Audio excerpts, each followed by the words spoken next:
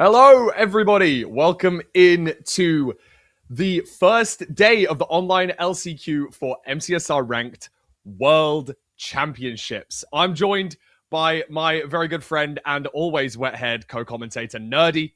How are you doing today, Nerdy? Oh, I'm doing good. Honestly, I feel like my hair is definitely drier than normal, okay? So I actually got up at a reasonable time, which is unlike me, okay? I actually got up at like 6:30 today, so my hair has had time to dry, and it just shows that I'm ready for today, Fulham. I'm ready. We've got a lot of matches to go through, and we will pick two people to be moving on to get plane tickets to LA to play in person, so I'm very excited.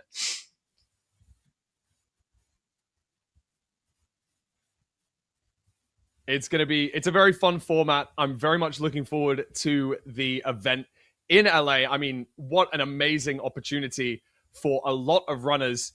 Now, do we want to talk about exactly how these guys are in the LCQ? Everybody who has qualified for LCQs in the last 3 seasons of ranked playoffs has been invited into the MCSR World Championships qualifiers. And currently, and I'm going to say this once and only once today, or at least I'll endeavor my best to do exactly that, there are 67 players that have signed up to day one of the online LCQ, which does give us a slightly awkward bracket. But it does mean that we have 3 matches to start off. That is our round 1. And that does mean that 61 players get a bye through that round. It's a little bit unfortunate, but we have seeded things based on the number of phase points gathered throughout those seasons in seasons 8, 9, and 10. That does give us 3 matches at the start, and it allows us to kind of work our way into this bracket format.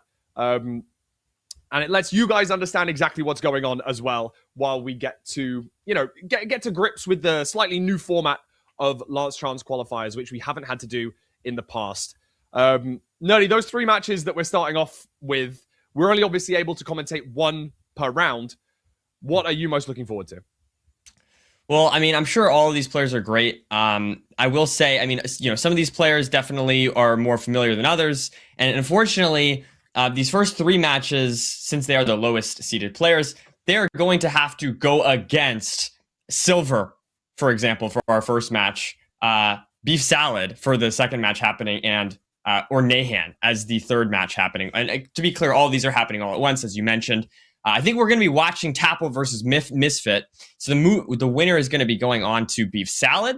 But I mean, really, these are the lowest seeded players to start off. So if it seems confusing, that'd be why we're focusing on maybe some of these players you haven't heard of before. But they will still have the chance to move on, which would be really exciting. And, I mean, since it's BO1 for them, if Silver, for example, takes a death, right? That's your chance to move on and beat the number 1 seeded player. And so I feel like, obviously these matches, we might not be the most familiar players at first. Once we get into the later rounds, we'll definitely see some familiar faces. And because it's best of 1 for them, like I said, I don't know. I really feel like it does give anyone the chance, at least at first. Of course, going to the double elim bracket is going to give, maybe some more chance to some higher sample size, I guess, to the matches, right? To give yourself, 1 chance. If you do die in 1 seed, it's okay. You can come back. It's all good. So I don't know. I feel like it's an exciting format. It simultaneously rewards consistency, but it also gives opportunities to people who maybe we haven't heard of before. I definitely agree with that. And I really like the fact that we have the opportunity to have that double elimination bracket. You've got the losers bracket, which is going to be played simultaneously alongside the winners bracket. So those who do drop down, we're going to be managing a lot of games at once. Now, bear in mind, on this main broadcast, we're going to be watching just 1 game. And then when that 1 game finishes, we're going to be able to keep a track of every single game that's going on in each and every round, similar to some other formats that we may have seen on other channels.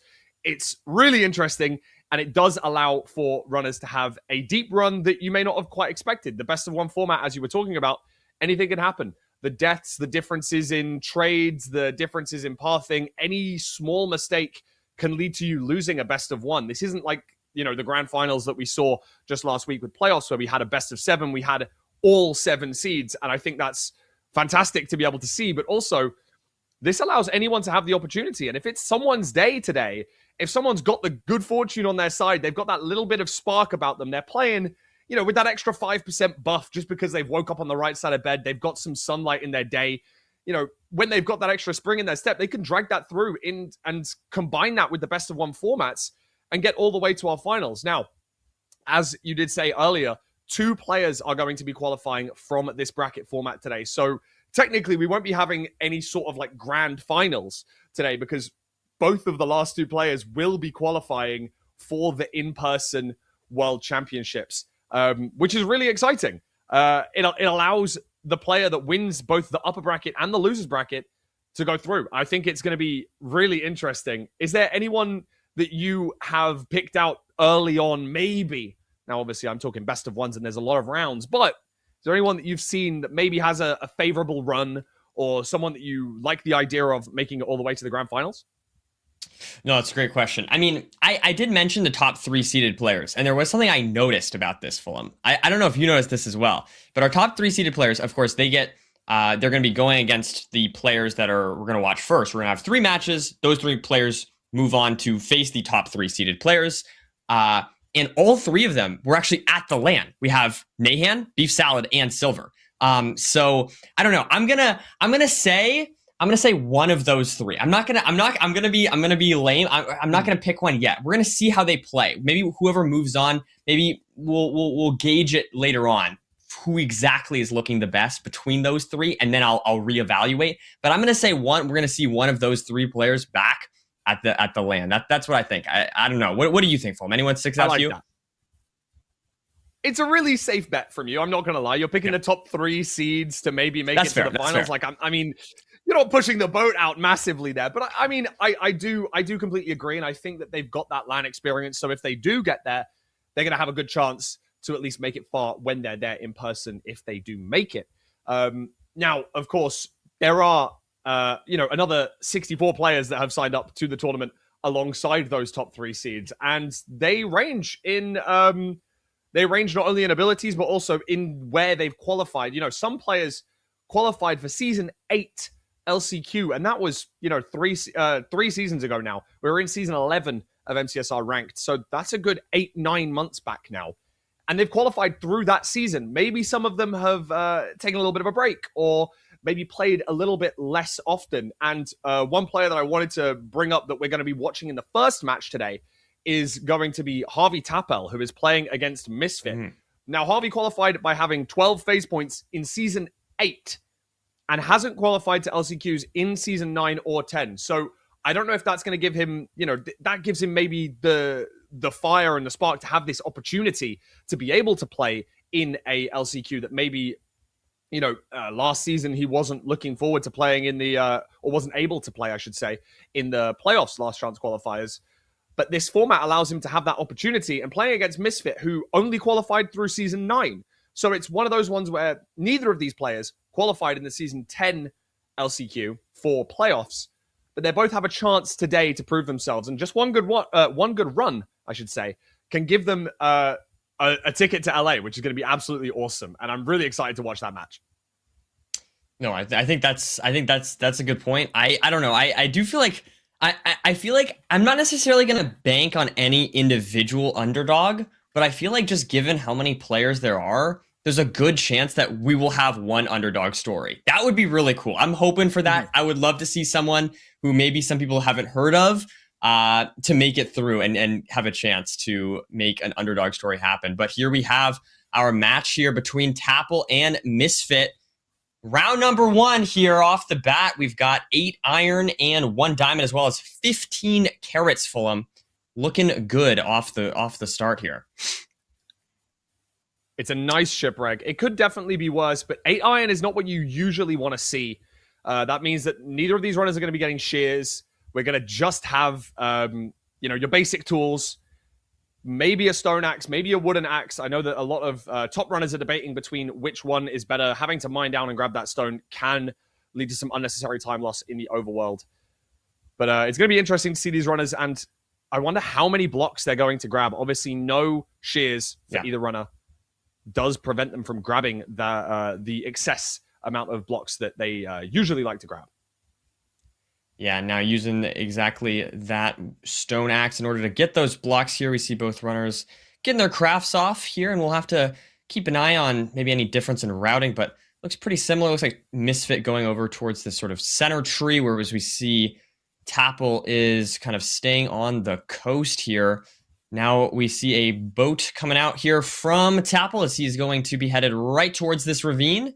And we see Misfit trailing just maybe 10 or 15 seconds behind as Tapl gets the necessary flint and heads down into the ravine here. So, I mean, not bad. I mean, this is a solid seed. You love to see it. Like a sub 2 enter is always good. Lots of food. So definitely not the scariest seed on that front. But we do see, actually, it looks like Misfit, okay, no, they're caught up together more or less at this point. Saw that for a second, but look at this Fulham. Oof, you hate to see this as we both spawn in a basalt delta very high up here. So gonna have to see how these players work around this terrain. They get the spike sort of off in this diagonal direction. And now we are headed over there trying to find the bash. I don't see it yet. Looks like it could be quite far. Nearly slipping there. Lots of blocks on the side of Misfit. One thing I wanted to bring up there. Misfit did grab an extra maybe 5 or 6 logs from the overworld. So able to maybe navigate this terrain ever so slightly nicer right here. As was the case in playoffs, none of these seeds are going to be manually checked. Obviously, we're running a multitude of games in parallel. So we're not able to, preset every seed. There's not going to be any picks and bans. It's all going to be dependent on what the seed gives you on the day. That means we may see some, some pretty tough overworlds and or some pretty tough bastions. Obviously, we had some lava housings this season in playoffs, so we could see something similar in these games today. Absolutely, and looks like what Fulham. Speaking of which, are these different? Sorry, I think I got mixed up there. Are these different? You might have got a little bit. You might have jumped the gun a little bit there. I think they are both I'm the so same sorry. bastion. I got totally mixed up there. It looks so different. I mean, the terrain they took was just entirely different, and so there we see Misfit approaching from the lower side. Terrain. Yeah. Apologies there. Yeah, but I just thought it was the housing. Grabbing the chest first. Yeah. Hey, it's a common mistake. You'll see top runners make that mistake as well. As of course you are a very top runner nerdy, as we all know. Oh, of course. And yeah, I mean, it does look like I think that I prefer Tapl's situation here. I like the terrain and going up from the top there, able to drop down, loot the chest, play the triple, and then head to the gap. But there's a little bit of damage here and hard here. Scary stuff. Able to use the golden carrots and just about survive there. But the beef salad auto funnel, not quite going 100% to plan, but doing just enough to survive. All the meanwhile, Misfit now playing the triple to gap, a little bit behind here, maybe the 15 to 20 seconds that we expected. And as I say that, you can now see next to Nerdy's beautiful face, we can see the other round 1 matches that are occurring at the same time. Now, as we said, there are 67 players in the bracket, meaning that there is only 3 round 1 matches happening. Every other player gets a bye. Just a little bit of an awkward number to start off with. If we had maybe 100, it'll make more sense. But because we have just 67, that does mean that we have 3 matches in the first round. Everybody else getting a bye through to round 2. Pretty interesting. But of course, there is the lower bracket, so not too much of a big deal if these guys do go out a little bit early. Absolutely. And another thing to point out here is just looking at their food count. You have 12 carrots here, and they're kind of waiting on, I think, some obby. So it's sort of an interesting decision of how many golden carrots you want to go for. We can see Harvey here on 9 is going to be leaving at this point. Okay, no. So Harvey's good to go. And I believe now Misfit is good as well. So yeah, it looks like full crafts there from Tapl, and he is good to go into the fortress. Not the fastest seed, but definitely pretty good pace here from Tapl on, around 5:30. I believe the timer's counting down. It caught me off there for a second, but we can see Tapl just has 9 minutes left to beat the seed. That is another thing to point out is there is a time limit on these seeds. And so Yeah, that's something we'll have to keep in mind. A 15-minute time limit for these runners to complete the seed. We now have Harvey bringing out the soul sand and continuing along here. I think that Misfit made up some of the time back that we saw in the Bastion that he may have lost. I do know that there was a really nice pearl there from Tapl to be able to... He actually threw 2 pearls out of the Bastion and was able to land one on top of the terrain because one fell into the lava. Was really, really nice. Absolutely true. Let's see, what's the rod count looking like here? 5 rods there for Harvey. Meanwhile, looks like Misfit just 1 rod behind here, so going to be grabbing that rod there. And now actually some more blazes. So now up to 6 rods there for Misfit, so good stuff. Both runners pretty close here. I mean, this has been a great seed so far. Both runners been... I mean, Misfit has been trailing a bit, but I feel like, you know, Harvey getting that extra rod there means that it's honestly pretty close here between them. I mean, we'll have to see this eye breaks, but if it doesn't, then yeah, I mean, both runners measuring at the same time, and that extra eye, or there was like that extra rod that Tapl gets doesn't help at all. So essentially, I mean, actually it looks like Misfit, this might be the first time they're going to be ahead at this point going into this seed here. And now Harvey has a lot of those time reasons to that I think up. that might be a little bit of a... Sorry, I don't mean to cut you off there. I saw one of the reasons that Misfit's able to maybe make up that time was because of an incorrect Ninja Brain bot setting. Now, I know a lot of runners have been playing on the most recent version with the new release of Draft Out, and that is played on the new version. And with eye throws being ever so slightly changed in version 1.19, a lot of players have now changed their Ninja Brain bot settings to be on that newest version. And Harvey Tapl there had to change his version back midway through the run to make sure that his eye measured correctly. So Misfit able to take an ever so slight advantage into the stronghold. And that's exactly right. Now we see Misfit looking for the spike. I mean, that looks decent, sort of top right. Getting the pre-crafts off here now. And trying to send that direction. Whereas we see Tapl having to dig through a wall here. Is behind at this point. Misfit, is this the spike? Yes, it is indeed. Misfit going to be entering the end now. Decent amount of explosives. We got the bow, we got pearls, we got blocks. I mean, this is looking great here for Misfit to potentially move on and go against Beef Salad.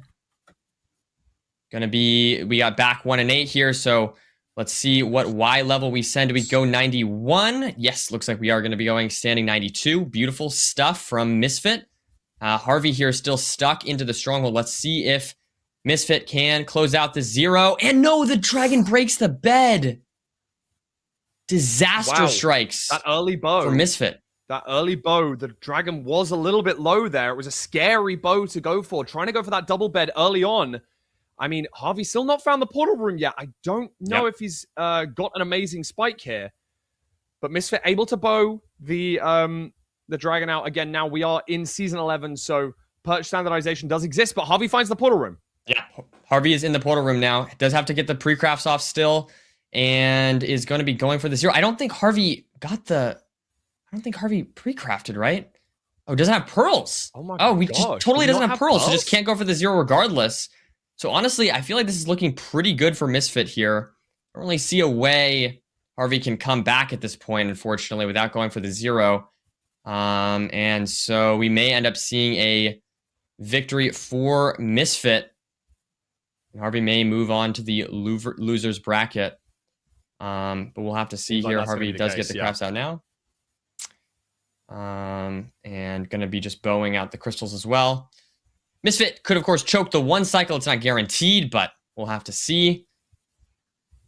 Should be pretty hittable at this point. Man, I really thought Harvey had the chance there with the 0, but unfortunately just did not have enough pearls. Is understandable. Here comes the perch for Misfit. And let's see if they can close out the seed. Oh no, the dragon breaks the bed!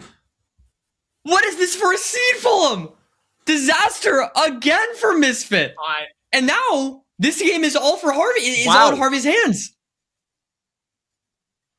I mean, you spoke it into existence. You said that the 1 cycle is still chokeable. It's not a guarantee. None of it's a guarantee. And I mean, the high pressure situation for Misfit to be playing in the first round on the big screen, on the big stage, maybe it's got to him here. I'm shocked, but do remember that Harvey doesn't have a pearl. So there's all the chance for Tapl to maybe not able to make it to the fountain in time if the dragon does perch low or something like that.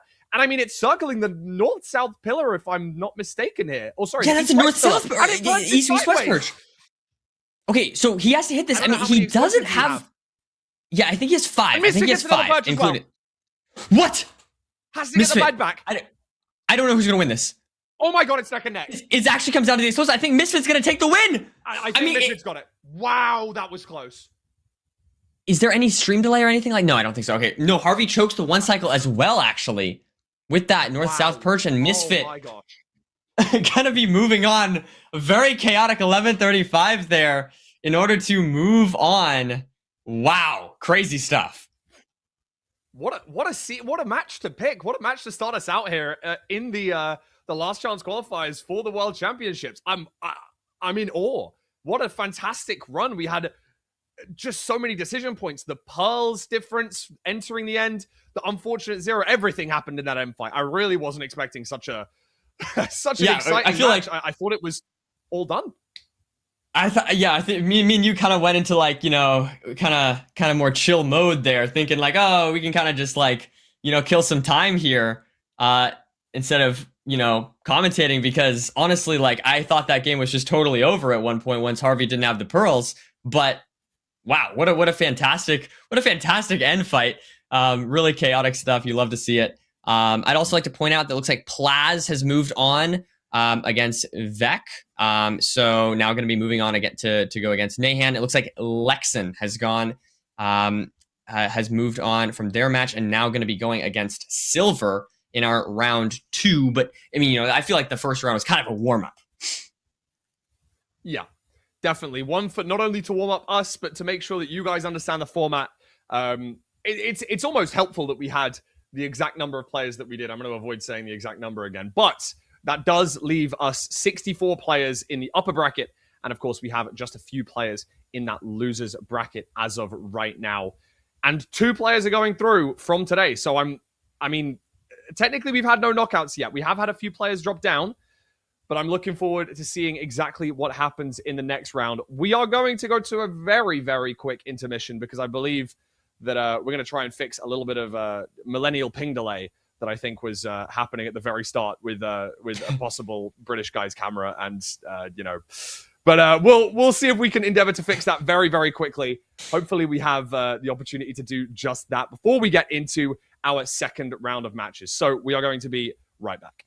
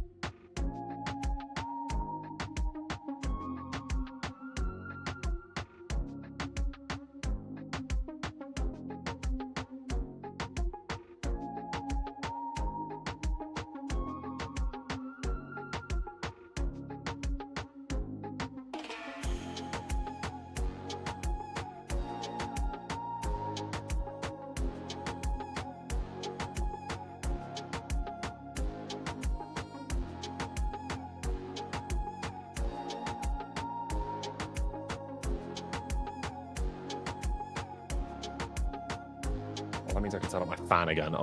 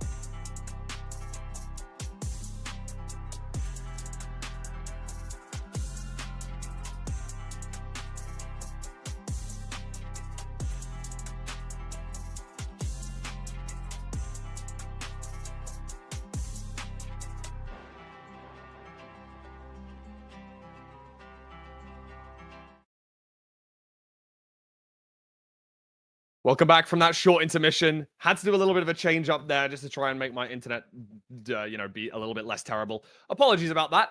But we are back and ready and raring to go for the second round of our first day for the LCQs for MCSR Ranked World Championships. We have 64 players in our upper bracket right now in this double elimination format. I like the fact that we've got double elimination. It allows those players to, have that seed of warm up, that little bit of, variability if they really need it. If they have a little mistake, they have a little slip, they've got that opportunity.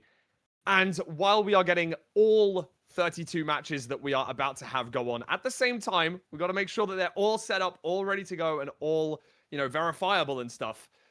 It's a hell of a lot of matches to be analyzing and talking about, Nerdy. What do you think is going to be our best one to watch in this next one?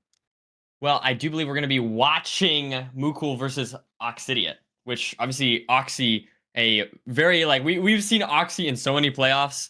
Not in this most recent one, but still a very, very good player. 33 seed, but that might be a little bit, I don't know. That might be a little bit inaccurate, you know what I mean? I feel like Oxy could add, with all the playoffs experience, I feel like that is maybe a bit of an underrating. So this is going to be a great match. Two players we've seen before, and I'm looking forward to it. I know Mukul's had some decent LCQ performances, so I think it's going to be a good match to be watching. I mean, obviously, other than that, we've got lots of exciting. Now we really get to see all the players that we have available, pretty much. Whereas last time, obviously, only with the 3 matches. This time we get 32. So I don't know. I mean, a lot of these matches I feel like are going to be interesting to see. We'll have to see if any upsets occur. And as you mentioned, Silver definitely maybe favored against the 64 seed here, but it's a best of 1. So who knows? I mean, it really could go any direction. And we could totally see some upsets. And because we have just so many matches, the odds that all of them are not upsets, I feel like when it's only best of 1s, I feel like just adds to the ability to see an underdog run.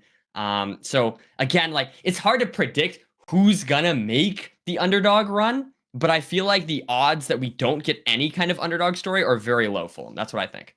Yeah, we definitely had, we've seen similar formats like this in the free-for-all, for example, where we had some really amazing underdog runs. I believe it was Outrageous Josh that got all the way through to the quarterfinals or semifinals, had a very, very deep run. And obviously with 2 places up for grabs today, you only have to make it to the final, right? You don't even have to win the final to get there. We have 2 spots up for grabs today. And we are taking the smack bang average of all of the seeds, 32 and 33, playing off against each other in this second round. Mukul qualifying through Season 8 and Season 10 LCQs, same as with Oxy, but Oxy with a lot more of this high-pressure tournament experience, in my opinion. Yes. Playing in every single playoffs between Season 2 and Season 7. So she has a lot of experience going into these high-pressure situations. Mukul maybe slightly less so, but definitely more of a runner that we've seen a lot more talk about recently, playing a lot more on the ladder, and with an astoundingly fast top speed. I believe a 6:37 personal best time across these last 3 or 4 seasons. So, a really, really strong player. Definitely not one to be overlooked here. But I think a lot of fans of Oxy in the crowd. I know that a lot of people are really going to be rooting for Oxy to take home this one and maybe make a deep run in the tournament. I mean, I know we've got a lot of different players with a lot of different storylines. And we hopefully will be able to watch more than one match here, because once this first match does reach its conclusion, we will be able to tab over to some of our other matchups. As you saw in the last round there, we had a few opportunities to do exactly that with the matches showing up just to the side of Nerdy's head in the bottom of our commentary scene.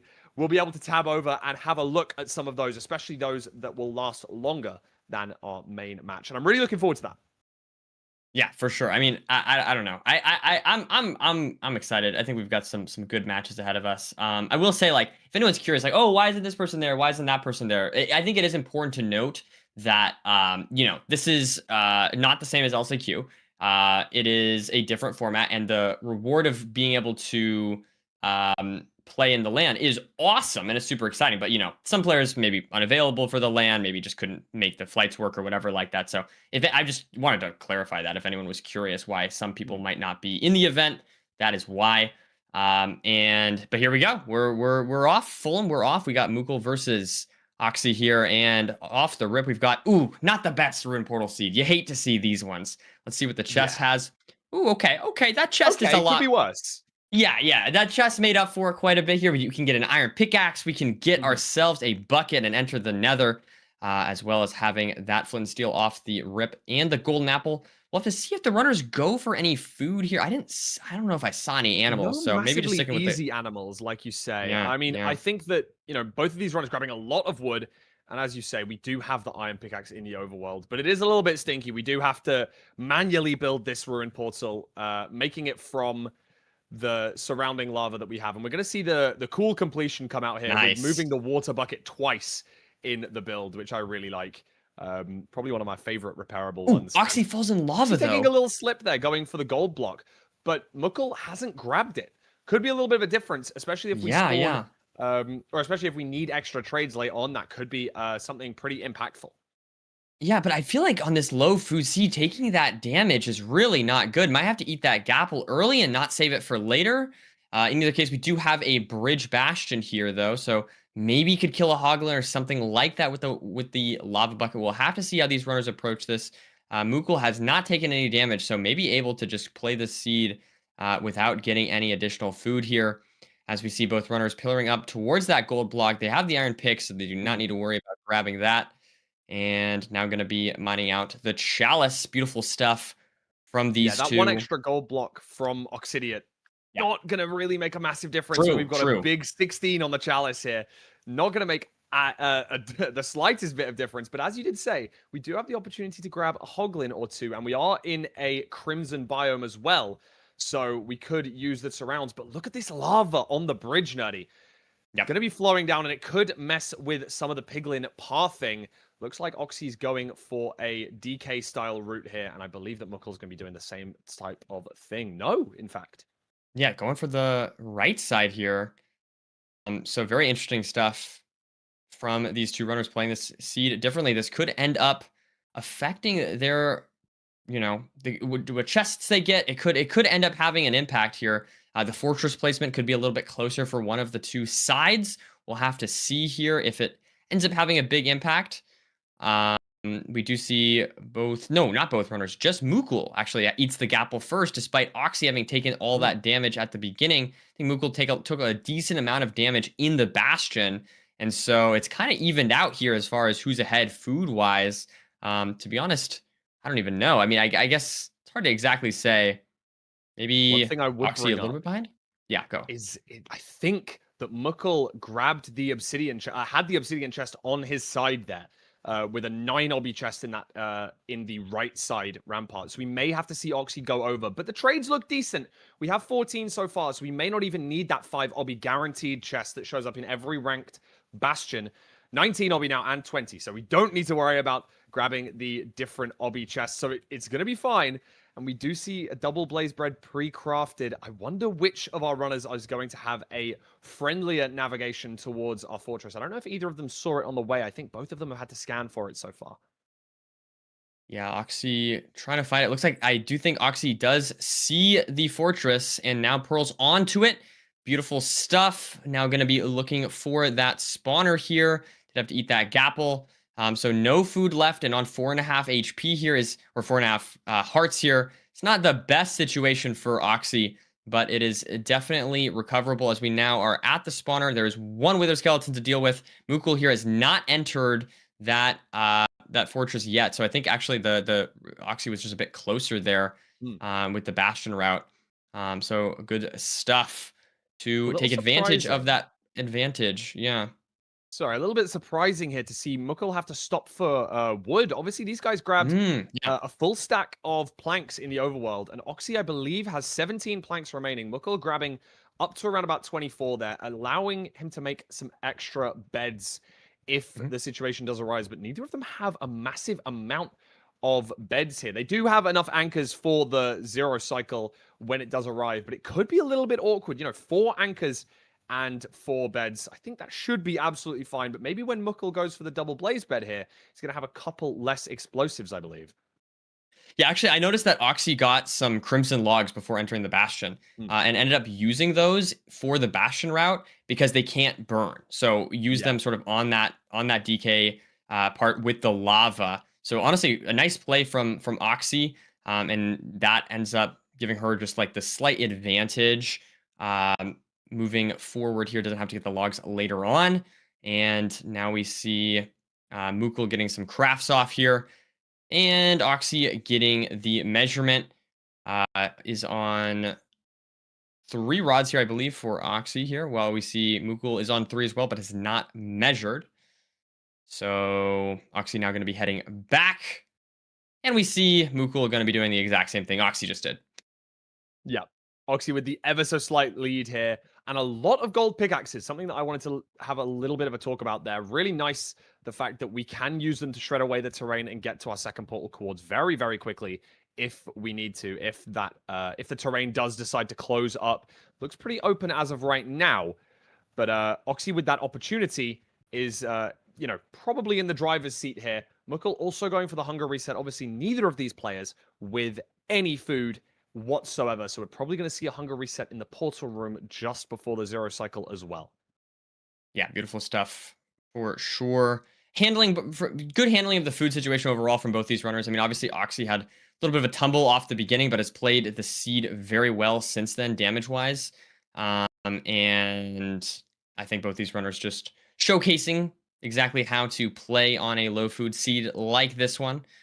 Now we do see Oxy starting to head over towards our cords now, trying to get to those stronghold cords. Where are they exactly? I didn't see how far that. It looks like maybe 186 or something from Mukul. Look pretty far. I do really love the fact that Oxy decided to go for a pearl hang, and by reducing those the render distance down for the pearl hang, ended up getting a couple of strays, able to use those strays to leave the fortress ever so slightly sooner, and using the gold pickaxes to a full advantage here, entering the stronghold a good probably 20-30 seconds ahead right now. Yeah, significant lead here. We do now have Mukul leaving the fortress as Oxy enters the stronghold. So yeah, just like full on split ahead here for Oxy. Can she find the portal room and close this one out? That is the question, of course. Looking around, trying to find a spike. Honestly, doesn't seem like a lot is looking good here. So going to have to head back. This could give Mukul the chance to maybe claw back some time if he gets a little bit lucky in the stronghold here. Is this the spike? No. Okay, no, this doesn't. Oh, wow. And Mukul dies. Takes a death to a Hoglin. And that is going to put Oxy in an enormous lead. Now, I know that there is the question, as we do see in the top right of Oxy's screen, a timer counting down rather than up. There is a 15-minute time limit on these seeds. Now, of course, 90% of runners are going to be absolutely comfortable with that. But in the rare occurrence that we have a situation such as Mukul's right here, if that happened to Oxy as well, it would all be down to who got the furthest split. So Oxy being ahead in the stronghold and Mukul not having made it there yet does put Oxy even in the driver's seat, even if the nav was absolutely abhorrent. But we do see Oxy in the end now very comfortably with this weird overhang. Yeah, what was that terrain? Absolutely bizarre stuff.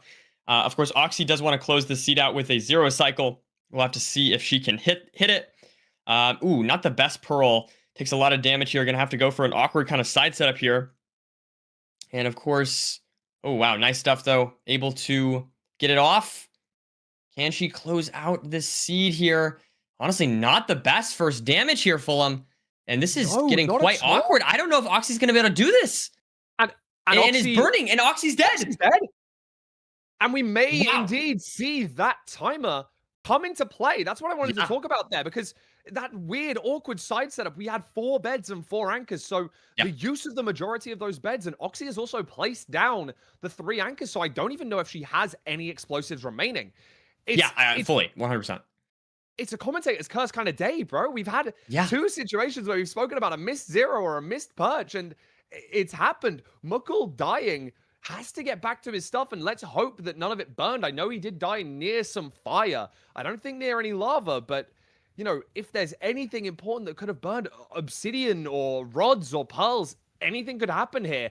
And, of course, now, technically, if neither player finishes the seed, Oxidiot is ahead because she entered the end first. And that is what matters. It's the player with the furthest split, and then it's that player with the furthest split that reaches that split first. So Oxidiot entering the end first is an advantage, but Oxy trying to grab some sheep from the overworld here to do exactly, to come back knowing that she has very few explosives, if any, in the end dimension right now.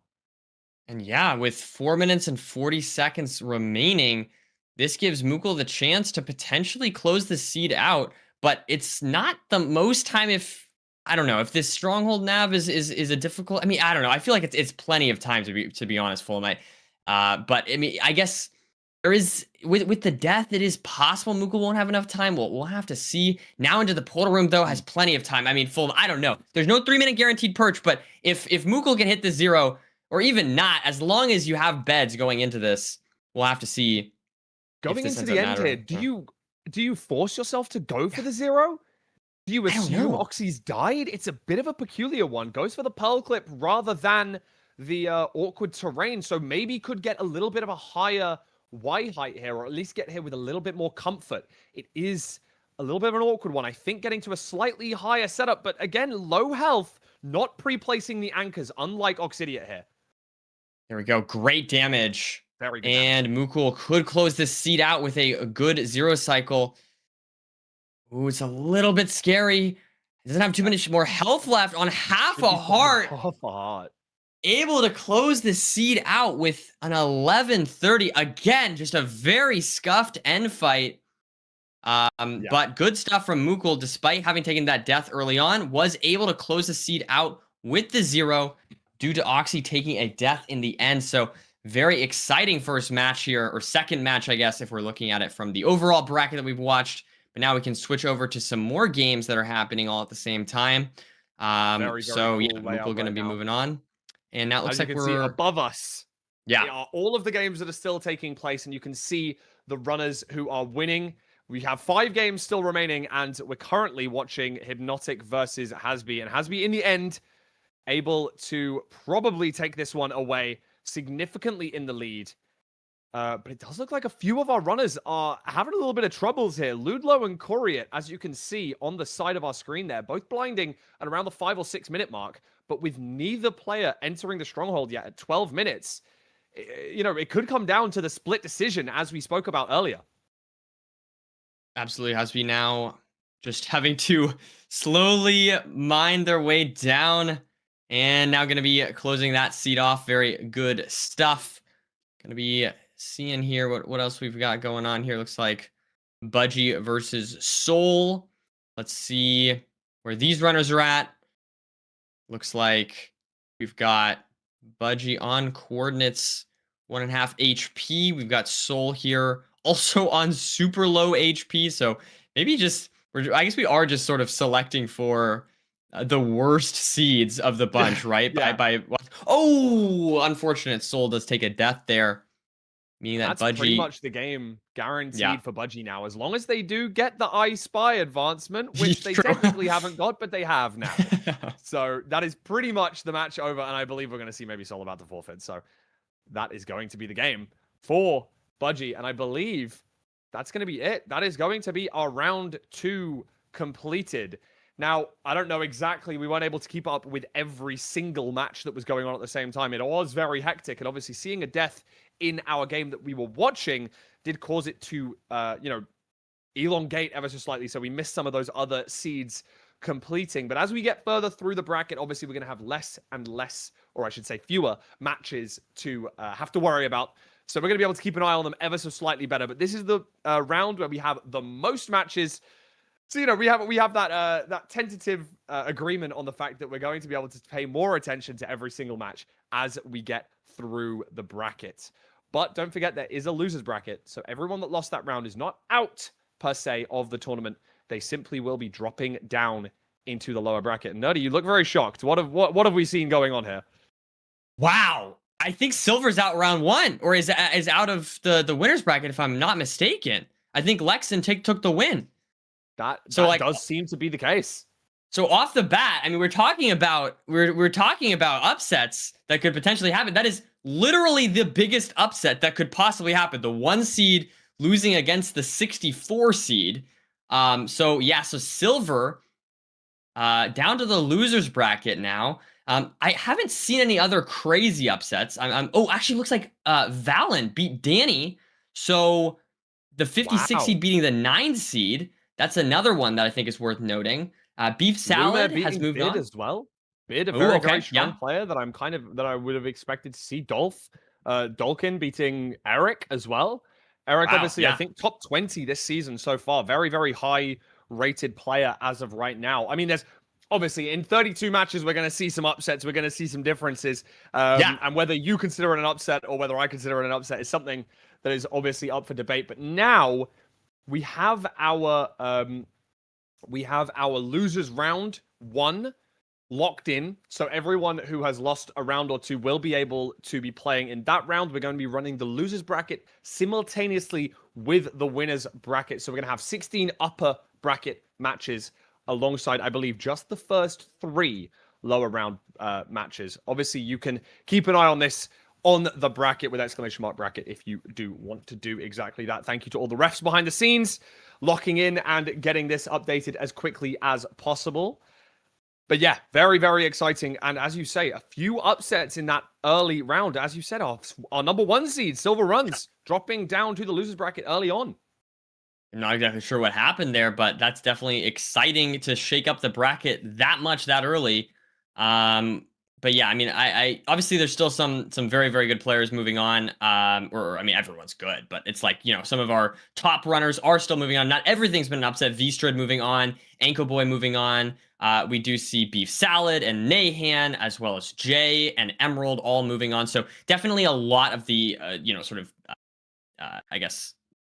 expected or higher seeded players are moving on. But I am seeing, Fulham, I think just the best of 1 just really increases the variance there. I'm just seeing a lot of those sort of higher numbers, looking at sort of the winner's bracket and looking at just the seed numbers is what I'm looking at. And a lot of them are above 32, which means a lot of them were, at least to some extent, an upset. The underdogs as such. It's very cool. And I mean, you're going to, as I briefly spoke about very early on, these players are all gathered from the last 3 seasons worth of top 100 phase points. So whether you were in the top 100 in season 8, 9, or 10, you've been invited into this tournament. So you have the opportunity to go in person to LA to compete in the MCSR ranked world championships that are happening next month. And of course, that does add some of that variance that you were talking about on top of just the best of 1 format, because we have some players that maybe didn't qualify last season or didn't qualify the season before. Maybe they've taken a full break for 8 months or something like that and come back trying to make a name for themselves in this sort of tournament. And I'm looking forward to seeing exactly who is going to be advancing. And now in our round number 3, I've had word that we are going to be watching a very, very exciting match. Yes. Ulsahin versus Automat. Now, an Automat, a playoffs veteran a player that has played in a vast multitude of playoffs from season 1 all the way through to season 5.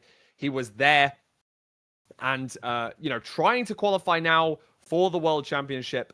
Very, very exciting player versus Ulsahin. Probably the player that I would say is one of the unluckiest on the ladder for a very long time. The person with the most phase points prior to season 10, who had never qualified for playoffs. Always the bridesmaid and never the bride. That's the saying. Always just filling that, that 13th slot. But finally in season 10 was able to qualify into playoffs. And, our 4th seed for today. So very high likelihood, according to the bracket at the very minimum, to make it all the way to the grand finals. A very, very excited match. A very exciting match. No, 100%. I mean, I feel like two players we've seen in playoffs before, two players that I think a lot of people are familiar with. And yeah, I mean, I'm really excited to see how this bracket just ends up shaking out. Because I mean, so far, with all these upsets, I mean, if this continues, I mean, we might see some 40th seed move on, or even higher seeded player move on to the to get to the LAN, which would be super cool. I would love to see some player that people doubted move on. I don't know. I'm very curious to keep an eye on some of these players that maybe had a bit of an upset. We're able to show up and play great despite being maybe the lower seeded player. And so, yeah, we'll have to see exactly how this happens. But yeah, I think this is going to be a great match. Obviously, both these runners, we just saw Ulsahin in the last most recent playoffs. So great player, and Automat has been here time and time. We've seen Automat here all the time. Great runner. So this is going to be an exciting one. The 4 seed against the 29 seed. So definitely. Automat maybe a bit of an underdog in this one, but did move on from the last round, so you never know. Yeah, I mean, as you and I both know, Automat has been around for a very, very long time. One of the most OG speedrunners, alongside me and you in the earliest tournaments of MCSR as a whole. And it's really good to see him still at the top of the game, and at least knocking on the door for current playoffs as well.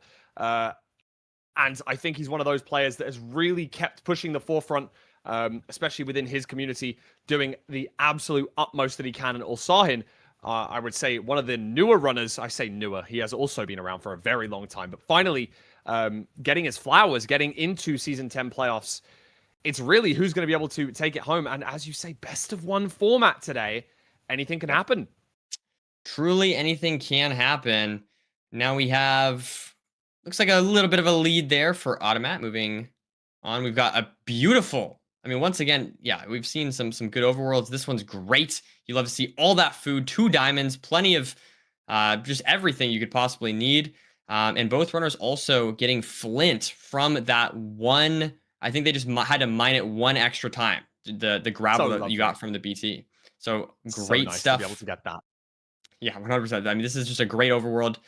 Should be super speedy and entering the nether with lots of materials. Now, just looking around, both runners trying to find the ravine. I don't know if they saw it, but it looks like both runners heading off in the same direction. So presumably they saw something. There we have it. Our ravine here. Don't need to worry about it being a sandy,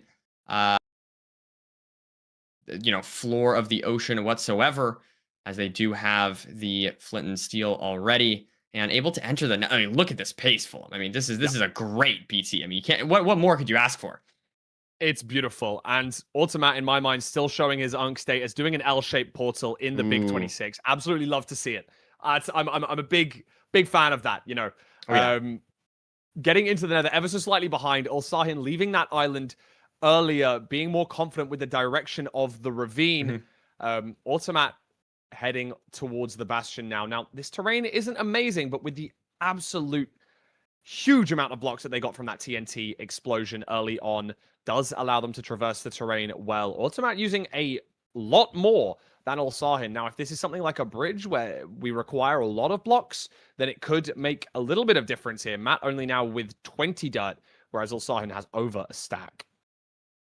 Yeah, and we do see both runners now trying to make their way towards the bastion, with Automat just trailing behind a decent amount at this point. Some good nav. I'm seeing a lot of lava here. Nerdy. I'm seeing a lot of lava. Yeah.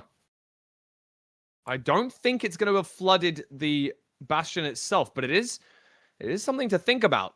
May have killed a couple of piglins. Oh, an automat. And Unfortunately, I mean, that is unfortunate. That right there, off the rip, a 230 death, which means a full reset here. Honestly, I mean, unless we see a death here from Ulsahin, I don't know if this is going to be recoverable, to be honest. It's going to be tough. You're going against the 4 seed, and you're starting 2 minutes and 30 seconds behind. That is about as brutal as it gets. So, I don't know, maybe we can even switch it over to another game or something. Not sure if that's possible. I'm not sure whether we'll be able to, but either way, it'll still be a good showing of Ulsahin's ability to close out the seed. You're going to be able to see whether Ulsahin goes for that kind of metagaming play. Will he be able to tell, Automat didn't enter the bastion, even though he was right there, technically didn't enter the bounding box, so did not get the achievement for Those Were the Days. Doesn't show on the side. So Ulsahin will know in just a minute or two that, Automat must have taken a death on the terrain. And maybe we'll see him play a little bit safer. Maybe allowing Automat back into the seed. You never know. Automat knows now where the ravine is, where the terrain is going to be for the bastion. I'm trying to keep it exciting, but it does. I mean, yeah. We just need to basically not see a death here. That's the goal. If there's no death here, I just don't see how Automat can really come back from this one. To be honest, I do agree with you. Ulsahin, very, very top runner. You'd struggle to see him lose 3 minutes on anything that isn't normal. Maybe he plays overly safe because he knows that Automat isn't in the bastion, but yeah, I'm really clutching at straws here. It's one of those runs where Ulsahin will be able to play that ever so slight bit safer, but still his average speed is lights out nonetheless. So 100%. We do have Automat here trying to get back. I mean, the big disadvantage here for Automat is that he didn't even enter the bastion, so it's like, I mean, if you're Ulsahin here, you can play as safe as possible. You can really just play this as safe as you want, not have to worry really about anything, as long as you just play the seed fast enough and just consistent. Just don't die. That's really just that is the game here. But with all this food, like it's gonna be tough. It's gonna be tough to come back. This is about as bad as it can get, unfortunately, for Automat.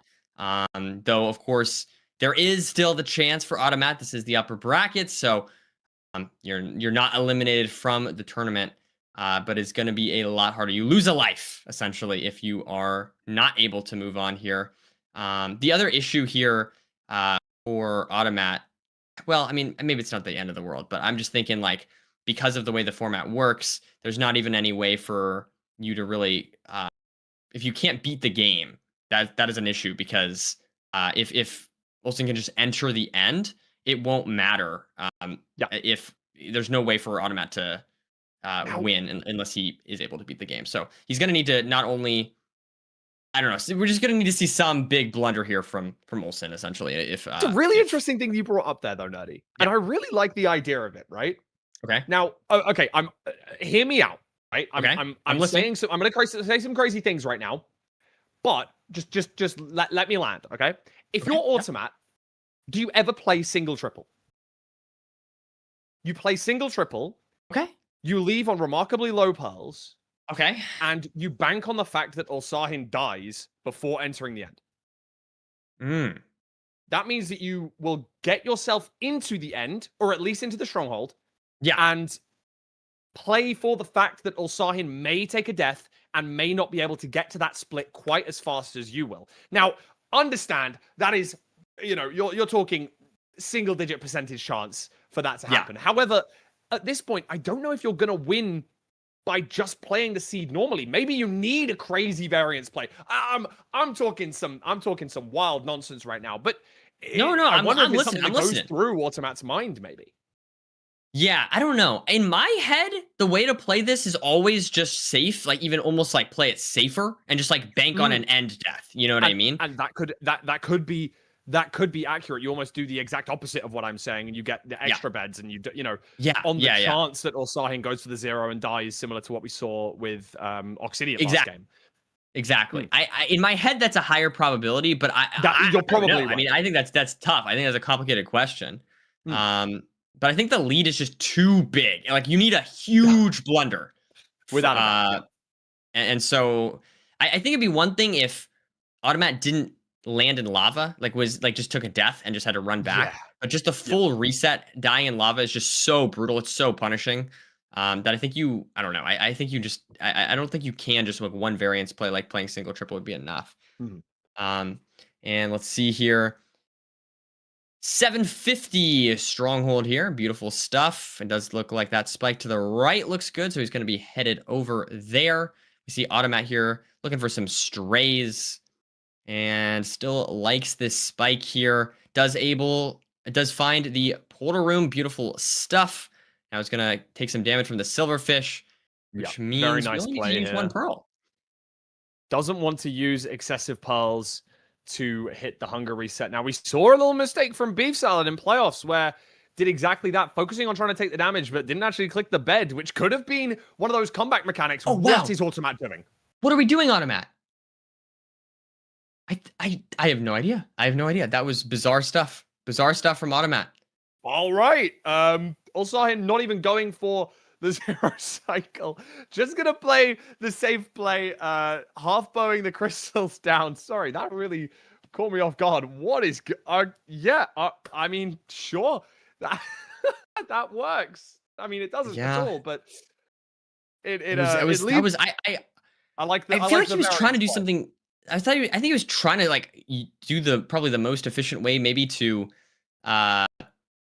light TNT with just one TNT is what I'm wondering. Like I don't know. That's what I'm thinking here. But honestly, I'm not familiar with whatever the best way to do that even is. So not sure exactly what Automat was up to, but it should not matter in either case as we now have the one cycle here. First explosive looks great here, and let's see, beautiful stuff there for explosive one cycle. Fortunately, Automat will move on, or will move down to the lower bracket as Ulsahin gets the sub 10. Great stuff. And we'll look into our other matches here, Fulham. We've got Nahan against Dukan. So some good stuff here. Both runners. Actually, it looks like... Have a little look here. Next to Nahan's name down there. 2 minutes and 4 seconds. Okay. 2 minutes and 4 seconds ahead on the blind split before getting into the stronghold. So Nahan very far ahead right now, but not the most optimal navigation. And as the stream does a little bit of a refresh there, finally finds the portal room. All the meanwhile, Dukan still heading towards. So Nahan very much in the driver's seat. Our, I believe, 3 seed for today. Our 3 seed indeed for today, and heading for the 0 cycle. Good stuff here from Nahan. Let's see. It's looking beautiful. A rotation to spare here. And now just going to be trying to close this seed out and move on to round number 3. Beautiful stuff from Nahan to not let another upset happen, as we have seen some of those already. And now just going to be closing this one out with what appears to be a low 11-minute speed run. Beautiful stuff. We'll have to see who else we've got. Here we are. We got... Looks like we're going to Traden versus... Yao? 4 vowels. How am I meant to say that? Yao. Yes, we'll go for that. That's my guess here. I'm going Yao. Yeah, I like that. I believe we may have just seen on the side that we had another upset there. I believe that we just saw Steez take a loss, who is our number 12 seed and made it to playoffs last season, getting to the quarterfinals of season 9, but losing to Hasby. Wow, Hasby having a great run here so far. And Beef Salad, I believe, is also dead in the end. So even though it shows Beef Salad's ahead right now, he's actually dead. But I'm not sure exactly how we're saying it, is going for the 0 cycle, as you can see on the little micro screen down there, pushing the back dragon. But we get the perch for Traden. It's not going to matter here, I don't think, as Traden is just going to be able to close this one out. Beautiful stuff. And honestly, yeah, it looks like Yao did unfortunately not complete the 0 there, but it won't really matter in either case since Traden has taken the seed with a 12-16. Let's take a look here. Yeah, I wanted to see this one. Beef Salad against Beef Salad was Johnny. running back. I wonder how close we are in that run back. Are we back in the end? Or are we running back as we speak? Jonah also dead. Both runners dead. Wow. So Beef Salad in the lead as of right now because he entered the end first. So if neither runner kills the dragon, bear that in mind.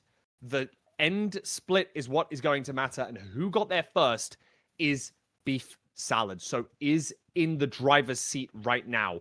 But if Jonah can get back and kill the dragon in time, it's looking less and less likely the further through the seed we're getting. Only 2 minutes left on the timer, counting down as we speak, as we're watching these guys in super slow-mo to add for extra drama. But Beef Salad's taking a lot of damage here. Yeah. Unfortunately, some kind of stream delay, but this ends up making this... We're just trying to draw this out, you know what I mean, Fulham? We're trying to make this as dramatic as possible. We're trying to keep people engaged for as long as possible. We can that's see gonna be game. Jonah going for the forfeit there. I think the writing was on the wall. Jonah had to. Okay, apologies. Oh yeah, the forfeit comes through there. Little bit of the writing on the wall for Jonah there, knowing that you're not going to be able to finish the seed in time. Just deciding to give it up there, but still has the opportunity in the lower bracket, as does Automat, who took a death in our match that we watched. Ulsahin moving on. And before we go into our fourth match, we're going to give the runners just a little break. Obviously, most of them playing 3 matches on the back-to-back, just allowing them that little 5 minutes, go run to the bathroom, grab a drink of water, do whatever they need to do. It's a hot day around the world today. So, giving them that opportunity to do exactly that, Nerdy. And we will be back in around about 5 or so minutes. So, we will see you very shortly.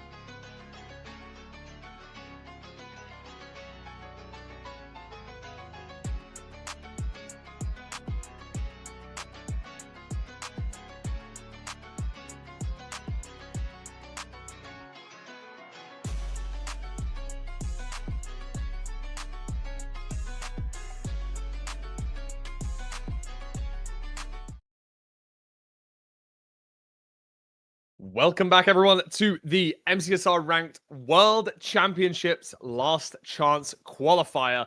We are around about a quarter of the way through our bracket, Nerdy, and we've watched our first 3 matches today. Has anyone really caught your eye that you think may be able to take it all the way today? Yes. All right, I got someone I'm rooting for now. All right. Okay. I told you at the beginning that we were gonna see some storylines occur. Okay, and I just needed to wait and see. All right.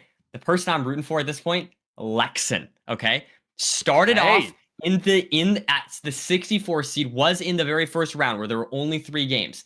Beat Silver, then beat Mukul, who we saw take down Oxy, and so now their 64 seed has moved on to round 4. So I think that's going to be an exciting storyline. And going against Skylo, who is someone who's the 49 seed. So basically, whoever moves on from that first game is like sort of maybe a bit of an underdog off the rip. Mm-hmm. And so I think that's going to be an exciting storyline to keep an eye on. As well, the match that I think we're going to be following here is N Emerald, who's our 10 seed, going against Jay, who's our 7 seed and was just in playoffs. So I don't know. These are the storylines that I'm seeing to start to emerge. We'll have to see exactly how the rest of this pans out. But I mean, this has been exciting so far. That's what's caught my eye. Anything sticking out to you here, Fulham?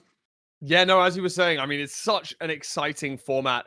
And I guess I will do exactly as you did before, and I'll save for the slightly more safe bet. I've liked how HDMI cables has been looking in these first couple of games. Into the third round pretty comfortably, but playing against Oxidiot next, another very, very strong runner. Looking forward to seeing how that game goes. I'm going to have it on the second monitor, keeping a little eye on it. But of course, as you said, our next game on the main screen is going to be Jay versus N Emerald. What an exciting matchup. 2 immensely strong runners, neither of whom were able to qualify by getting in the top 3 of playoffs so far in the last 3 seasons. But looking forward to seeing how they can do in this double elimination bracket format. Now, we do also have the entirety of the losers round 2 that is about to be played. So that's another 32 matches going on alongside, actually, I believe I should correct myself there. I think it's 16 matches, sorry. 16 matches going alongside the 8 matches of the upper bracket.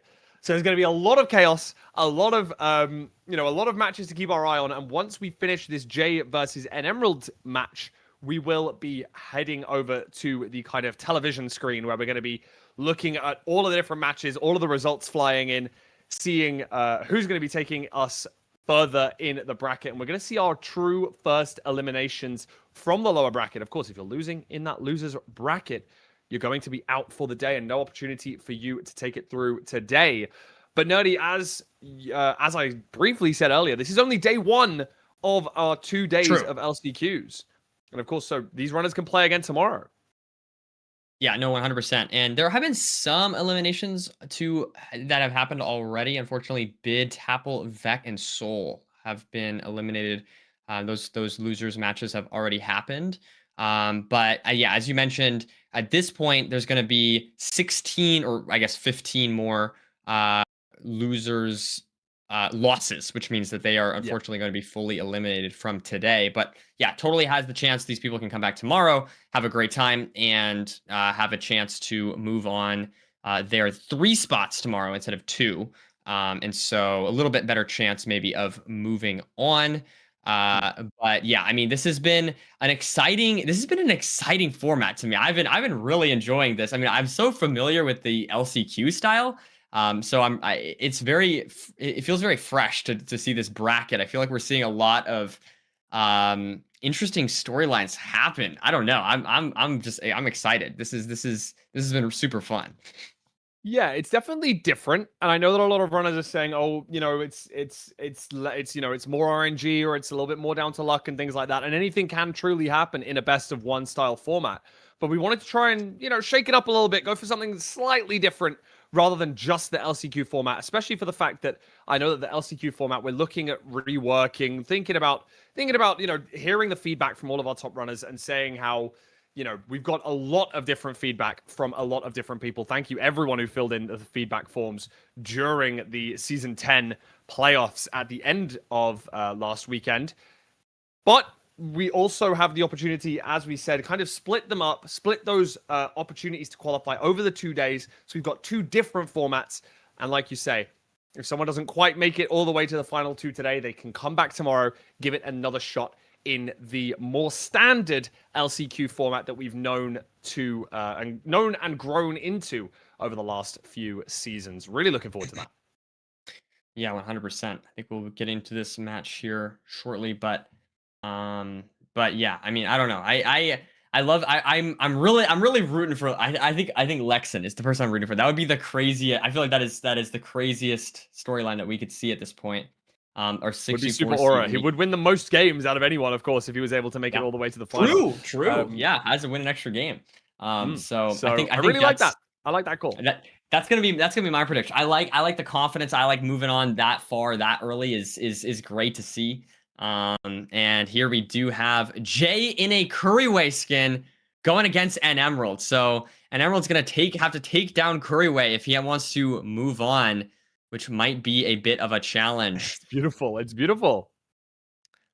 We do have both runners here immediately going for this log. We have 1 golden apple again. That's another time we've seen exactly that. So both runners just going to probably enter here on just that food. Going to have to, but this time no iron pick.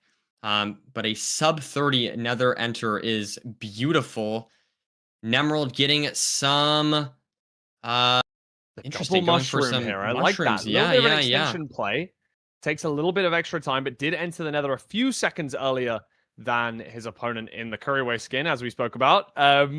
And heading towards the Bastion now, as you say, have to get the iron pickaxe, and does get it in that very first chest. So we will be absolutely fine. Nemerald going in the side here with the wooden pickaxe, the slight difference here. Interesting stuff. We see Nemerald now has to dig up here. Does have a little bit more food, as we mentioned, so that could be a bit of an advantage, but otherwise Jay is looking quite good here. Just going to be going for this double triple route, and we're going to see not taking too much damage, which is good. Heart and half is not nothing, but on low food, it's pretty solid. A pretty solid result, I'd say, for Jay. As we see now, I was going to say this. I think an Emerald is not going to go for the could maybe not go for the double triple, because obviously he entered a little bit lower, entered lower down the Bastion, went through the side, and maybe didn't see the second triple. So going interesting. The triple to middle kind of route here, dragging them through, getting this double chest, opening things up, and noticing, I think, now that it was, in fact, a triple chest. So, I don't know. Maybe it was an intentional play. Maybe it was one that he wasn't aware of. Maybe playing for that lower variance. But this is a huge difference between our 2 runners here. And if Jay does get enough materials from this double triple, will definitely be out substantially faster than an Emerald. Yeah, and we'll have to just keep a very close eye on all of those materials here. Going to get the Pearl hang off. And we'll have to see if Jay can get everything. So looking, we have, is that 14 obby? 16 obby? Is that right? Am I looking at the right number? Or is it 18? Either way, that's not good. Not ideal. Yeah, 17 could give obby now. An Emerald the advantage. Leaving. Oh, wow. Just leaving. I mean, the fortress was seen from your home portal, so it's not too far. But I mean, it's going to make a huge difference. Nemerald is going to know that Jay has left substantially earlier, and now Nemerald definitely knows that there was a double triple opportunity. But maybe doesn't know that Jay has to go back to home portal here. And that could make a big difference. But will that make... Like, I could see a world where that makes an Emerald then try and force the low obsidian and maybe not go for 20. We'll have to see. I don't know. We'll have to see how Nemerald adapts here. Might feel pressured by the pace of Jay. But in either case, is this get the fire res out? And is Nemerald leaving? I can't... Jay not going for a blaze bed either. So interesting. Maybe low explosives for Jay as well. After that double triple play, whereas hopefully Nemerald's able to, go for a blaze bed here, maybe play it a little bit safer. As you can see, gonna grab the last bit of obsidian that I think he needs. He's on 19. Is he not got enough? 19 only? He's 19, yeah. He's 19 obby. No. And there we go. Does get 20. Okay. Okay. So this is going to be very, very interesting. So Nemerald with significantly behind into the fortress, but does have the 20 obby. I still feel like I really like Jay's position here. There's only have 2 rods. But it is going to be tough for Nemerald to catch up this much time at this point. Looking for the spawner here. Has not even found that yet, unfortunately. There are some differences though. Jay only Yeah. getting like a 2 spawn and a 1 spawn in his last 2 Yeah. cycles. If Nemerald's able to clear out a spawner particularly well, obviously able to blaze bed, clear out those blocks, get the higher likelihood of the spawns, while you can see Jay having to mine the spawner out manually and waiting for the cycles, it does allow Nemerald to maybe have that different, that slight opportunity. And gonna play both spawners here. Gonna Pearl hang back to the further away one while triggering the first spawn on this spawner. And Jay has to grab all of these are different. rods. These are different fortresses, I think. They do seem to be different fortresses. That's what I was about to say. These are different fortresses. So not only do we have the 20 obby versus home portal play, but these are entirely different fortresses. I feel like, I don't know, we'll have to see, but if Nemerald is offset by a decent amount, like I feel like these are almost guaranteed to be different strongholds. I'm not sure exactly Very how far out likely to Nemerald be is. different strongholds for sure. Yeah. Oh, but still low explosives on the side of an Emerald as well. 2 beds after that double blaze bed and 4 anchors, but still very possible to hit those 0 cycles. These guys are top of the game runners. So 6 explosive zeros are their bread and butter, but 4 anchors is maybe slightly more uncomfortable than, say, 4 beds. So I think could be a little point of contention. There's something to keep an eye on. And take a look at this, Fulham. Because Jay is trying to wait for the 7th rod, so does have to wait a little bit longer there. Does get the 4 spawn, so is able to leave and head back to the portal now. But it's just, it's pretty rough here. Has to pearl up here. Gonna have to deal with the situation on 1 heart. 1 HP. Yeah, exactly. So now we see Nemerald gonna be trying to grab this pearl before his pearl, or his eye before his pearl lands, and his pearl misses. His pearl misses. So Nemerald loses some time and some HP there. Oh no, he just timed that. Oh no, I thought he timed it perfect. I thought he had it. I should have. Commentator's curse. My apologies. But a good attempt there. We're gonna see both runners hunger reset on 1 HP here in the overworld. Nemerald has to deal with the ocean portal. But let's see. Yeah, so what is the different strongholds? I think, are they the same? They negative, I think it's negative, positive, and positive. Nemerald going to neg pos, and then Jay going to pos. Definitely different strongholds, but Jay is ready to leave, unlike Nem, who has to still get 3 more rods. So definitely not in the lead. Jay substantially ahead right now. Just depends on really the number of explosives. I didn't see how many anchors Jay has, and also notice the number of pearls. Yep, Jay only has 15 total, including his eyes. So if this is a 0 eye, caged end, back dragon, could be difficult for Jay to hit a 0 cycle, irrelevant of the number of explosives that he has. And we do see Jay seems to get a decent spike. Looking around now, trying to follow through with that. While Nemerald here just waiting on those last spawns. Does need to get 1 more rod. I think it took a while to get this 6th rod, so not surprising to see Nemerald waiting here. Is this the portal room, though? It is indeed. We're going to see another hunger reset, this time with gravel to save some pearls. Gravel one. And going to be able to get that off. Beautiful stuff from Jay with the Curryway skin, trying to take down Nemerald, send him down to the loser's bracket. Let's see if he can hit this 0. Open enough. It's a little bit awkward. Eyes in the portal, so only 3 pearls, but it is a short tower front dragon, so only needs 2. And is the 0 cycle going to be doable here? I think maybe 5 explosives on the side of Jay. 3 bed, 2 anchor, I believe. And we're going to 95. Do get the setup off in time. Let's see if Jay can close out the seed here. Not able to get the double bed on the second rotation. Beds, but okay, it's a little bit close. Beds, so should be fine here. Oh, I don't know. I don't know. It's going to be really close. Does get it off. Okay. Barely. Scary stuff from Jay, but is able to take down an Emerald and move on to the next round, sending Emerald down to the loser's bracket. And now we'll have to see exactly. We can check in on some of those other matches now at this point. There we go. Looks like off on our screen here, we have Akshay against HDMI cables. Another great game that was happening at the same time. Looks like this one started maybe a little bit later. And just a few seconds between the two right now. I mean, also something to note. I don't think I'm seeing that incorrectly there. I think HDMI cables has 11 cooked pork chops. So definitely not going to need to see a hunger reset from from HDMI cables here. Absolutely comfortable on the side of food, whereas it looks as though Akshay trying to deal with the lack of food with just the rotten flesh here. Great stuff from these runners handling this awkward seed. Well, it seems we haven't obviously got to see the entire thing, but both runners are in the stronghold. We do have HDMI cables now for the chance to move on, as Akshay now entering the end, just a few seconds behind.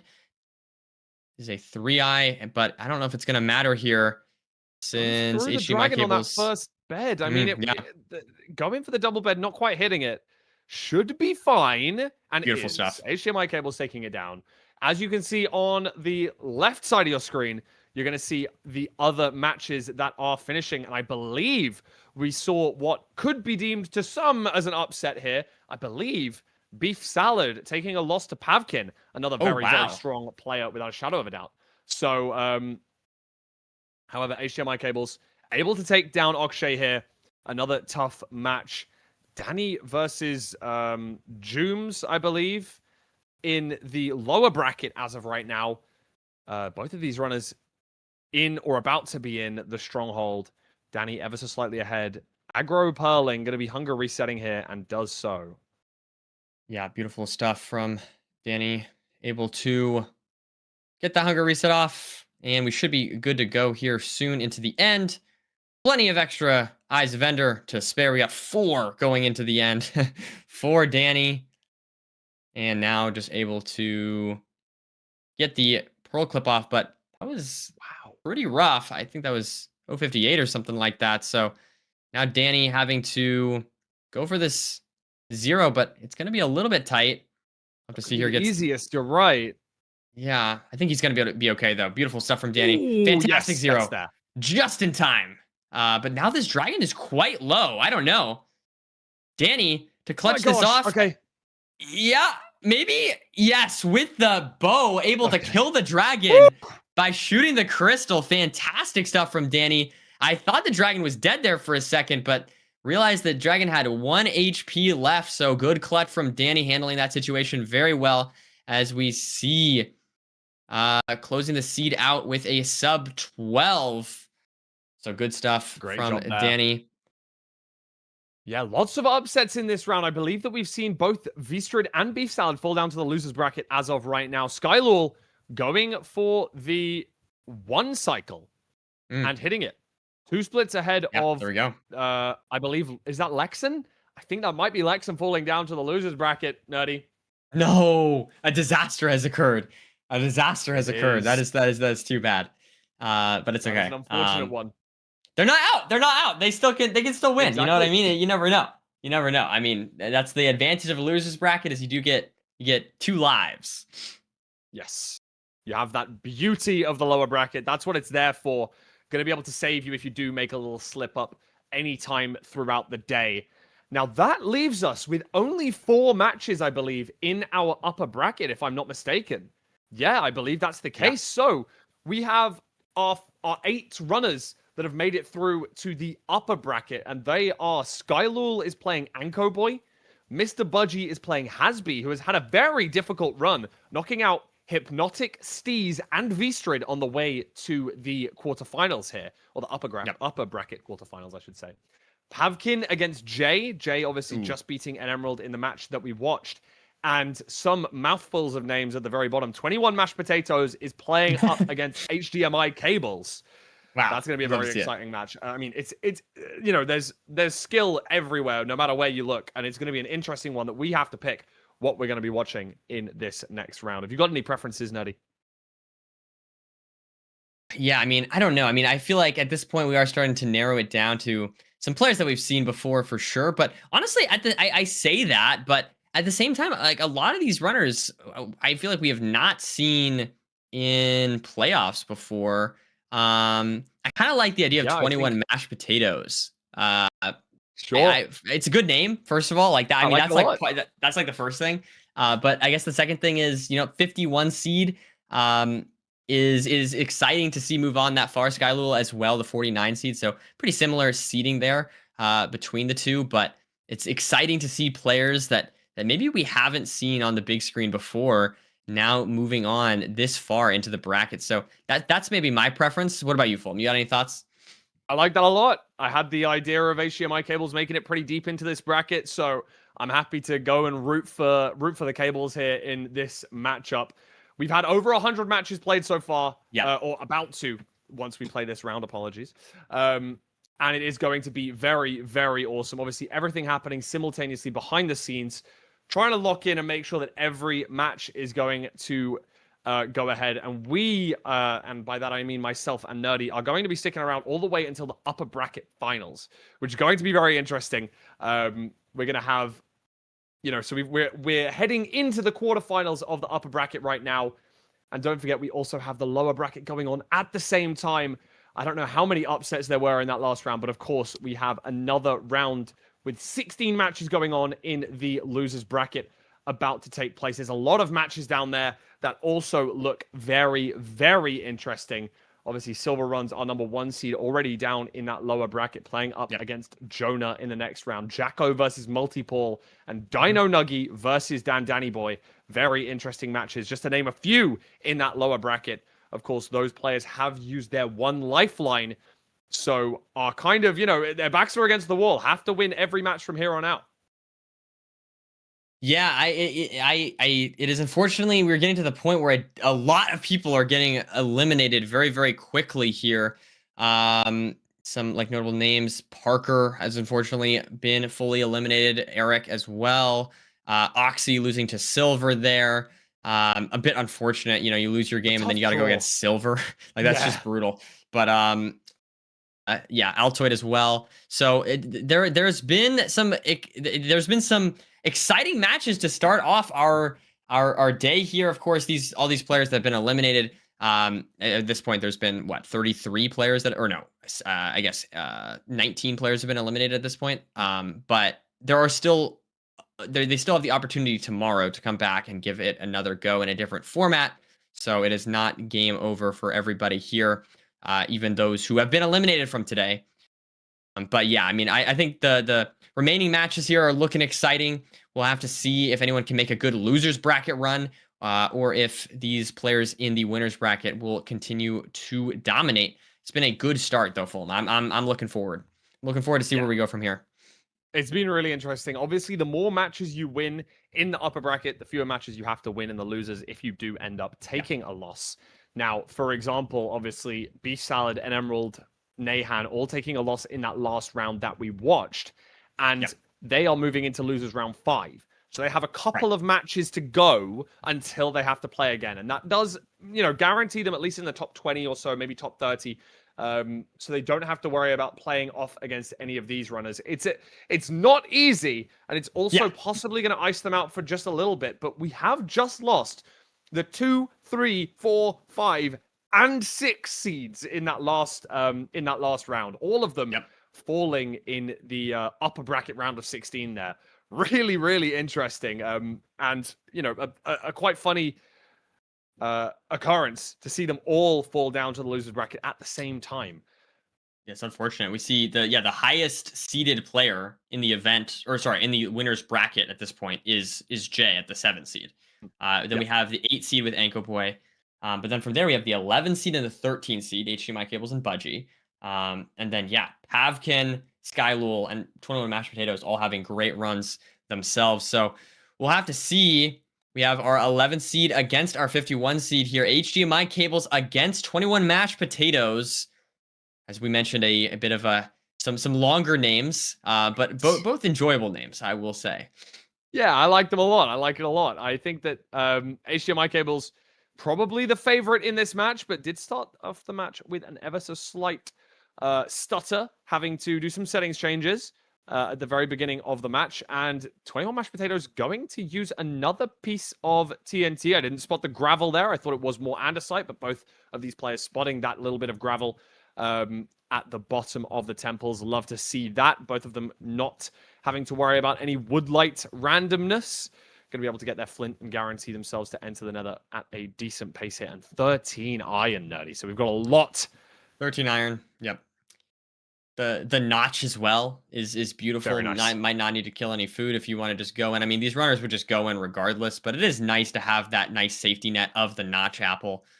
As you see, both runners getting their crafts off, and we just need water here before entering the nether. We'll have to see what this nether has in store for us, but so far, as far as temple seats are concerned, this one's quite nice. I'm looking for the water. Pools, no water pools right now, Nerdy. This go. is... Oh, but HDMI cable spots one. Yeah. I don't think 21 mashed potatoes did. It has to go all the way into the desert here to do this. I love that HDMI cables uses the TNT, the insta break mechanic of the TNT, able to use that to make the portal slightly faster, but flooding it is not going to help. That's for certain.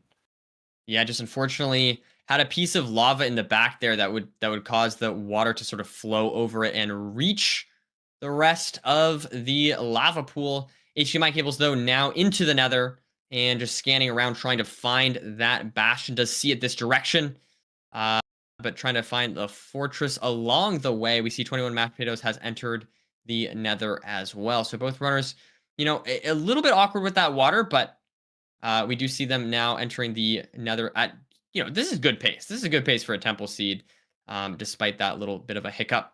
And now we see HDMI cables looking to enter this housing bastion and start. Let's see if any of these routes differ. We see going to the top here for both runners. Slight difference here.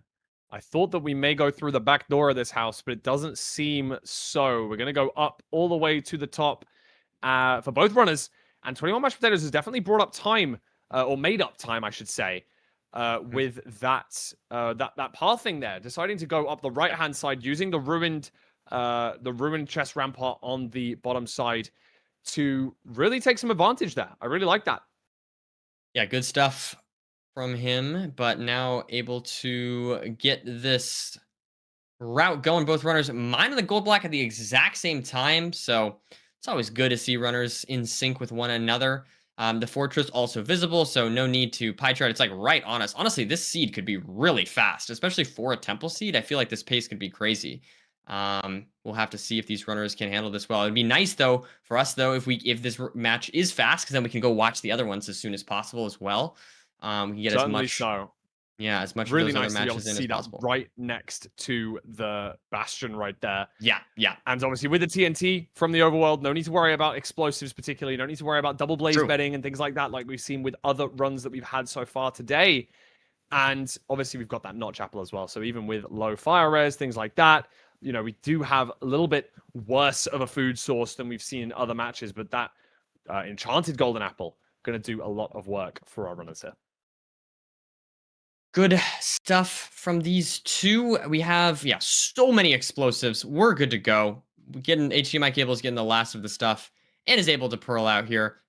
Just a surplus of everything you could possibly dream of so far. Now going to eat that notch, and we see 21 mashed potatoes, just a little bit behind here. Not too much, though. Going to be purling onto the fortress as well.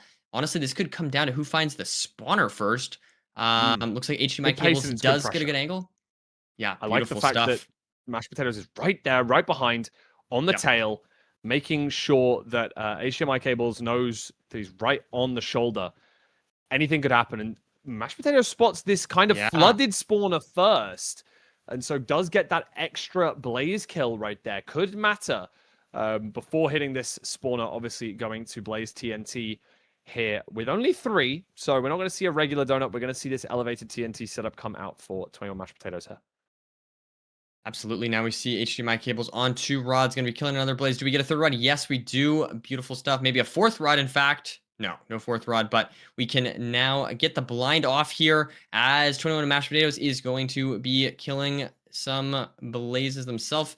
Does get I think it should be the same set of 4. And yeah, we're all tied up. Oh no, actually no, 1 rod ahead here for 21 mashed potatoes. That's the thing. Able to get 1 or 2 extra blazes on the way could make them a cycle offset. So even though HDMI cables has done the measurement, it does allow 21 mashed potatoes to maybe have that slight, the possibility of being able to make headway in this seed. but does still have to blind, so allows HDMI cables to possibly catch up if the rates are good here. 3 rods needed on the side of the cables, and only looks like we're going to get 1 from that cycle. Ooh, wow. Does that gonna give the edge to 21 mashed potatoes though? If it's a rod afterwards, I mean, I don't know. We'll have to see. I mean, maybe it's pretty interesting. I think they're both on the same cycle now, and HDMI cables needs 1 more rod to leave. Gets it on the last blaze. Oh, but now 21 mashed potatoes I'll does have to hang wait, one. I think. Yeah, it was one rod behind now. But does get the spawn there. And this we should get the next rod here shortly. There it is. We see HDMI cables is just building the portal. Wow. Going to be entering very soon. Perfect pearls too, coordinates there. The pearl hang doing very, very well. Of course, I mean, 21 mashed potatoes right behind as well on the set. Very similar coords, as you say. Yeah, actually was I think like 1 or 2 blocks offset there for HDMI cables. So potentially a chance here for a little bit of a time save for 21 mashed potatoes. Maybe, perhaps. I don't know. We'll have to see. You never know. Now going to be portal room offset variance play, but mashed potatoes does hit starter. It looks like, unlike HDMI cables, and gets a very strong spike behind. I wonder if he's going to send that one. HDMI cables, the portal room sent the right direction. That's for sure. And now going to be entering the end, and we'll have to see if the 0 is hittable. Gonna check. I didn't see the O level, but there we go. Good stuff with the gold picks, able to get the pearl clip off, and now going to be sending this 0. What is our tower? Looks like we got 97. Gonna have to pearl up in order to get this. It's gonna be a little tough, but beautiful stuff. Not easy, but beautiful. Really, really good plays there by HDMI cables. As you said, using that pearl to literally save 2 or 3 blocks worth of running and killing the dragon on that top setup of 97. Not an easy 0 by any stretch of the imagination to be able to hit. But 21 mashed potatoes sees the free the end in chat, doesn't go for the 0 cycle, and it's going to be a lower bracket run required if they want to make it all the way to LA. But HDMI cables makes the next step and gets through to the upper bracket semi-finals. Absolutely. We also did have Anko Boy take down Skylol. We had, I'm not sure if we had any other updates there, but I did see that one. So there have been some exciting matches here, Fulham. Certainly so. Off the bat here, looks like we've got Lullo against Dukan now. So we'll have to see how this one goes. It turns out, looks like, is this... Okay, yeah, just digging down there for Lullo. I thought for a second maybe they hadn't even entered the fortress, but then I saw the Eyes of Ender. Being in the Bastion this late was confusing, but it looks like this is just where the portal room is. Is this high? Right, no, 42. Okay. 42 is okay, yeah. Seems to be for some reason, I thought we were way higher. I mean, look at the food again on this seed. Looking very, very tough to deal with. Dukan obviously... also heading to stronghold coordinates as we speak at the back of this bastion on 1 heart. Yeah, not looking great on the HP front for both runners here. Any skeleton or anything like that could be a disaster, but looks like it is going to be okay, at least for Lullo. Now going to get the hunger reset off here in the portal room and should be able to enter the end now on full HP. Great stuff, as always, the hunger reset. Coming in handy. Just above there, saw that Steez, unfortunately, has been knocked out. Silver runs in the end versus Jonah. Danny Boy in the end versus Dino Nuggy Boy. You can see above us all of the other matches that are still taking place. And Lullo versus Dukan is probably going to come to its finale right now, assuming that Lullo hits this 0 cycle, which looks very, very doable. It's a little tight, but yeah, no, it should be hittable here with this last anchor. Did use every explosive there, but some good stuff, and now able to clear out the inventory and wait for the dragon to finish his animation as we see Lullo move on here. And we'll have to see who else we've got here. It looks like Budgie versus Hasby at this point, which again, this is our upper bracket match. So we'll have to see this. The end. Yeah. And Budgie going for Anko. Wow. And yeah, going for... Oh no, 0, and Budgie messes it up. It's not comfortable at all. Oh, that's no. And here we go. I don't know what Hasby's doing. I mean, Hasby's still blind. Like, this is the blind split. We're just measuring. And it's 10:35. You know, we have to have a sub-4 endgame to win the game here. Hasby has to beat the timer. The timer is Hasby's main opponent now, not Budgie. The question is, can Hasby finish the seed in time before 15 minutes? Because no matter what, Budgie has entered the end first. So has the tiebreaker if Hasby doesn't finish the seed. Yeah, we'll have to see. This is going to be close, but I mean, I feel like, I don't know, 4 minutes to finish out seeds should be good if Hasby can hit the 0. So all eyes here, bottom right of the screen, to see if Hasby can do that and maintain in this upper bracket. Of course, as you mentioned, Fulham, just even if you survive long into the losers bracket or into the upper bracket, even if you do eventually get eliminated, it's just so nice. You get sent so late into that losers bracket. You have to win less matches later. So it is very, very important regardless. Pavkin takes the victory over Jay as well, knocking Jay down. And that's going to set up a Pavkin versus HDMI cables match up next in the upper bracket semifinals. Now, bear in mind, I didn't really see how many explosives Budgie had. Making it back to the end could be huge for Budgie. Maybe just, playing for a perch. I missed it. Obviously, we kind of joined midway through the 0 cycle there. Hasby 12 minutes flat now, 3 minutes left in this game. Is it possible? Now, as easy as sub-4 endgames usually are, home portal does make that a lot more difficult. And even though we have a good amount of food for Hasby, will it be possible to see this one out? It has to hit the 0. Even though, you may know that Budgie's died, the timer is your biggest enemy here. Absolutely. As we do see, Budgie trying to claw this one back, but honestly, it might be just too little too late to have anything happen there. So it really comes down to just Hasby and if they can finish the seed in time, but having to dig for so long, I don't know, Fulham. At this point, it's looking rough. Not exactly sure what happened on this one, but looks like this is going to be really tough to beat the game in time. Yeah, not the easiest by any stretch of the imagination here. Look, a pearl having to be sent down into lava. It's 13 minutes now, Nerdy. We have less than 2 minutes to finish the seed. And we're not even in the stronghold if we're Hasby right now. And Budgie is cranking out to the portal. Budgie is at the portal at this point, yeah. So it's going to be close. I don't remember how many explosives we had for Budgie, explosives. But I mean, it's possible. And it's becoming less and less likely that Hasby does this. But given the fact that endgames with zeros are usually around about the minute mark, just under, we have about 30 seconds to nab this stronghold and hit it. Looks good. That spike down mid. I forget exactly where it was, but looks like has to turn around immediately. Has to nab this one super quick. Gonna have to get the pearl off. Is that the portal room there? It's kind of hard to see. Doesn't look like it. Easiest. Do we have enough time at this point? A minute left? I don't know. It's looking like it might be too little too late. Unfortunately, the stronghold just causing a little bit too many issues. Oh, and runs into the library there, unfortunately. I think that is going to do it, I think, unfortunately, for this match. Yeah. Obviously, we could still rely on the fact that Budgie could get a perch here. Could get a perch right now. Okay, doesn't. It did look like it was turning towards those back 2 towers there. Going towards that node, mayhaps, but not this time. With the food in the end, I did notice that Budgie has not made the golden carrots, whereas Hasby definitely has them. And with 30 seconds left on the clock, that's game. Budgie has definitely won this seed no matter what now.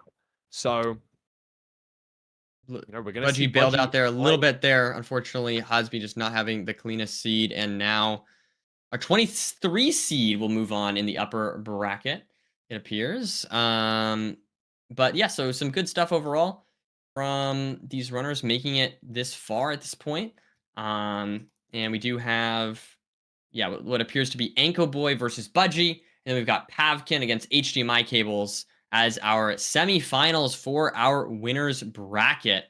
So I think me and you, Fulham, are going to be commentating just 2 more of these games. And then Rose and Curry are going to be coming in just after that. But it's been some exciting matches. I mean, as we mentioned, at this point with that series, at this point, there's not any crazy seeded players into the semifinals here. The highest seeded, or the lowest seeded player is Pavkin at 18. But I mean, that's not even necessarily too surprising. But yeah, at the same time though, there is no one above seed 8. Anko Boy at seed 8 is the highest seeded player left. Yeah, Anko Boy making it all the way through, taking some knockouts on the way. Technically hasn't played against anyone lower than the 40th seed, though. So against Budgie is going to be his first opponent that's really doing well. Anko's had a pretty dreamy bracket up until now. And in the semifinals, it's going to make all the difference. Now, whoever wins their upper bracket semifinal and then goes on to win the finals of the upper bracket secures their place in LA. So obviously, we have 2 semifinals that we can watch, but we are definitely going to be watching the upper bracket finals. I think we're going to be watching Anko Boy versus Budgie in this final match. We have a plethora of options here. I was even thinking like some of the lower bracket games looking very exciting as well. Oh yeah, totally. However, we do want to make sure that we keep an eye on this upper bracket. Whoever wins these matches will be playing a final best of 1 to guarantee their spot in the MCSR Ranked World Championships. And I know a lot of people maybe haven't heard of the World Championships before. We announced it in the last playoffs. And to find out more information about that, you guys can head over to mcsr.ludwig.gg to find all of the information and to RSVP to get yourselves in the door in LA and watch in person. Should be super exciting. I'm so excited for this event. I think it's going to be phenomenal. I mean, obviously the ranked LAN itself was so much fun, and so this is going to hopefully go well like that did. I am super excited. I'm always excited to see everybody compete, and especially in person, just adds a little bit of a flair to it. Makes it a little bit more exciting. I don't know. And yeah, I think it's just going to be a great opportunity to see these runners perform at the highest level possible. I don't know. We'll have to see. At this point, though, Fulham, I mean, we're looking like we're gonna get some maybe players people didn't have on their radar into this event, though. So I don't know. I'm super pumped to see how exactly this pans out at this point. It's gonna be good. It's gonna be good. Yeah. I mean, very, very exciting. We're gonna see the end of the upper brackets. So we have 2 more matches for me and you, and then we're going to be passing the baton over to our other commentators for the day to finish off the lower bracket. So that is the winner of the upper bracket and the winner of the lower bracket are going to, they would be playing in what would be the grand finals, which, of course, there's only going to be 2 people left, and there's 2 spots up for grabs today, so there's no real need to play those grand finals, if you will. They will both be qualifying for the LAN, which is going to be very, very exciting. We're going to be watching Anko Boy versus Budgie whenever that is ready for us. I know that we're going to get there very shortly. But even looking down to the lower bracket matches, is there anything that you're taking a keen eye on, a keen interest in, Nerdy, for this next round? Yeah, I mean, well, the first things first, I'm always looking at the sort of like who's been eliminated, who's still left, what and whatnot. Steez, of course, I think as you mentioned, unfortunately has been eliminated. Automat at this point, Jacko as well.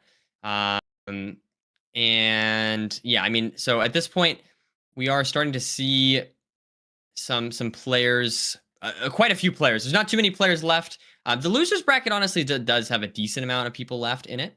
But it is still looking let's see here. How many is that? I'm trying to do mental math. Well, there's 4 people in the upper bracket, and then there's, what is that? 16. So 20 plus 8 more plus 4 more. There you go. That's the number. Yep. That's how many people are left. Yeah, you guys can do that at home. Leave that exercise for the reader. Exactly. Yes. No gold axe in this ruined portal chest. Not the most fun, and no animals on the island, and no food within the chest. Nerdy, we're seeing a no food seed probably coming out here. It's not ideal. Let's be honest.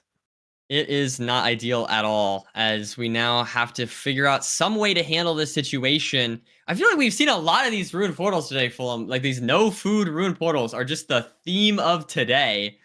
This one, again, not having the not having the iron pick as well. But I mean, it is going to be fast from a like enter the nether perspective. So maybe if it's a super linear seed, we'll see something work out here as we are right on the bastion, which is very Could be nice. worse.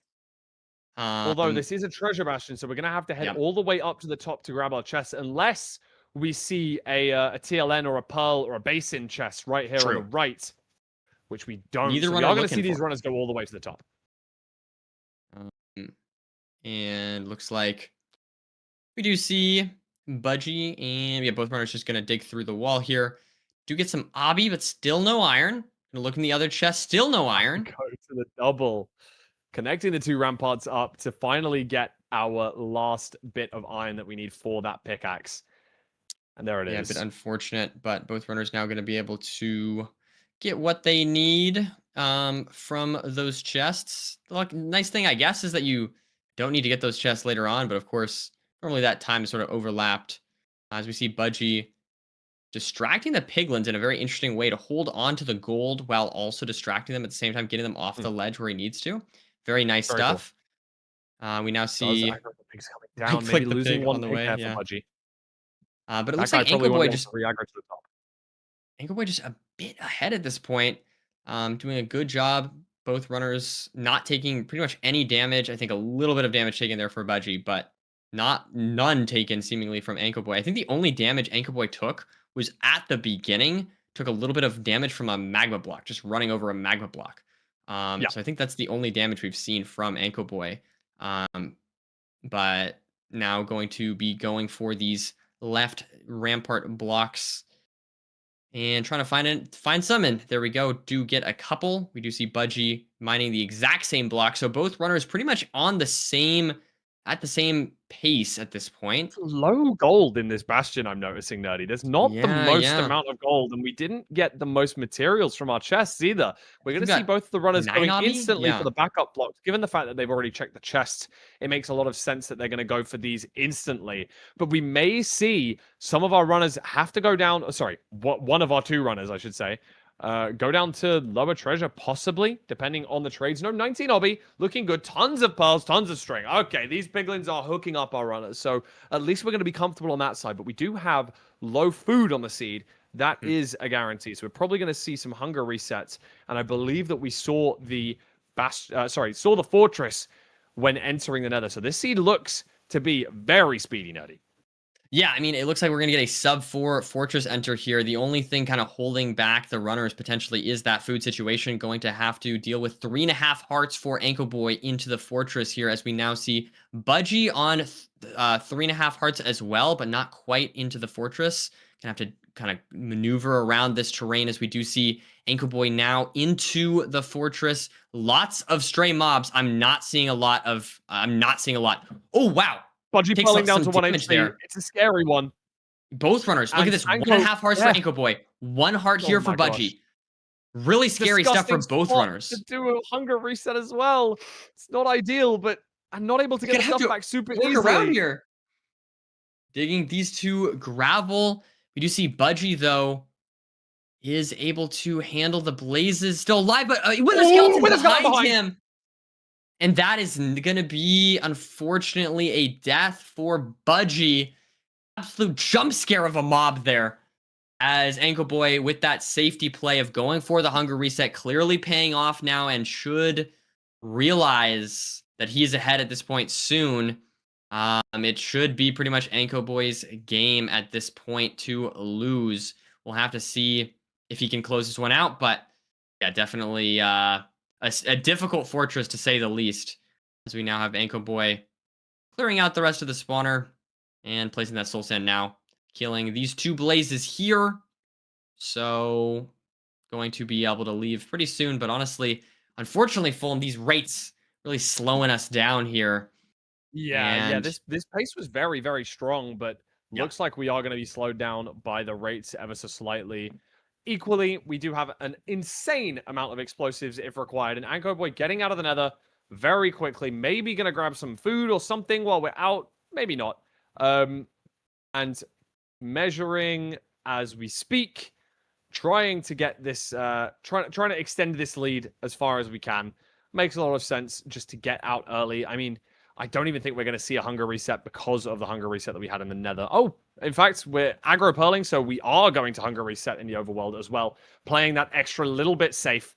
Going to just make sure we've got the extra 2 hearts back, allowing us to have full health as well, to regen, and even grabbing extra wood because we thought that 7 explosives is not going to be enough for the 0. Let's make enough to get a 9th and 10th. Oh, correction. We only had 1 fire res. Oh, wow. So even though we had all of the materials to make 10 explosives, we've got a shield. And that makes Budgie's about that. Even more damaging, because that means that the 1 fire res that was used is gone. True. Yeah, and maybe that's part of the reason we didn't see a hunger reset come out earlier from Budgie. Maybe just thinking about that fire res situation. Didn't want to deal with the low fire res, trying to save it as long as possible. But we do have Anko Boy. Obviously, Anko hunger resetting, maybe using that second for that nether side hunger reset there. So, you know, maybe Budgie's able to work with this as well as possible, but Anko, I believe, is heading out now. Needs to pearl carefully, though. With no fire res, anything could happen here. Even digging to coordinates poses a threat to Anko's life status here. And there is a skeleton along the way. Speaking of his life status, he's going to be hunger resetting Fulham again for the 3rd time this seed. Man, the seed... Oh, and the skeleton is inside his hunger reset hole. And he tries to boat out, but brings the skeleton up. Love to see that. It doesn't really matter, but it's funny. As we now have Anko Boy bridging out to coordinates here. A little scary without fire res. Not able to pearl, has to bridge out just because you don't want to be blown into lava. That's the only option right now. So going to build our portal right here. No chance to misplace, by the way. Exactly 20 obsidian. No worries about that. And then heading into the, you know, the stronghold here. Looking for the portal room with substantial amounts of explosives. So should be absolutely fine. Even using those 2 anchors in the nether.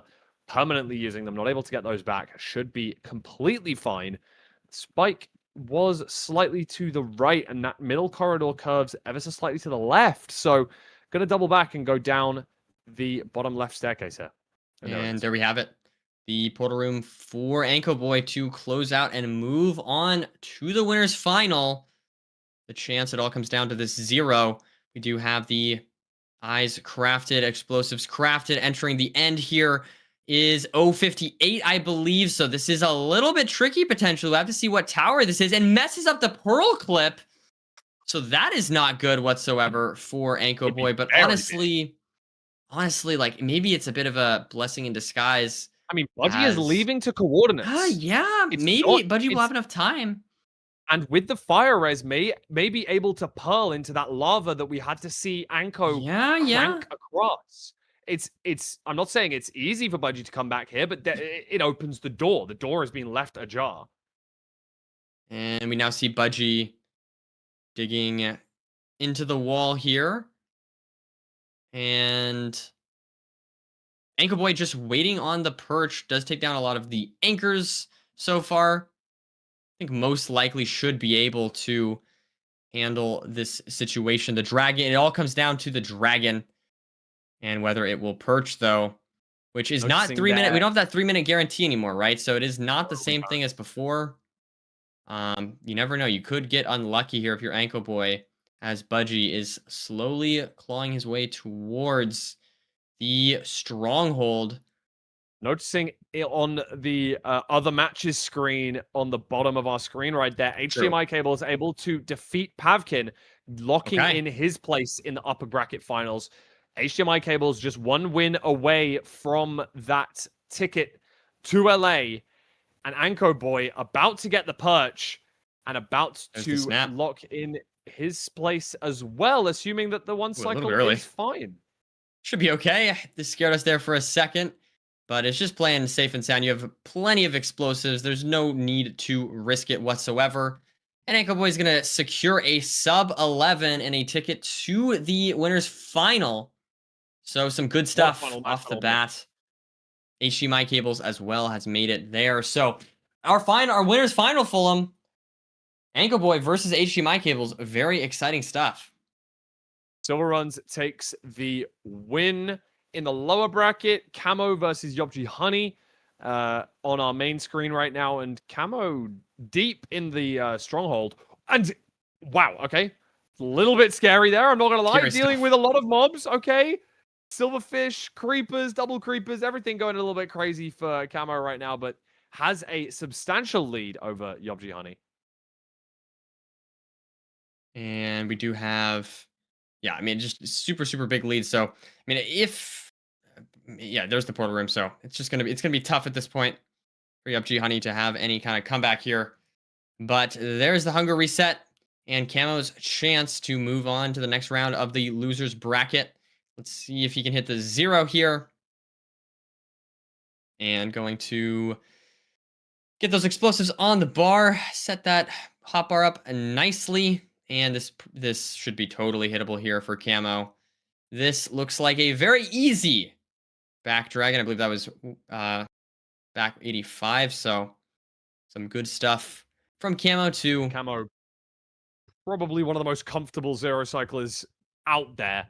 Yeah. And I mean, are we going to see a 2+2? No. Has to detonate that I bet don't a know, little though. bit. Wow. Okay. Clutches out very stuff well. there. We're cursing people today, man. Yeah, oh, man. Oh, boy.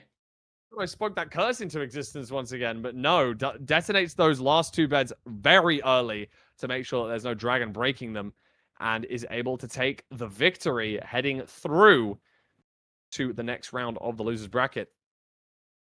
In the meanwhile, we're watching Iluapi versus PP Laz in the lower bracket and Iluapi in the stronghold right now.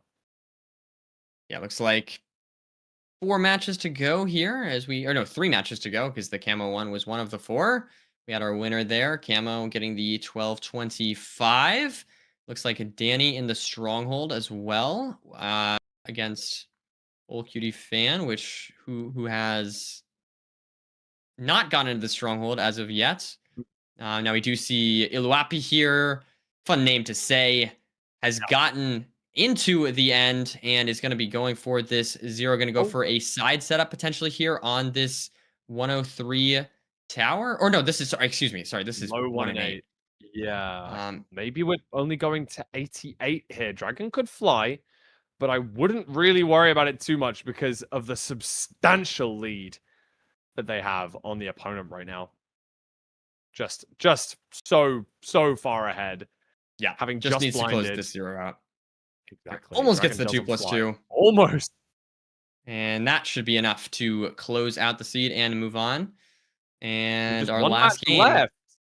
Danny versus, I believe that's Multipole with a new name. Okay. Yeah, it is. And I mean, I don't know what's happened to Danny in the stronghold. Maybe it's the stronghold of Doom and Despair. And it does look seem at to be this. the case. Multipole has entered. To the end. Enter. Is now in the end, going for the 0. Has to hit it. Could eliminate Danny here potentially. Weird one. Let's see here. No damage really on that first anchor, but good explosive count. Double bed. Doesn't want to break the bed. Has to use the last anchor, and it's not dead. Ooh. And it's 14, it's not dead. 23. Multipole dies.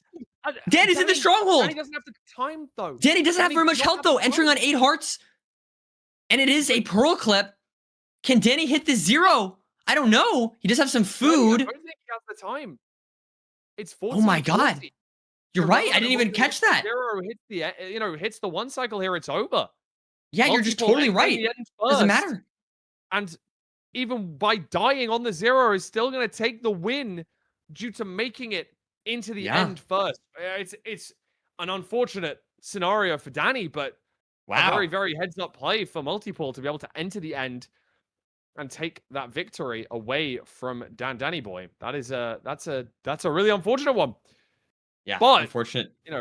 While we're talking about the lower brackets and watching those final few matches right there, our upper bracket final is confirmed to be Anko Boy versus HDMI cables. 2 players that are very well versed with the concept of playoffs, with Anko Boy playing 6 of the first 7 MCSR ranked playoffs, and of course, HDMI Cables playing in both of the most recent two, I should say.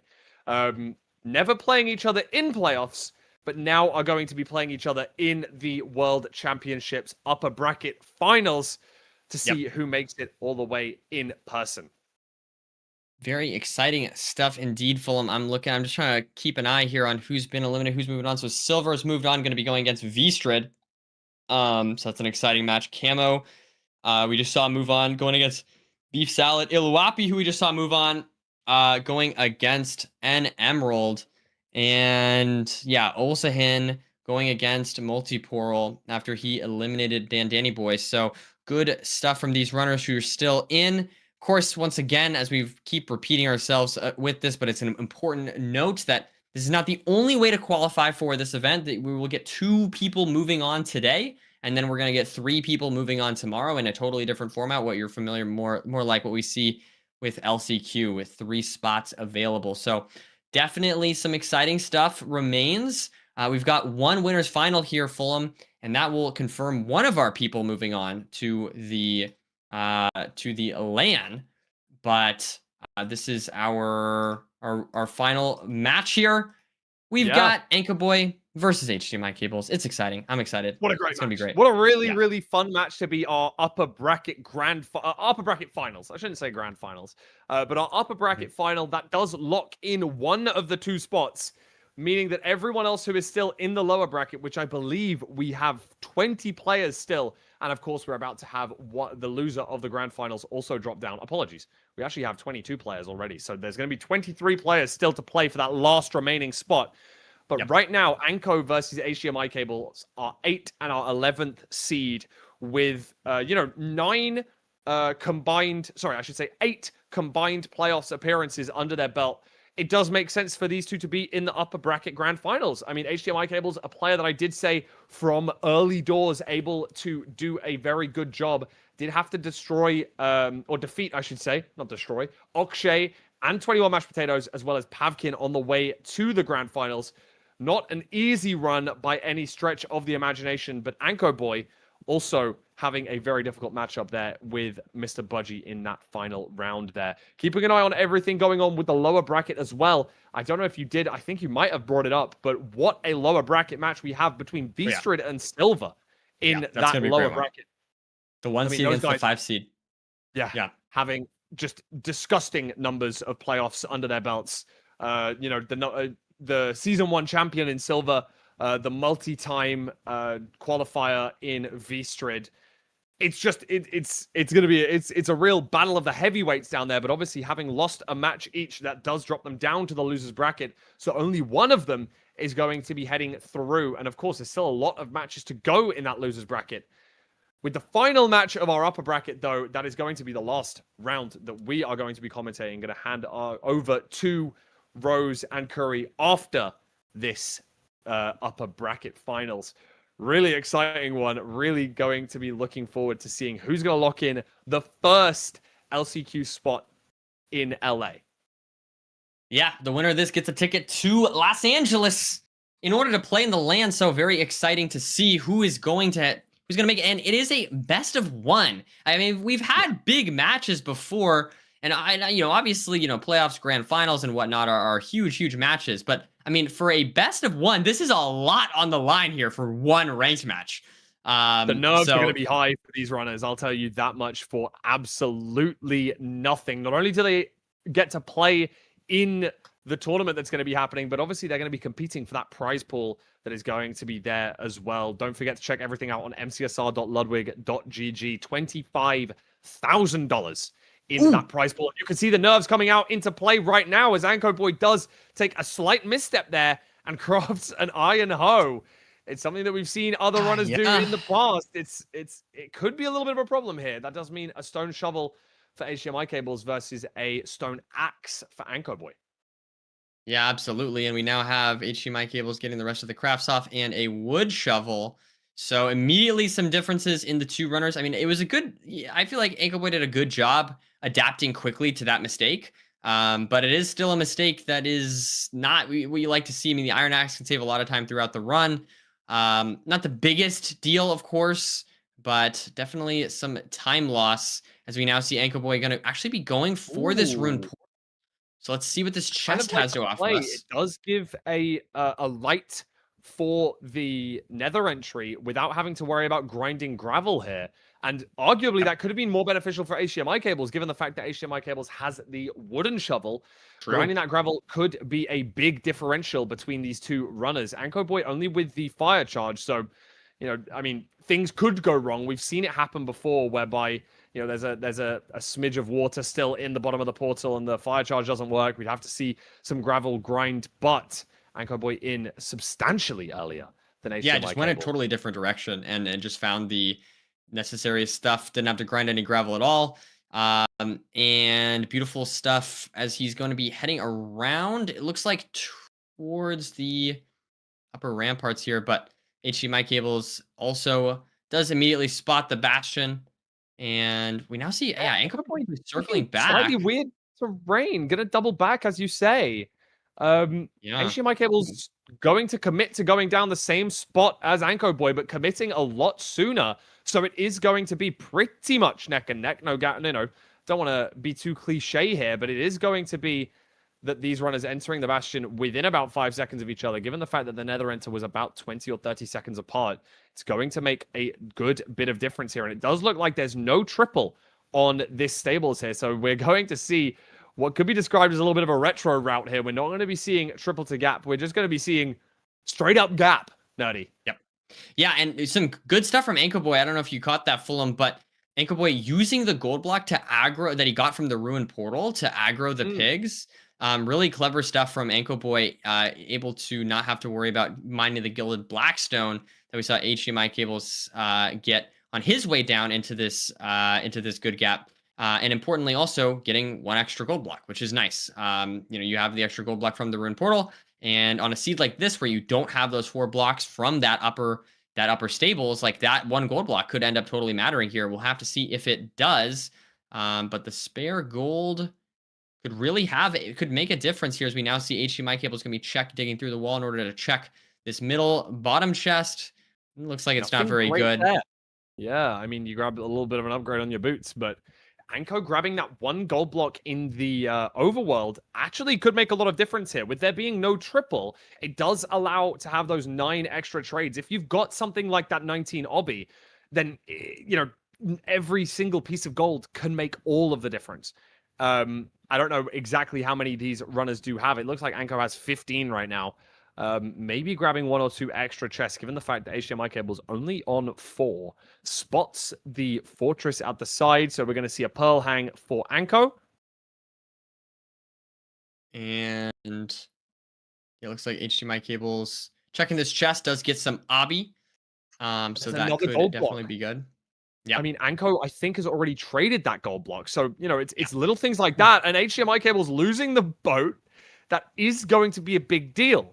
Because as you know, but as some of our newer viewers may not know, the boat is very important to make sure that your angle is correct so that you can measure the eyes of Ender later on in the run. And HDMI cables using that boat and traversing down the side of the bastion, he did hold left to be able to traverse down there, meaning that he's going to have a little bit of a weird offset here. So we could need to see 2 eyes thrown, losing a little bit of time, or we could need to see a second boat being made, losing a little bit of wood. So either way, we're going to be using some sense of resources for HDMI cables. You can tell that these runners are definitely nervous. We've seen some nervy plays come out from the both of them. 100%. And Anko Boy now with a decent lead here, despite some of those little mistakes that we've seen throughout this run. Now going to get this double blaze pit off. These guys are in the way. They're in the way, but it hopefully should be okay. Yeah, he's going to handle it nicely. They're still there, though. They survived the bed explosions. These guys are just... They do block spawns. They do take up spawning space. Any entity or block inside the spawning region is going to cause there to be lower numbers of spawns per cycle, but does get the 4 spawn, irrelevant of the fact that there is that piglin standing in the middle of the spawner. But the rates aren't great, and HDMI cables grabbing a couple of strays may make a little bit of difference here. HDMI cables with lower wood, of course, having to make that second boat, as you can see on his hotbar there, could make some difference between the number of explosives that he has, though. So maybe less confident by going for the double blaze bed, as we've seen, make some difference with some runs earlier on in our upper bracket. Absolutely. Now getting the portal off here and going to be able to use that boat, as we mentioned earlier, in order to... All right, he's already dealt with that. In order to get the measurement off. Good stuff from Anko Boy. Something I want to bring up here, Nerdy. Notice HDMI cable's obsidian count on the hotbar. What? Only 15. Only 15 obsidian. So must have missed either missed an entire chest, or, which could be the case, the 9 gold from the overworld plus the 6 that are still in HDMI cable's inventory could have made the difference to be between 15 and 20. Seems like a lot. Maybe you could have missed a trade as well or something. I don't know. But it could make so, you know, that could be all the difference. But I'd be surprised. You know, that would be pretty unlucky to have 5 obsidian in 15 gold. Maybe like left some behind or something like that. You know what I mean? Like maybe some trades were still there, and that's another possibility as well. Anko now entering the stronghold, substantially in the lead. You know, we've seen a couple of small plays, but don't forget, the loser of this match is not out of the tournament. They simply move down into the loser's bracket, but they move very deep into that loser's bracket. If you think about it, they skip a lot of the other players. They're going to be going very far towards the finals no matter what. And HDMI cable is now ready to blind. All the meanwhile, Anko Boy, this 0 cycle is the difference between whether you make it to LA or have to fight in the lower bracket. Let's see if he can do it. Nice and open. That's what you love to see. Going to be going for this, I believe, front dragon. Yes, it is indeed. And this should be pretty hittable here if we can just get to 99 on this front 94 tower. And beautiful stuff. No mistakes so far. And a rotation to spare. Going to be using the crossbow to go for the double explosive here. First explosive looks great. Just a few more explosions. Seems and a guarantee into the event. And there we have it. Anko Boy, our first qualifier into the MCSR World Championships in LA. So very exciting stuff to see that. Congratulations to Anko Boy. Super exciting to see him what an exciting moment for Anko Boy. A player that has played in 7, I believe, if I'm saying that right. Oh, I apologize. Has played in 6 different playoffs and hasn't made it past the quarterfinals. Sorry, correction. He's made it 3rd once.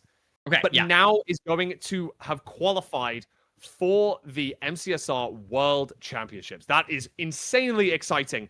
And we get to watch another insanely exciting match that's going on in the lower bracket as we speak. Silver Runs versus Vistrid. However, the writing is on the wall for Vistrid here. I mean, still in the bastion, all the meanwhile, Silver Runs in the end. I mean, if you're Silver Runs here, you're not even going for the 0 cycle. It doesn't look as though he's going to. Going to play everything as safe as possible. 4 bread in the inventory. Everything very comfortable. You know, all of our matches going on simultaneously, so we're only able to watch one match at a time. But right now, as you can see above us, you're going to be seeing the results of all of the other matches trickle through, depending on where in the match they are. Beef Salad, a very, very strong player, up against Camo. All the meanwhile, it looks like Camo is in the end, while Beef Salad is only on the blind split. Nahan, our top 3 seed, making it through to the next round of the lower bracket. And Silver, our number 1 seed, likely to knock out our number 5 seed here, Vistrid. And Beef Salad here, not looking too good, as we see Camo is in the end. Beef Salad just only on the Finding Stronghold splits. I'm not exactly sure what happened there. Maybe a death, maybe Camo found something that Beef Salad didn't, but that is looking like Beef Salad might be eliminated from this, as we do get the snap there for Silver. Should be able to close this one out. Let's see if Silver can do it. There's the first explosives looking good, and we've got, I don't know how many explosives left, but should be okay. Silver, good to go with an 11-minute time. Not the fastest, but an 11-minute time, as long as you win the seed, is all that matters. Very true. Akshay versus Lullo. to see who will move on here. Both runners it seems here. as though Akshay is in the lead, and there we go. As we tap into the match, match is in fact over. Those are all of our matches done. There have been some very, very interesting results there in the lower bracket. With, of course, Nahan moving on, Vistrid taking a loss. What are... wow. Some of the matches going on next. I believe that's Ulsahin, our 4 seed, playing against Silver in the lower bracket. Obviously, we are not going to be here to commentate that one. We've just seen Ulsahin... sorry, apologies. We've just seen Anko Boy guarantee his spot in the MCSR Ranked World Championships. What an exciting time. What a fun one to guarantee. And we're going to send the losers bracket. We're going to give the losers bracket over to our 2 other amazing commentators, Rosebeams and Curryway. Wow. I mean, what a day it's been so far, Nerdy. Yeah, some big upsets, some exciting storylines happen. We've seen some runners make deep runs that we did not necessarily expect. And Anko Boy taking that first available ticket to LA. Very exciting stuff. And I feel like, yeah, as you mentioned, Anko Boy has been in so many playoffs. I feel like it's just like poetic. It's fitting. It's poetic to see Anko Boy in the LAN in person. So that's going to be super exciting.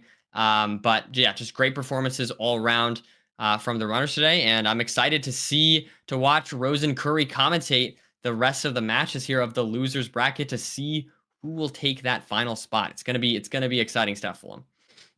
Yeah, it's fantastic. And I think that this 2-day format is really, really interesting.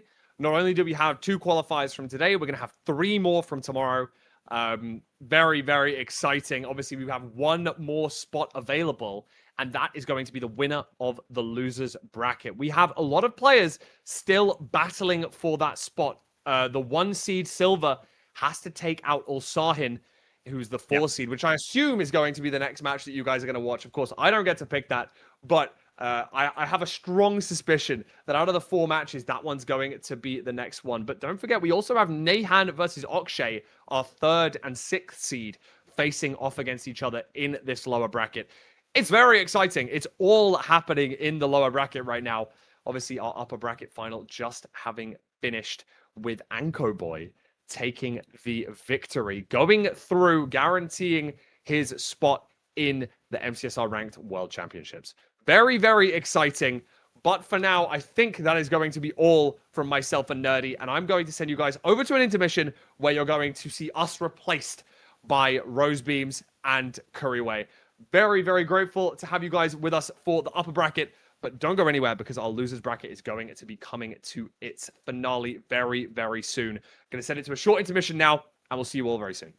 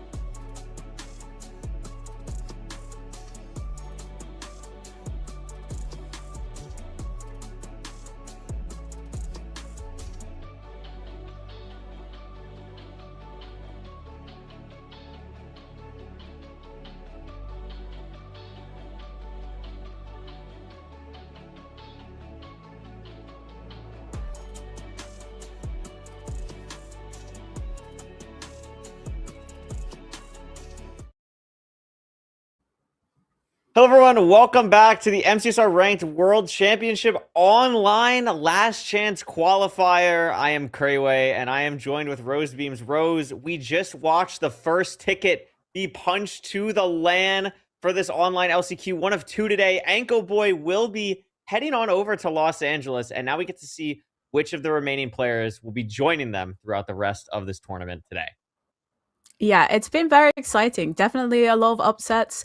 I think that's kind of comes hand in hand with this type of format, but still quite a lot of top players left in. But now we're fully into the losers bracket. So this is their last chance, at least for today, before the kind of next LCQ that we have tomorrow as well. That is right. We'll have another one tomorrow, which will be a traditional last chance qualifier format. If you're more familiar with ranked playoffs, it'll be very similar to how that last chance qualifier goes. Basically the same exact thing, honestly.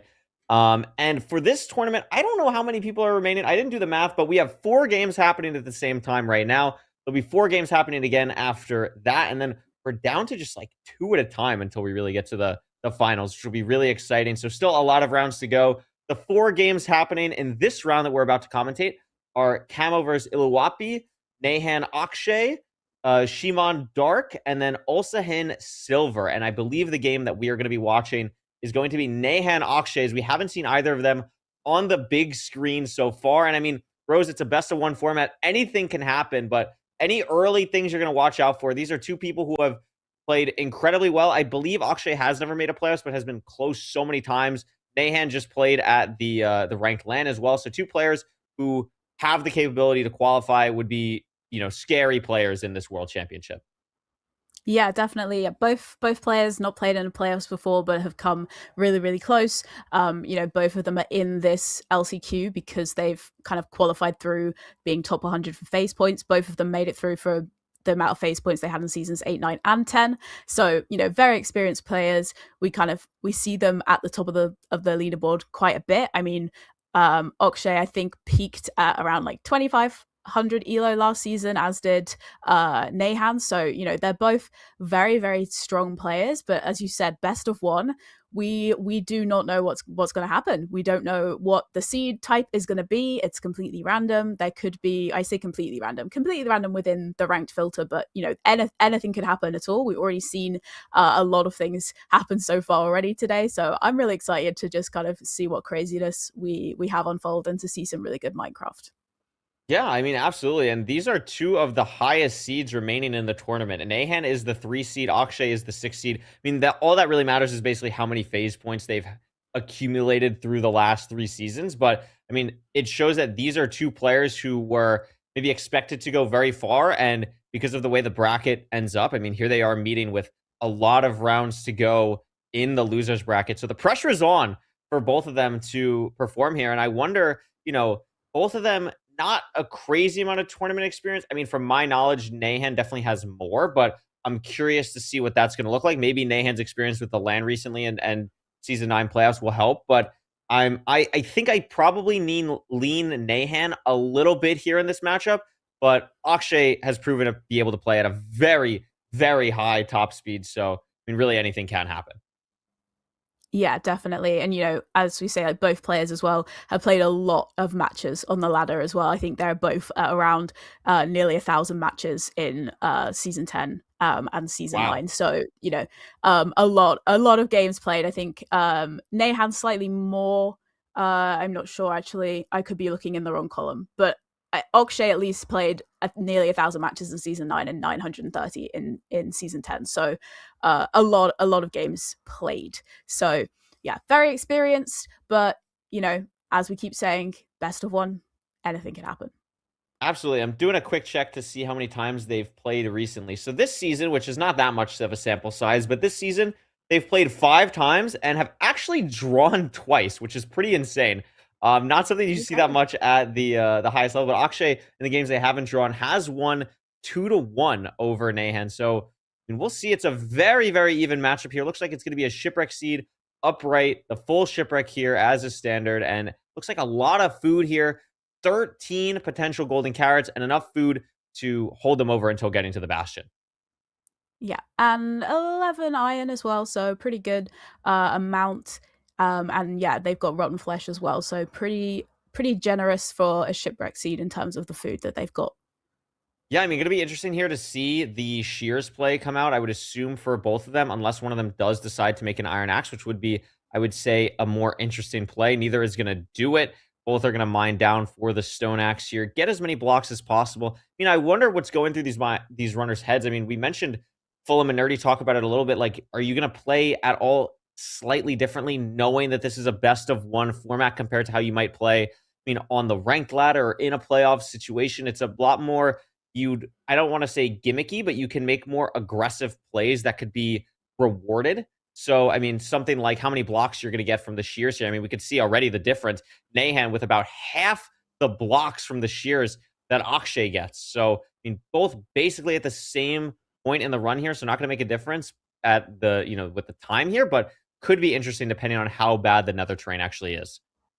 Yeah, definitely. And I think we saw in the previous game as well, the like obsidian count as well coming into play. So, depending on how early you're leaving the bastion, also, how many golden carrots they choose to make as well can all play a kind of pretty key part here. And luckily, very, very close fortress, but not fortress, bastion, sorry. But with the low kind of amount of leaves, it's not going to be amazing on this bridge because you've got a pretty high chance of your leaves burning as well.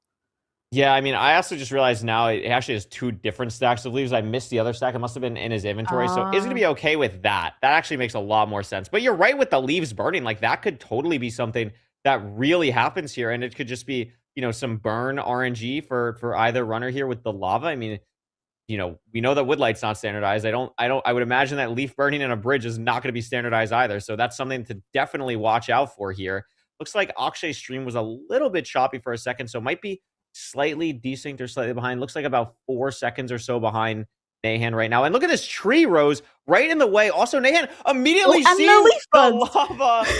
Oh my God. Notice that the leaf was burning, tries to put the fire out on the side of the leaf. The leaf burns before you can do anything about it because the piglin's there, and now has to full reset the seed, Rose. And Akshay has a huge advantage and is going to find out very shortly from advancements. Yeah, and Akshay's not gonna have the leaf burn, I don't believe. No, so we talked about it. We said about leaf burning RNG, and it very, very much happened. And unfortunately, it was Nahan who was the one who was losing out there. That is just tragic. I would love to commentate more about what was happening on Akshay's screen, but unfortunately, we are in a 1920 slideshow. But maybe we're getting out of that right now. Oh, never mind. We're not really yet, but we'll see what ends up happening. Akshay looks very comfortable here. 10 obby from the chest, the gold pickaxe already ready to go. Nahan just having a full play the entire seed again. It is a very close bastion. So, you have that going for you. I don't really think you get that much more information about really anything here from the death. I don't think you're going to make up a lot of time because of how close everything is. I believe I see the fortress as well on Akshay's screen in that top right corner, excuse me. But it's going to be tough for Nahan to come back, but anything can happen on Akshay's screen here. But also, with our best of one format, it's also a 15-minute timer. So if, neither runner is going to finish, it's going to be who made or reach the kind of the splits the fastest. So, there is a lot of pressure for Nahan to kind of try and get back fast enough, especially if Akshay makes a mistake. You need to then kind of catch up and overtake in terms of the splits as well, if it comes down to that. Yeah, absolutely. We're going to see here. Akshay should probably be leaving soon. He still has half a stack of gold. His inventory going to throw some of that out just to get the 20th piece of obsidian. Does get that. Notably, probably going to have to get out and grab the gold for the gold carrots. I'm assuming they did that, but hard to tell again with the lag that we're seeing. Nahan at the chalice again. This time, notably, Rose, Iron Axe because of knowing that the leaves are not really going to be helpful here. So gets the Crimson Wood as soon as he enters the Nether, has that for the route now, and is going to try to do everything in his power to get back into this game. Yeah, and Akshay, you can see kind of with the intermittent bits that we're seeing is kind of pre-crafting now. It has thrown their pearl hang and is kind of heading to the fortress. So yeah, a lot of work for Nahan to be able to catch up here as Akshay is kind of immediately into the fortress, straight onto a stray. It's a pretty fast 4-2, 430, 4 with the spawner, with the one stray. Nahan still having a little bit of trouble even getting this route sorted, having to throw a lot of distraction gold to these piglins, just building the bridge now to this right side triple, and should be good here. But it's like Akshay was blaze betting, and look at this. We are swapping on over to see all the games. This is Camo Iluwapi. Look at this seed, Rose. That's a Bastion in the back of the spawner for Iluwapi. Pretty good seed on this one, but some slow motion here as well, but should be seeing hopefully some less choppiness from what we were seeing before. Yeah, and it looks like both runners actually fairly equal here. I think Iluwapi is on 8 eyes and Camo is on 5, if I've got them the right way around. So, fairly close. Oh, actually, no, Iluwapi on the bottom has got all 12 eyes, so is actually digging down to cord, so it's going to be entering the stronghold first. So a little bit behind. Going to be entering first here. I mean, it is a close stronghold, and Camo's not too far behind. I mean, we saw in the Danny game earlier that some of the strongholds, especially in this best of one, can be disastrous. So look like a pretty clean spike here, though, for Iluwapi. Going to find it nearly immediately. And it's a pretty fast time here. I mean, this is going to be a sub-7 end enter. Everything that they need to beat the game here. Pretty open end, a little bit of an overhang, but should be fine. We'll see what they can do with the 0 cycle here.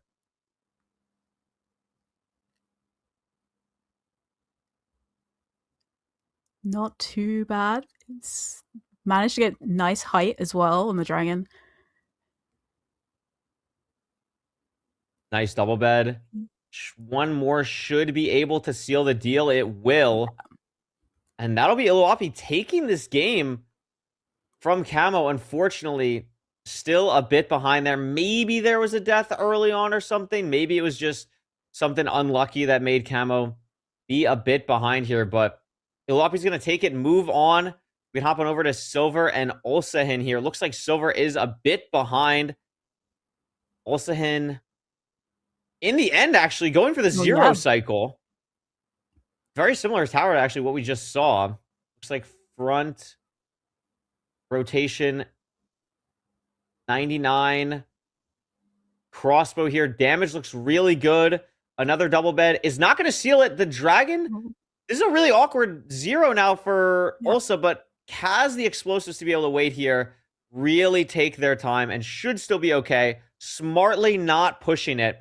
And Silver was actually the number 1 seed as well, Rose. So the number 1 seed in this is now going to be leaving, and Ulsahin's going to be moving on. Yeah, and we saw Ulsahin in season 10 playoffs against EDCR. Unfortunately, lost to EDCR in that first round. But yeah, our season 1 playoffs champion Silver is out and is going to have to kind of hopefully try and fight it out tomorrow to get his spot at the LAN. Definitely Shimon here in the stronghold, but not having a great time being able to find the portal room. Yeah, the stronghold looks a little bit weird. I mean, it has some type of spike that they like, but I mean, from what I could tell, it looked like they were already pretty deep in this stronghold. They've been in here for about 45 seconds looking at the splits. I mean, Dark is going to be able to catch up here pretty soon, but there is the portal room for Shimon. Should be pretty good here. Has the resources to go for a clean hunger reset. Plenty of pearls here. Everything looks good for them. And assuming this is a pretty straightforward 0 cycle, it takes a while to get the pearl throw off, actually, but should still be fine. This is our last game in this round and has the ability to move on. It is front 1 and 8 and a low middle tower. So the build is going to be a little bit weird here, but obviously Shimon, a very mechanical player, will probably still be okay here, but runs out of blocks, has to pearl down. Yeah. And I mean, they can get a perch, Rose, but the door is open for Dark now if they can go for a 0. And they're on half a heart, by the way.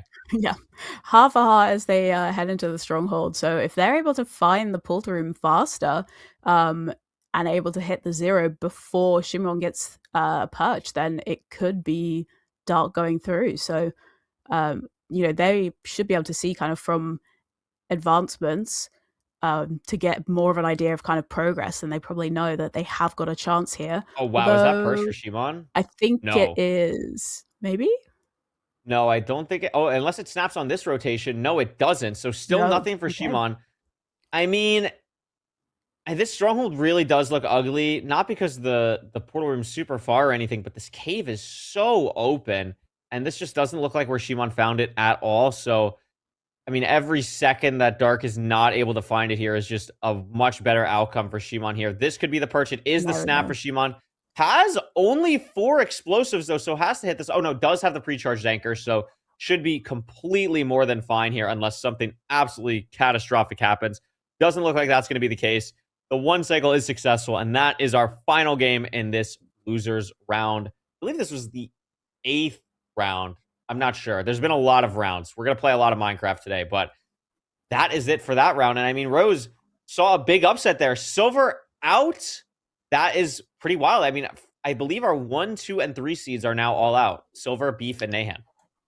Yeah. All of our as you say, our top 3 seeds, I think. Yeah, Ulsahin's the highest seed left in. I'm just trying to look at my bracket to double check to make sure that I'm right. But yeah, I believe so. So yeah, definitely a lot of upsets, and I think that's something that we see come out with this type of a bracket format. I mean, in general, Minecraft, it can be a very RNG game. That's kind of the nature of the game. And, you never actually know what is going to happen. It could be that you pearl into the fortress and there are 5 giant magma cubes on your spawner, and your opponent has none. So, these things happen, and that kind of, leaves that open within this format. But it means that, it's also giving us a chance to see more from players that we don't normally get to see as much as well, which I think is really nice, and it's giving us a chance. We've seen Anko Boy be able to get through, someone who was really, really strong kind of earlier seasons of playoffs, and it's actually nice to now see more kind of not so much like old guard players, but it's nice to kind of see more people, or like newer people kind of in the mix as well. Yeah, absolutely. And I mean, talk about world championships. I mean, Anko Boy is not going to be coming from Los Angeles to go to this tournament, which is also really cool. I mean, it's going to be great to see who ends up qualifying from this lower format as well, along with tomorrow. But I believe the 4 games we're going to have next up now is going to be Skylol, Iluwapi, Hasby versus Akshay, Jay versus Shimon, and then 21 Mashed Potatoes versus Ulsahin. I mean, out of those 4 games, Rose, I mean, I'm going to kind of put you on the spot. Which of those is the most interesting to you? I mean, there's some pretty nice games here. Yeah, I think I'd like to see Jay and Shimon. I think I liked watching Jay in playoffs. I think Jay's a really strong player, really, really fast player. So I feel like that would be quite nice. But then like 21 Mashed Potatoes, Ulsahin, I think could be really good as well. I feel like we've got 4 really good games, as you say. It's hard to say, but I think I quite like to see Jay and Shimon. How about you? I think that's my pick as well. I mean, the storyline that I kind of like, and what I was gonna like go with in the booth if HDMI beat Anko, is Jay and HDMI were both at the ranked LAN at Level Up Expo, so they got to sit, watch in the crowd these players play, and to potentially have the chance to play against them now in another LAN only 2 months later, basically, would be really cool. So that's kind of what I'm looking forward to. I'm slightly rooting for the people that, maybe I'm biased because I also met them in person, but I think it'd be really cool to see them have the chance to, take down the people that they just watched play 2 months ago in person. Yeah, definitely. I think that could be pretty exciting, definitely. But it's we were talking about upsets, but of the people we have left, it's only, I believe, Jay and Ulsahin who have played in a playoffs before as well. I could be wrong, but I'm just I believe correct. Yeah, obviously, like not counting. Well, I guess for this round, yes, but Budgie and HDMI later on, who are still waiting in the wings, but we're not going to see them for a second. Oh, and Shimon, of course, played against what was that season? I want to say season 4 or 5. Played against Feinberg in that one season. That was a fever dream. I forgot that happened. That was a crazy game. I mean, That'll be good though. Season 6. Thank you, chat. That was crazy. I forgot about that game.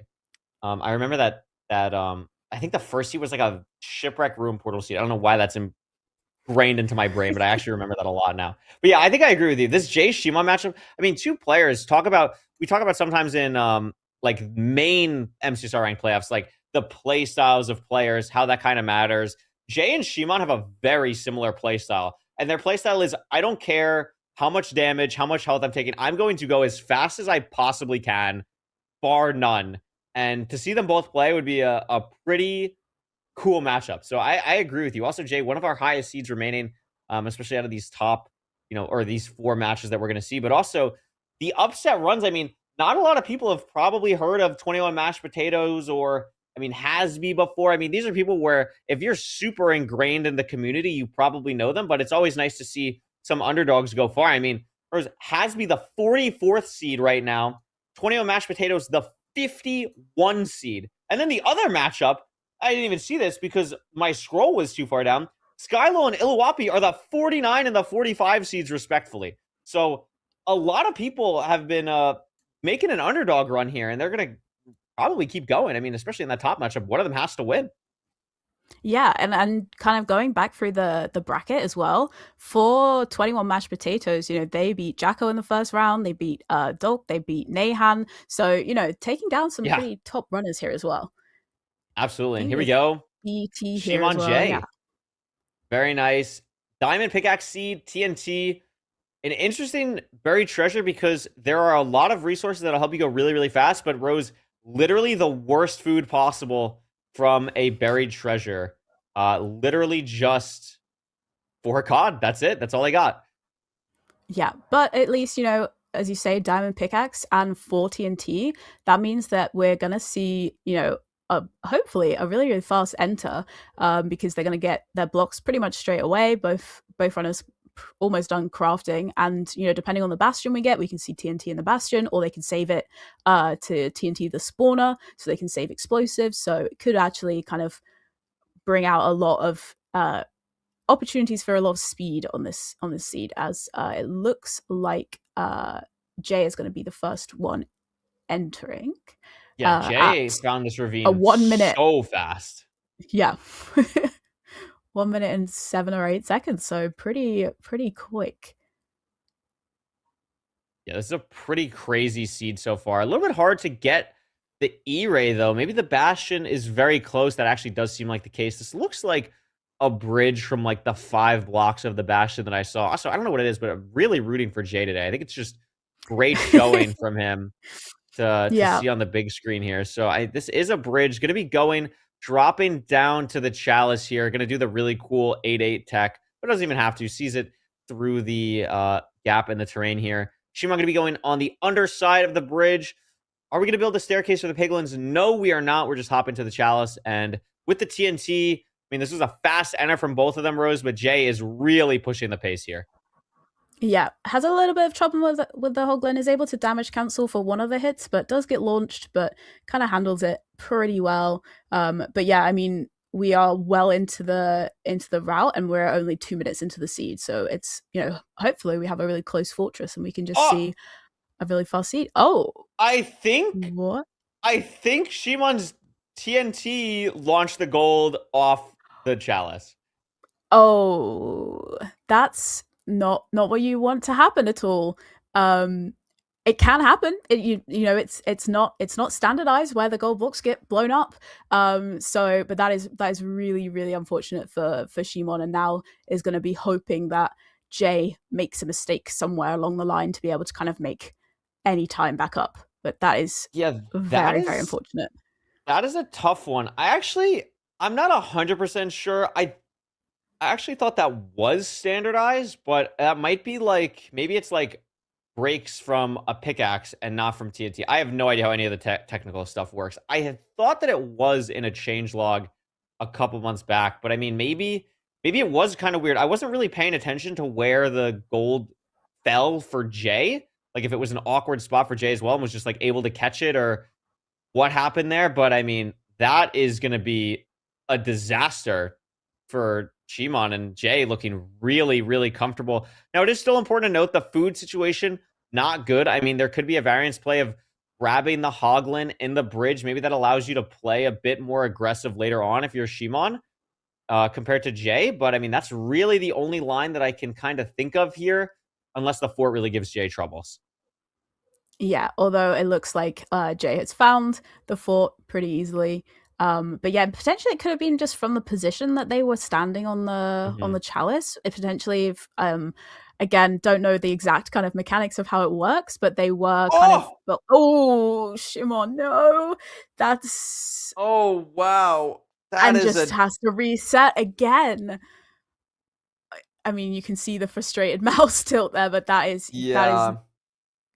whatever could possibly go wrong has gone wrong. Yeah.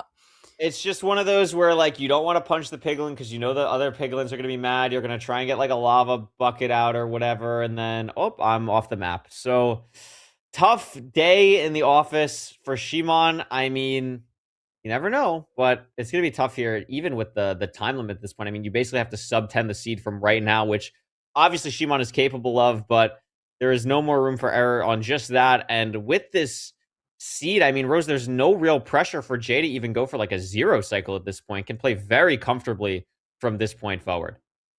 Yeah, absolutely. And, we saw, again, they had 4 TNT to start with, so Jay was able to use 2 TNT to clear out the spawner here, has got the Iron Sword, so, has got 39 wool, so plenty of explosives. So, yeah, unless there is something kind of catastrophic that happens to Jay here, it is potentially the end of Shimon's run here. But and as we said, anything can happen. It could be Jay's turn to get a little bit of bad luck here.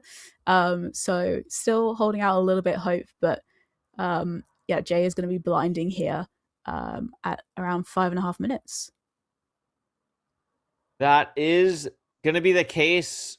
I doesn't go in the portal for Jay. Looks pretty standard here. Shimon take 3 on the Bridge Bastion Chalice. I'm going to try and watch the TNT this time, just out of curiosity more than anything about where it went. Oh, we're not even going to go for it. We're just going to mine the Chalice, and this Piglin's going to jump from the high ground. I mean, that is a pretty awkward spot for the Chalice. Something like that can happen. Good awareness from Shimon to just even see that there. But yeah, I mean, I've been there. Like, you go for something and it doesn't work out, and then you're going to be hesitant to do it again the next time. And just a tough seed for Shimon. But again, Jay looking to leave now, has everything to go, and still a very, very fast seed for Jay. Yeah, I mean, really strong from Jay. Knows that he's got quite a bit of a lead here, so is able to kind of not so much like take it slowly, but is able to just play a little bit less risky. I think was looking to kill a Hoglin here just to grab some extra food to save time on having to do a hunger reset as well, which is definitely gonna kind of help him out here.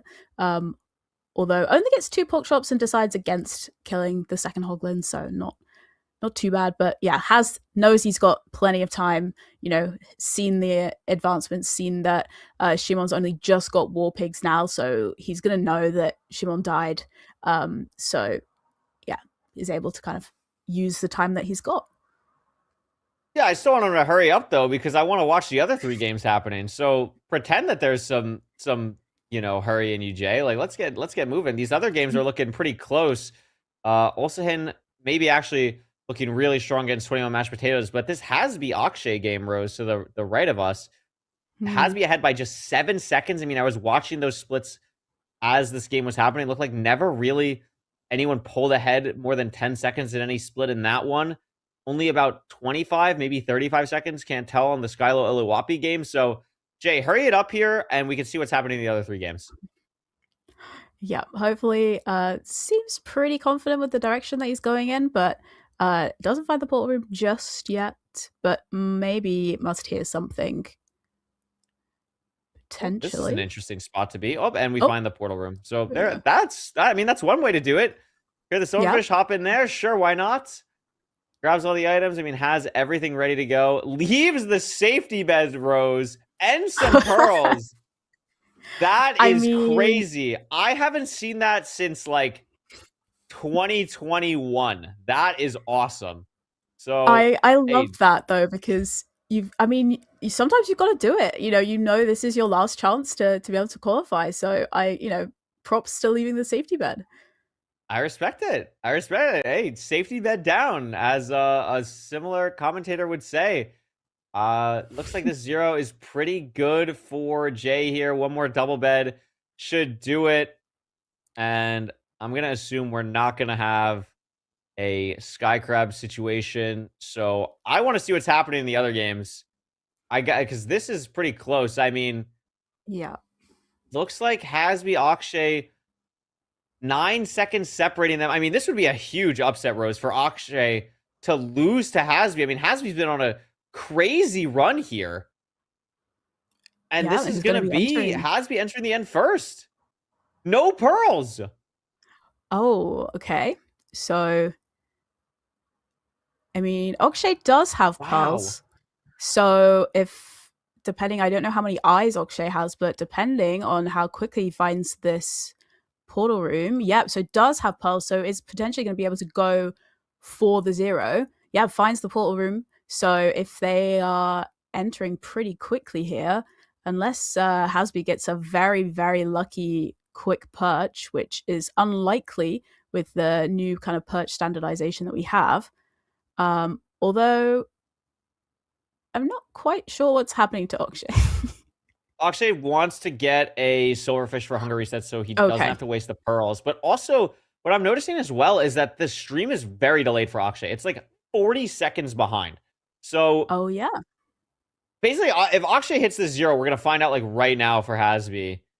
But it's so hard because, we only have 2 pearls, so you have to crank the build here. I mean, we have the blocks, but this is going to be so hard, and the dragon doesn't have to fly, and because of that, like, Hasby is probably fine. I mean, getting to 91 here is remarkably impressive for Akshay, and just can't get it. I mean, that would have been crazy to get that so close, basically just getting to the cords here, and now it's going to be a perch race, and remember, this is a very large difference in time here. I mean, it's 10, 11, it's almost 40 seconds exactly. So, I mean, there's still no perch on the side of Hasby, so I mean, Akshay could win through Hasby's screen at pretty much any second. Yeah, although Hasby should get the perch first, does get the perch now, because Hasby entered first and was able to break crystals with the new kind of perch standardization that we had. So hopefully, this should be a pretty... The dragon does flip there, but not too... Yeah, so that is going to be Hasby beating out Akshay, which is definitely a bit of an upset. That's a huge upset. I mean...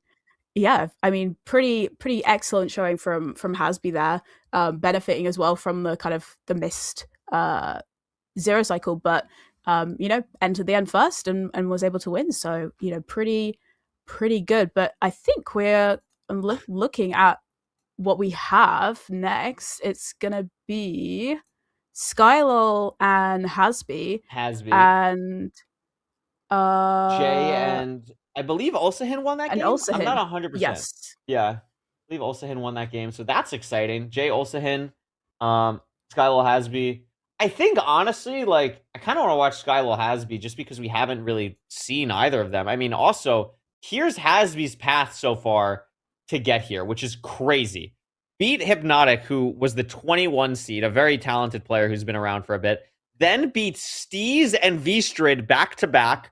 Wow. Loses to Mr. Budgie, I believe, like, barely, and now just beat Akshay. So, an unreal path for Hasby to get to this point. I mean, not anyone that you'd really want to face in that kind of bracket. Really crazy so far, and still going strong.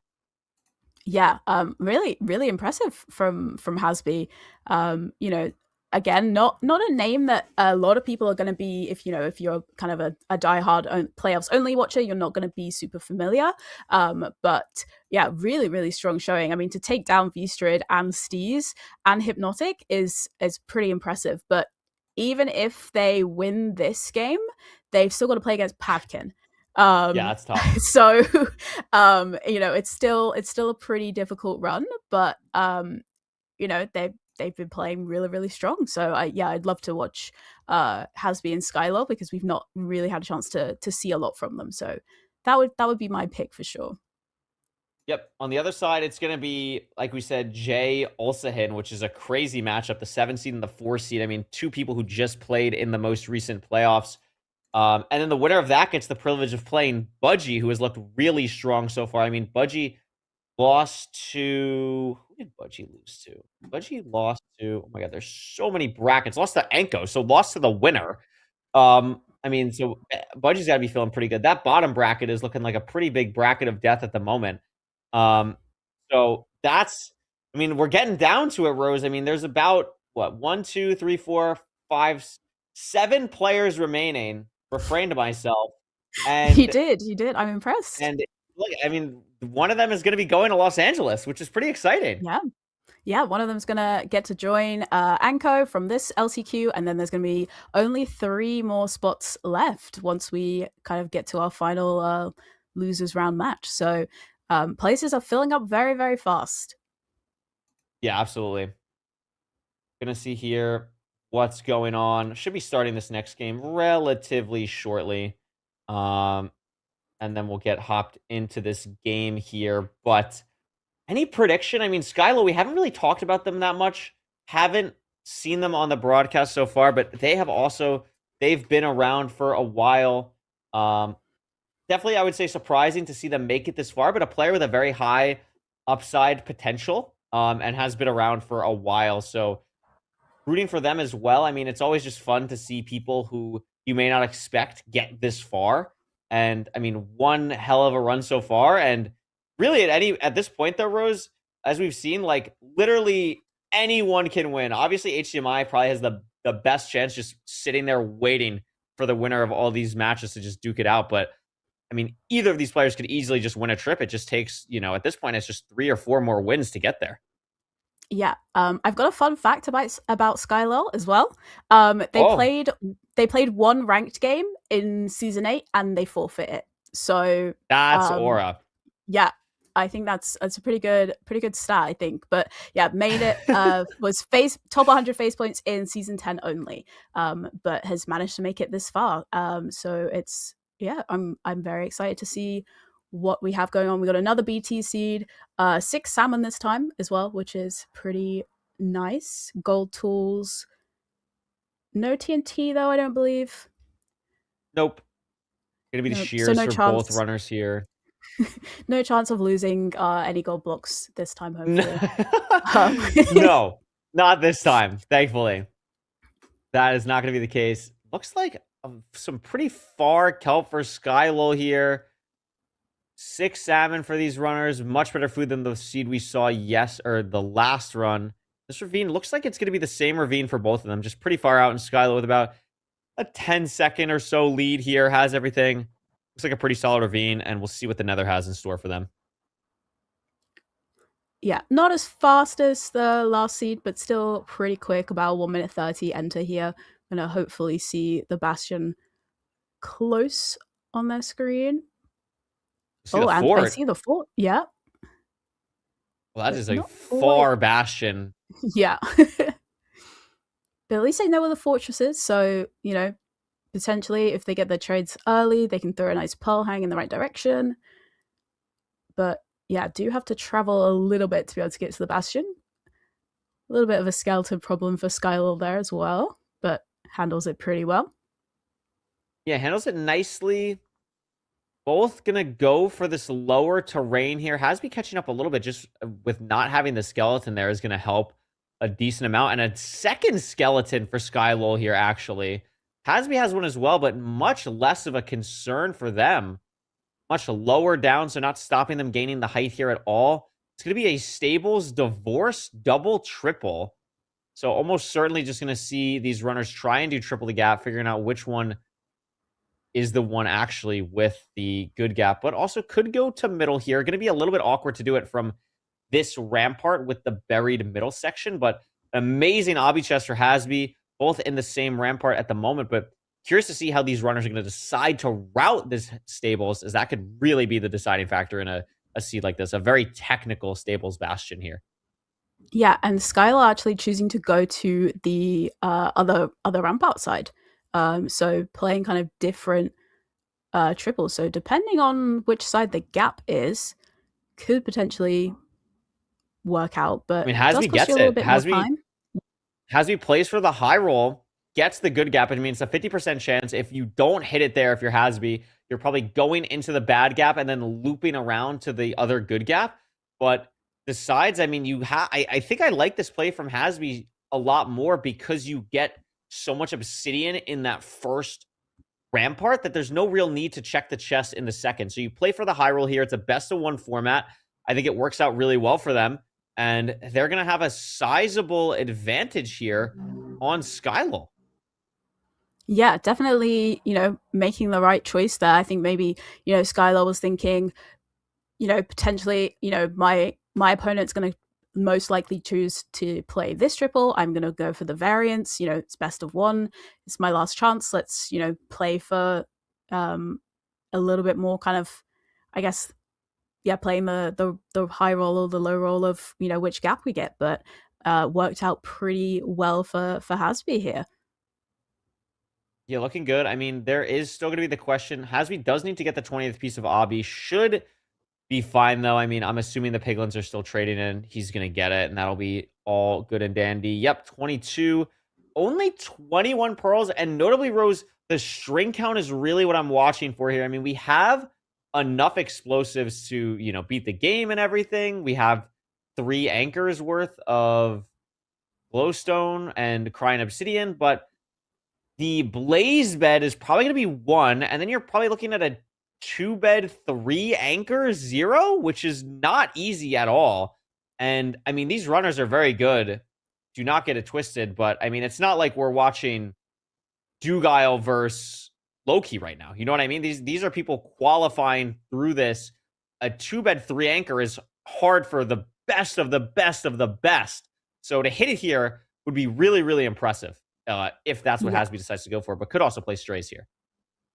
Yeah, and it's playing both the spawners. They're not like side by side, but they're kind of fairly close to each other. But Skylar is going to be behind, leaving the bastion now. But we know the fortress is close. It's going to go for the blaze bed. So unless I miscounted, this is a 5 explosive 0 for Hasby. And I'm not quite sure the string situation on Skylo's side, but it could be better because they did go to the other chest, maybe had a couple more gold ingots. So I'm just not 100% positive on what it looks like on their end yet. I'm trying to wait to see if they open their inventory. They have a lot more string, but they haven't crafted the pre-crafts yet. So they are, it looks like they're not going to blaze bed. So going to play it much safer here. And I think that could be a big difference. Oh, no, is going to go for a blaze bed, but has enough for 3 beds, where Hasby only had enough for 1 more, I believe. Yeah, and Skylar has lowered their render distance, but is kind of, I think, just choosing to play on this spawner, but maybe is going to try and leave the spawner a little bit earlier to try and play for strays. Is definitely a possibility. Or might try and, send for less eyes is also another option, as Hasby's going to be the first one blinding here. But Skylar not too far behind. I think they've both got the same amount of rods at the moment. So potentially Skylar going to look to play for strays afterwards. That could be the case for sure. Hasby measuring 1,400 blocks away. Hits the pearl really nicely here. I mean, very close between these two runners. It's going to come down to basically how they nav to this stronghold and the 0 explosives for both. I think the deciding factor, actually, Rose, Skylo getting the second rampart chest allowed them to get some string, which basically allowed them to craft 1 more bed. And the difference between a 3-bed, 3 anchor 0 and a 2-bed, 3 anchor 0 is monumental. That is definitely the thing to watch out for here. Yeah, and Hasby, I think, dropped a rod from a blaze off the side of the spawner. So is now having to, so did lose a rod there, so had to wait a little bit for another spawn cycle, but did have a good pearl hang in place, so still going to be leaving earlier. But Skylor is going for a couple of strays here to hopefully try and get the final rod that they need. I think this is the last one. They're going to be leaving. And the pearl hang is really good, actually. Like a really, really good pearl hang here. But Hasby is still going to be building the portal first. This Hoglin is getting closer. Hasby has to light the portal. Barely gets it off to scare the Hoglin. That was really close there. Yeah. Is going to land on starter. It's close. Ocean. So it could be a really easy nav if you just see the portal room. But also, Rose, it would be so easy to see the library as well. I mean, if you're ahead here, you're Hasby, you literally need to mine, I think, 2 string to get that 1 extra bet. But Skylo now in the stronghold doesn't have to worry about that either. And neither runner can immediately find it, but I really like this preemptive that Skylo just did. I mean, this spike looks pretty good. Both runners on 1 heart. Hasby finds it. And Hasby's now in the lead, but again, the 0 is going to be really difficult for them. Yeah. And, I thought maybe like Skylar was choosing to kind of play more going inside, but did then kind of choose to kind of swim around the outside to try and find the portal room. Does now find it, but, or maybe not quite. No, this isn't it. This isn't it. I mean, it's going to die to drowning as well. The items are going to go everywhere, but Hasby has to hit the 0. It is a 2-bed, 3 anchor 0 on front or back 94. This is a hard 0. You also can't place the anchor in a normal spot. Hasby also is now going to lose an anchor from not being able to set it up correctly and has to fully bail. So we know also that this game is, or this portal room, is ocean exposed from watching Jay's screen. I mean, Hasby just, or I don't know why I said Jay. From Hasby's screen, Skylol has to find the exposed portal room and can't find it here. Yeah, and is still trying to pick up all their items that they lost from their death, and they didn't pick up the bed that they placed either. So they're now down a bed. No, they left the bed as they went back in. Oh my goodness. Which I think they may be now realizing. So they've also got 2 beds and 3 anchors. And it's taking more damage. They don't have their glowstone either. Yeah, and is realizing they're getting blown up by creepers. It's not going great for Skylors, having to craft more things as well. Just obviously didn't pick everything up after they died. And I don't know if Skylo realizes that they don't have glowstone. I think they realize that they don't have a pickaxe, but I don't know if they realize that they don't have glowstone. That is, I mean, that's just, you can't beat the game. Like, you just cannot beat the game. So that's a problem. But the perch comes in for Hasby, barring disaster here on this 4 explosive 1 cycle. That was not a great first anchor. The second one's really good. The bed is clean, and the 4th bed is good enough where the diamond sword will close it out. And Hasby will be moving on here. Skylo just never able to find the portal room and just was going to push the enter here, not knowing that they had the glowstone anyway. So it was pretty much sealed at that point anyway. And, well, I mean, Rose, what a game. I'm going to be honest. I don't even know who won the other game through all that chaos. But Hasby's going to be moving on in this one to face Pavkin. Yeah, I mean, I don't really know where to start with that game. I think there was, a lot of, the low explosives, but I think, Skylar had the chance to bring it back there, but, just a number of kind of mishaps, losing too many of the items from dying underwater. You don't have that convenience of, if you're doing a hunger reset in a 1x1 hole, all your items just automatically drop. But if you die in the ocean, they just go everywhere.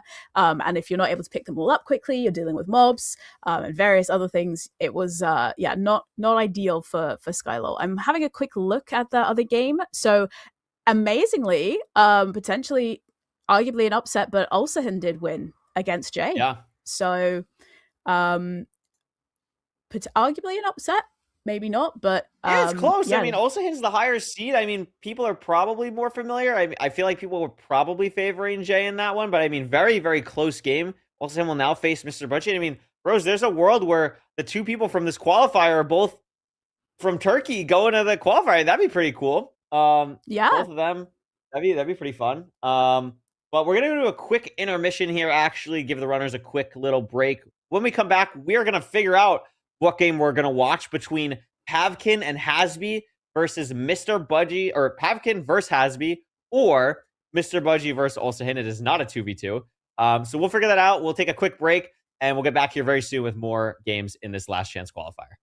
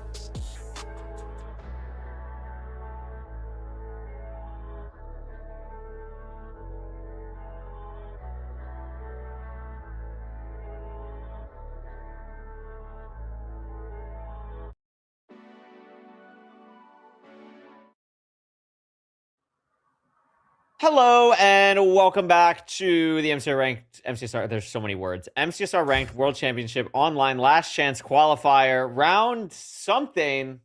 It's at least like 9 or 10 at this point, and we know what game we're gonna watch. There's 2 games happening at the same time. We are gonna be watching Pavkin versus Hasby because after some intense scrutiny, crunching the numbers, we realized that Pavkin has not been on the big screen. And Rose, Pavkin is someone that deserves to be on the big screen. Some may call them a Bastion aficionado. I think they're really talented. They're really good at Minecraft, and they have a chance to go pretty far in this tournament if they can beat Hasby, who we just watched in a crazy game. Yeah, absolutely. I think, if you are, if you're a fan of Bastions, you'll know all about Pavkin. Pavkin also really good at like 1.8 PvP. Watch them play in a Bed Wars tournament. Yep, they were very strong in the Bed Wars tournament. They won. And that was our the MCSR kind of Bed Wars tournament, and they won alongside Yahi. So, secret kind of PvP skills potentially. But yeah, I think it's going to be a really interesting game. I mean, again though, like Hasby has played really well to have made it this far, so it's definitely not kind of a done deal. And then obviously we've got Budgie and Ulsahin on the other side of these kind of loser bracket matches. Both have played in playoffs before as well, whereas for our game with Pavkin and Hasby, neither have been in playoffs before, so potentially could have non-playoffs participants making it through to the LAN, depending on how these next couple of matches go as well. That is absolutely the case. I mean, I'm very excited. I think, God, who do I think is going to take this? I also wonder, how do you think, you think rust is not the right word, but Hasby's basically been playing nonstop for the last couple rounds and just win against some pretty crazy people. And Pavkin's just been chilling for an hour or so now. Do you think that affects anything at all? Do you have any early predictions for what we're gonna see here? I'm not sure though, because as we've said, it's best of 1, and yeah. I feel Pavkin obviously has just been sitting chilling for a while, but has been able to be, probably in practice maps or in private rooms or whatever, whereas Hasby has been very kind of high adrenaline, high stress, really, really important matches. So, could be very interesting. I always love the hockey.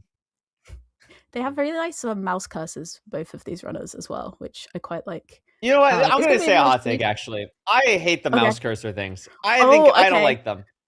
I think they're way too much. I just show me the mouse. Just show me the mouse. I just can't follow what is even happening. Just too much. I don't know. Maybe I'm too old, but I was going to say that feels like quite an unk thing to say, actually, that you don't like it. But no, I think it's personal preference. It's personal preference. I think it's nice. I like the little whimsical colors that it gives. It's nice. Maybe that's why if it works for them. Yeah, it works for them. I mean, this is an interesting village though, because I'm realizing Pavkin literally grabbed one hay bale that was inside of a fenced area. And why is Hasby killing the golem? Maybe for shears. Oh. We've stopped killing the golem. Their mind. Okay, maybe we've realized we don't need to kill the golem, and they've changed their mind. Okay. Wow. Or maybe it's an interesting start. It's good. It's not always what you see, but I mean, for going this far for Hasby, I mean, obviously not nearly as close to the lava pool as Pavkin is right now, but is going to be able to actually get a real amount of food here compared to Pavkin. And also, Pavkin notably going to have to leaf light here, while Hasby has found a river. And if Hasby is able to find a different lava pool, or actually finds a ruined portal, this is 400 blocks from the village. It's actually an absurd overworld line. This makes no sense at all whatsoever. But the leaf light still hasn't gone off for Pavkin yet. And I mean, this is pretty interesting for Hasby now. This is a crazy variance play. Yeah. Oh, sweeping edge, not looting, but could have been. Yeah, could you imagine? Oh my god. Yeah. But yeah, no.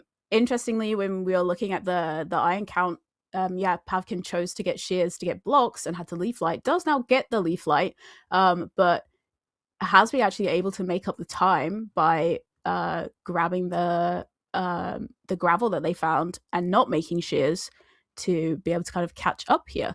I saw for a second, I got very confused. They spawned on top of the fortress, on top of the bad part of the fort.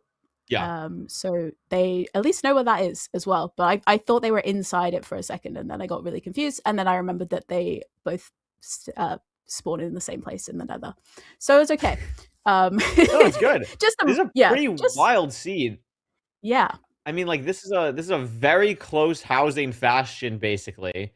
The shears for Pavkin are going to be pretty interesting here. Hasby has to watch the blocks a little bit. Doesn't want to use too much more wood than what they've currently used at this point. But this is going to become a very mechanical seed at this point. This overworld was really non-linear. I mean, they still entered about the same time. But I really also want to point out, like, the food difference between these runners right now is crazy. Pavkin has basically 4 bread, and that's it. Hasby has, like, triple the bread and also has a golden apple. So that is really to watch out for as they head to the fort and beyond here. Yeah, absolutely. And it's just going to give Hasby a little bit more flexibility in terms of the pearls they can throw and the kind of decisions they make and the risks they take. You know, they've got plenty of food, and that golden apple is going to make potentially a lot of difference. We've seen it happen before. Whereas for Pavkin, going to have to play a little bit more cautious, potentially having to hunger reset later on in the seed, whereas for Hasby, that's not going to need to happen. Hasby is going to eat the golden apple now, though. So interesting decision. I don't love that. I don't love that at all. You're not really maximizing the regeneration here. I mean, I guess it saves you the time of needing to craft your bread, but like you're going to basically do that now anyway. So I don't really love it. It could have been a nice thing to have in the end game, especially for the 0, but you know, it's probably not going to matter too much here because you have so much other food, but definitely interesting. Yeah, definitely. Look at the string again, I just realized. Yeah, and Hasby's going to leave.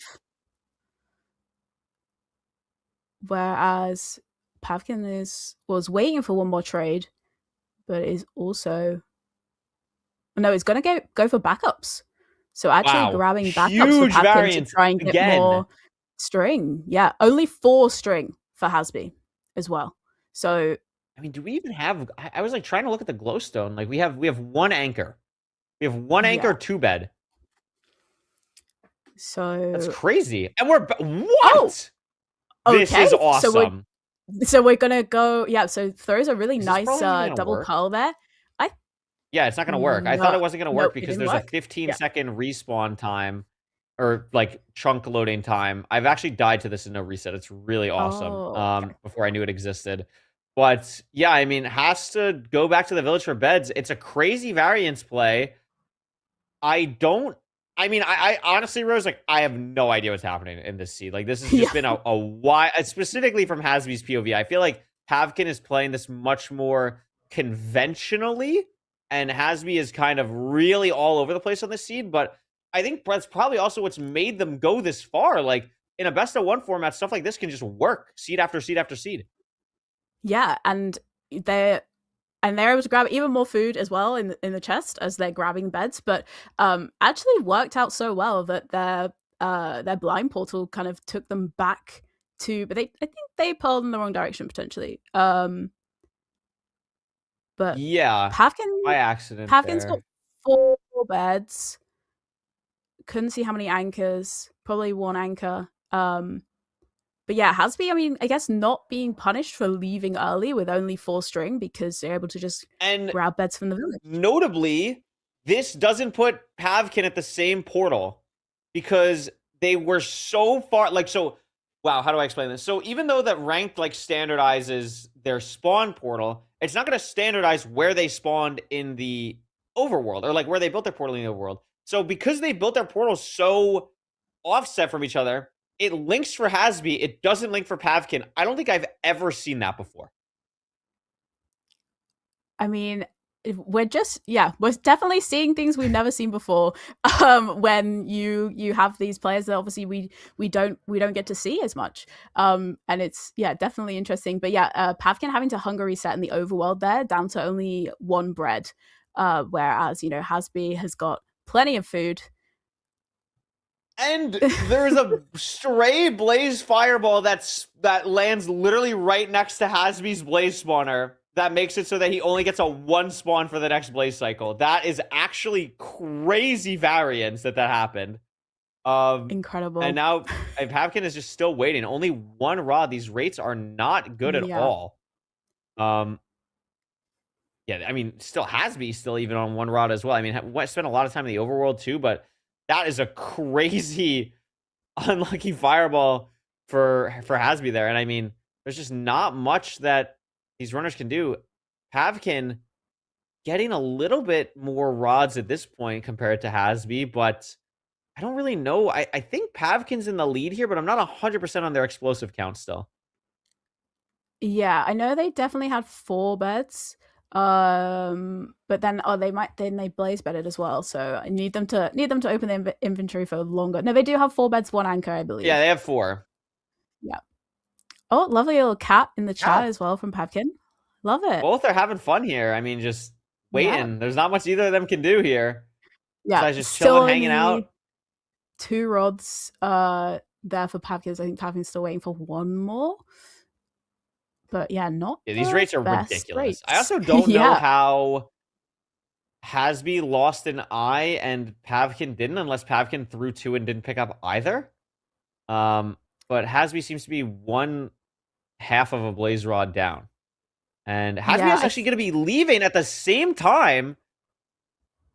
But a much better pearl hang from Pavkin not landing in lava. That's going to be pretty detrimental to Hasby here. I mean, has the food to really crank these pearls, though, to catch up. And Rose, this is going to end up being really close between these two, despite quite literally almost playing entirely different seeds throughout the whole seed. Yeah, amazingly. I mean, Pavkin is going to be building on their chords first, but yeah, Hasby very, very close behind. Pavkin will have to hunger reset, Hasby won't. So that could come into play here. Not super happy with the spike, but kind of seems to settle on the kind of left direction. I think this is good. It is going to be good. The hunger reset's coming through, but I think Pavkin is still ahead enough where they're going to have a pretty decisive enter in the end here. I mean, the thing is, though, Rose, this is going to be... No, Hasby has 5, so can go for the 0 with the anchor. And it is going to go for the 0. But it's small, and it could maybe fly at 95. I mean, it'd be pretty rare to do so. Hasby really struggling to find this portal, so it might not end up mattering at all. Curious to see if the dragon's going to fly here. Built at 92, so a really weird height here. The dragon could absolutely fly midway through the 0. It decides not to. Pavkin has to kill on this double bed, and it breaks the bed. So Pavkin now has to bow all the crystals, but Hasby, no sign of getting to the portal room. Also an Enderman, 2 Enderman mad at Pavkin. What is happening? I don't even know when he did that, but yeah, he's not got the explosives now, so he's gonna have to take the time to get everything. He has a boat. Everything. No, because I think he used his boat to get down. Oh, Pavkin, this is not looking good. I don't know why we pearled. Why did we pearl if we're not going to build up? We're just running. Do we not have arrows? We don't have arrows. I think it's just cooked. Yeah. I think they were trying to dig a hole find this portal room. Yeah, and it's really struggling. So far off. Like it's not a hard nav. We saw Pavkin do it in 20 seconds. So I mean, what I'm watching here, Rose, is it's already 11 minutes. So, and Pavkin or Hasby can't 0. Hasby has 4 explosives. I believe Hasby cannot 0. So, I am not sure what's happening. Yeah, apparently Hasby's in a 1 eye. I did not see that at all. If that's the case. Possibly. I mean, I've no idea where Hasby is in the stronghold now to know how close they are. But yeah, Pavkin found it fairly easily, whereas Hasby is really struggling. I mean, I don't know what direction he hasn't gone. Whereas Pavkin's able to grab plenty of beds, potentially could make it back in time. But Hasby's still stuck in the stronghold. Yeah, I mean the clock really is ticking here. this, you know, if No you sign of don't anything. find it, you're gonna lose based off the match time limit, because this isn't playoffs. It can't go on forever. This would be there a is a time limit. crazy timeout here. This would be a crazy timeout Yeah. in like losers semi quarter final. I don't know. This is where the portal room is. It's here. Did Okay. Hasby send a 0-eye? I think you're right. I see only 2 Yeah. rods. So, I mean, this is just cooked then. There's no way Hasby can get back in time. Yeah, and it's a 0-eye. And realizes now. And he's That gonna is have absolutely to. crazy. Wow. So So this Pavkin's is why gonna you win. don't send the 1-eye. Yeah, Pavkin is gonna win. Unless Hasby is able to find a blaze within 2 minutes and make it back to the end, it's not gonna happen. I mean, Pavkin's got to That is know wild. that. Yeah, it's got to know that Hasby hasn't entered the end yet. And there's a bat in the portal as well. Yeah, I for like the Hasby, bat. so- I like the bat. That was good. I Um, mean, we don't even know where we are in this tunnel. Like, where did we dig in? Hasby has How no did we even- idea. Yeah. Oh, we're making a Okay. sign. Okay. GG. We've said GG. Wow. This is crazy. mean- This is to qualify for the World Championships. And we have Incredible. a GG sign and a diamond. That is a tough day at the office. Yeah. And props I mean, to there's Pavkin. been. Yeah, has made it back, but there's been a lot of talk about, you know, with best of 1 format, you know, sending a 2-eye, sending a 1-eye, but this is the case where that's not the right play to make. As I think Hasby has had that realization as well. Yeah, I mean, that is tough. Whether it was intentional or not, I guess we'll never know. But Pavkin is going to move on. And that is Yeah. absolutely crazy. And now I believe is just going to be 2 games away, Rose. 2 more wins. And that's it. And that's all it would be for Pavkin after this. That's absolutely unbelievable. Yeah. I like Hasby saying it was a good run. It was a very, very good run. Defeated a lot of big players there. Notices the bat. Oh, okay. Well, I don't think that's very nice. I don't to think that kill was the bat. necessary at all. No, I don't think it wasn't very nice. As Pavkin builds a little tower. I mean, yeah, it's wow. gonna be Pavkin going through for a timeout. That's, I mean, Unbelievable. This is LCQ. And once again, you know? It's I could not tell you what happened in the other game. Just the Yeah. absolute insanity that was going on in this game. Never even once looked at the other round screen. Never even once looked at what was happening. I I mean, can tell you, Pavkin's going to Ulsahin move won. on. Ulsahin won. Okay, so Yeah. it's going to be Pavkin versus Ulsahin in the finals before the finals of losers. So the Yeah. winner of this next game will play HDMI Cables, who has been waiting in the wings for like at least 2 hours now, just watching all of this happen, probably laughing to himself of like, oh my gosh, I just get to sit here, Yeah. chill, hang out, and you just got to play one. You just got to win one of 2. He lost his first chance, has one more chance, and it is going to be Pavkin versus Ulsahin in this, I guess semi-final, final. I don't know how loser brackets work, but the game before the decider. Yeah, that works. I think that works as a good way to say it. But yeah, I mean, Ulsahin, we know, just played in season 10 playoffs, did go out in the first round, but went out in the first round to the winner. So that there's always something within that, I think. But Pavkin, not played in the playoffs before, but we know a really skilled player, has made it this far. So, it's going to be a very interesting matchup, I think. And then, yeah, still have to play one more game against HDMI Cables. So if you're Pavkin, you've got to be thinking, okay, let's ignore everything that happened on that last seed and let's focus on this next game and do the best that we can. That is absolutely the case. Goldfish Memory, I mean, Ulsahin has been playing really well, has had to go through a pretty crazy gauntlet recently. I mean, beat Silver, beat 21 Mashed Potatoes, who had a great run, beat Jay, and then just beat Budgie. So 3 out of the last 4 games Ulsahin has played, they've beaten playoff participants, which is pretty wild. I think just because of that, Ulsahin's got to be favored here going into this matchup against Pavkin. But I mean, up until that end fight, Pavkin looked really strong. I mean, had to go for a really difficult 0. That's really the only thing that happened there, and it's just because we've seen some very low explosive seeds on these last two. So, I mean, as has been the case so far, Rose, anything can happen. That's why we've been playing these games. But Ulsahin really, I think, has proven to have a nice shot here, and is maybe even going to be the favorite against HDMI at this point. Yeah, definitely. I think it's going to be very interesting to see. We know there's the potential for upsets. We've seen them, but I think Ulsahin has played really, really well so far. And as you say, has taken down a lot of, playoff participants.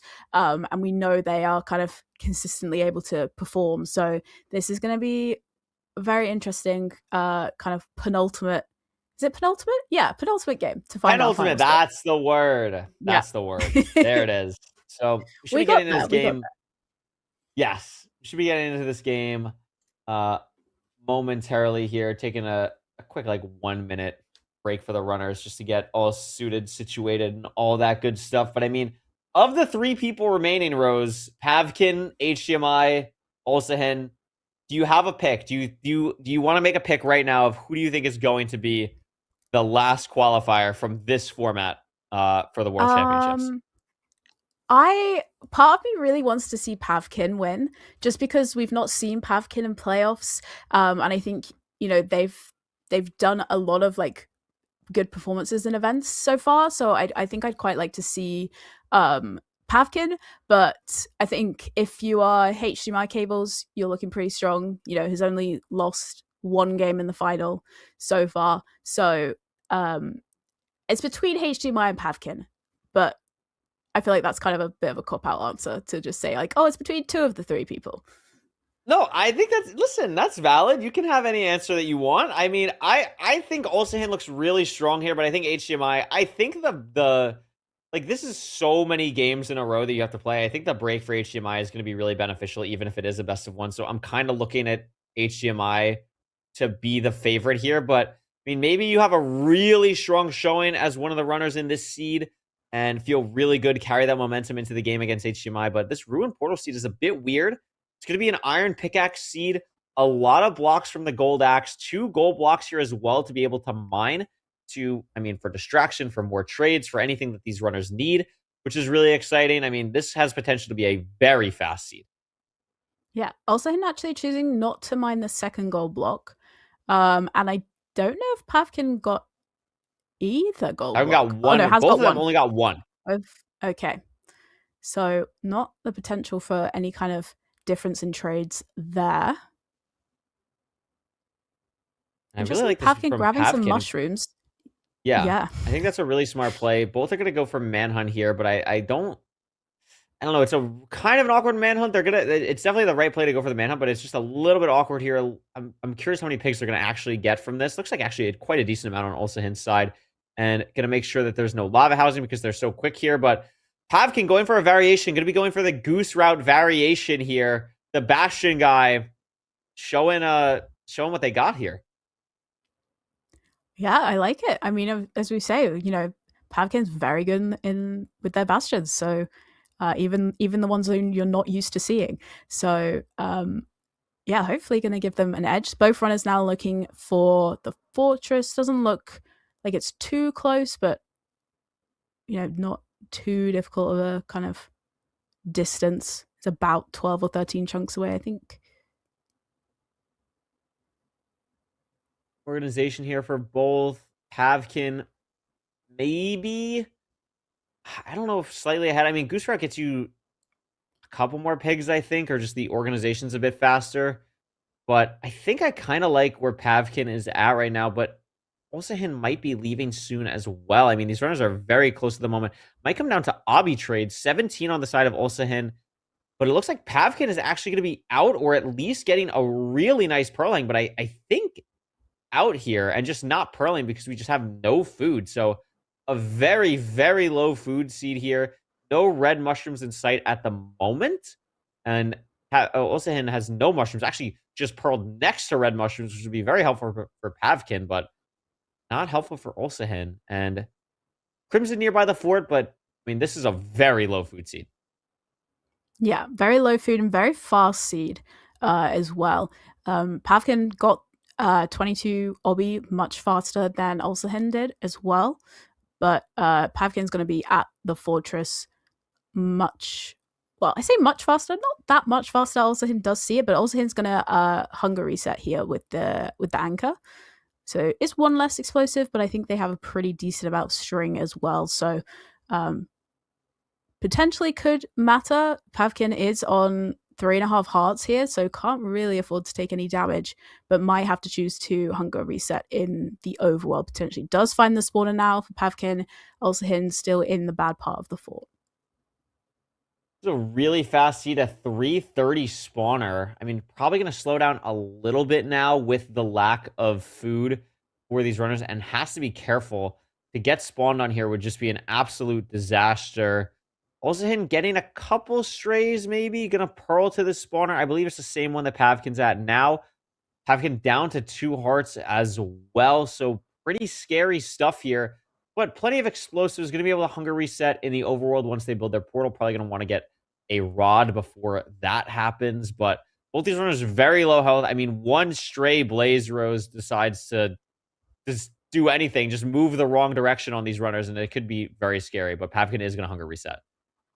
Yeah, I think a good decision from Pavkin, because he's also only on like 3.5 hunger bars. So if you run out of sprint as well, it's going to be really annoying.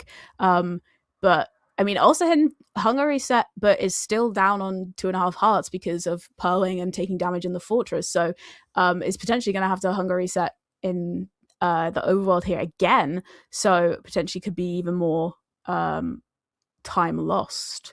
It's taking the time to do pre-crafts here. And it's going to hunger reset as well.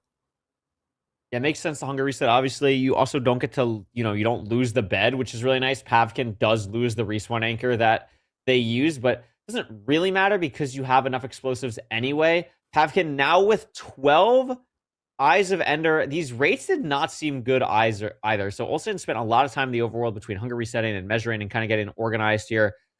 These rates are going to be slow. Only the one rod on the side of Ulsahin, so has a lot of catching up to do, and the eye, as we know, does not break. So Pavkin, once entering the nether here, is going to be able to go just straight to the stronghold.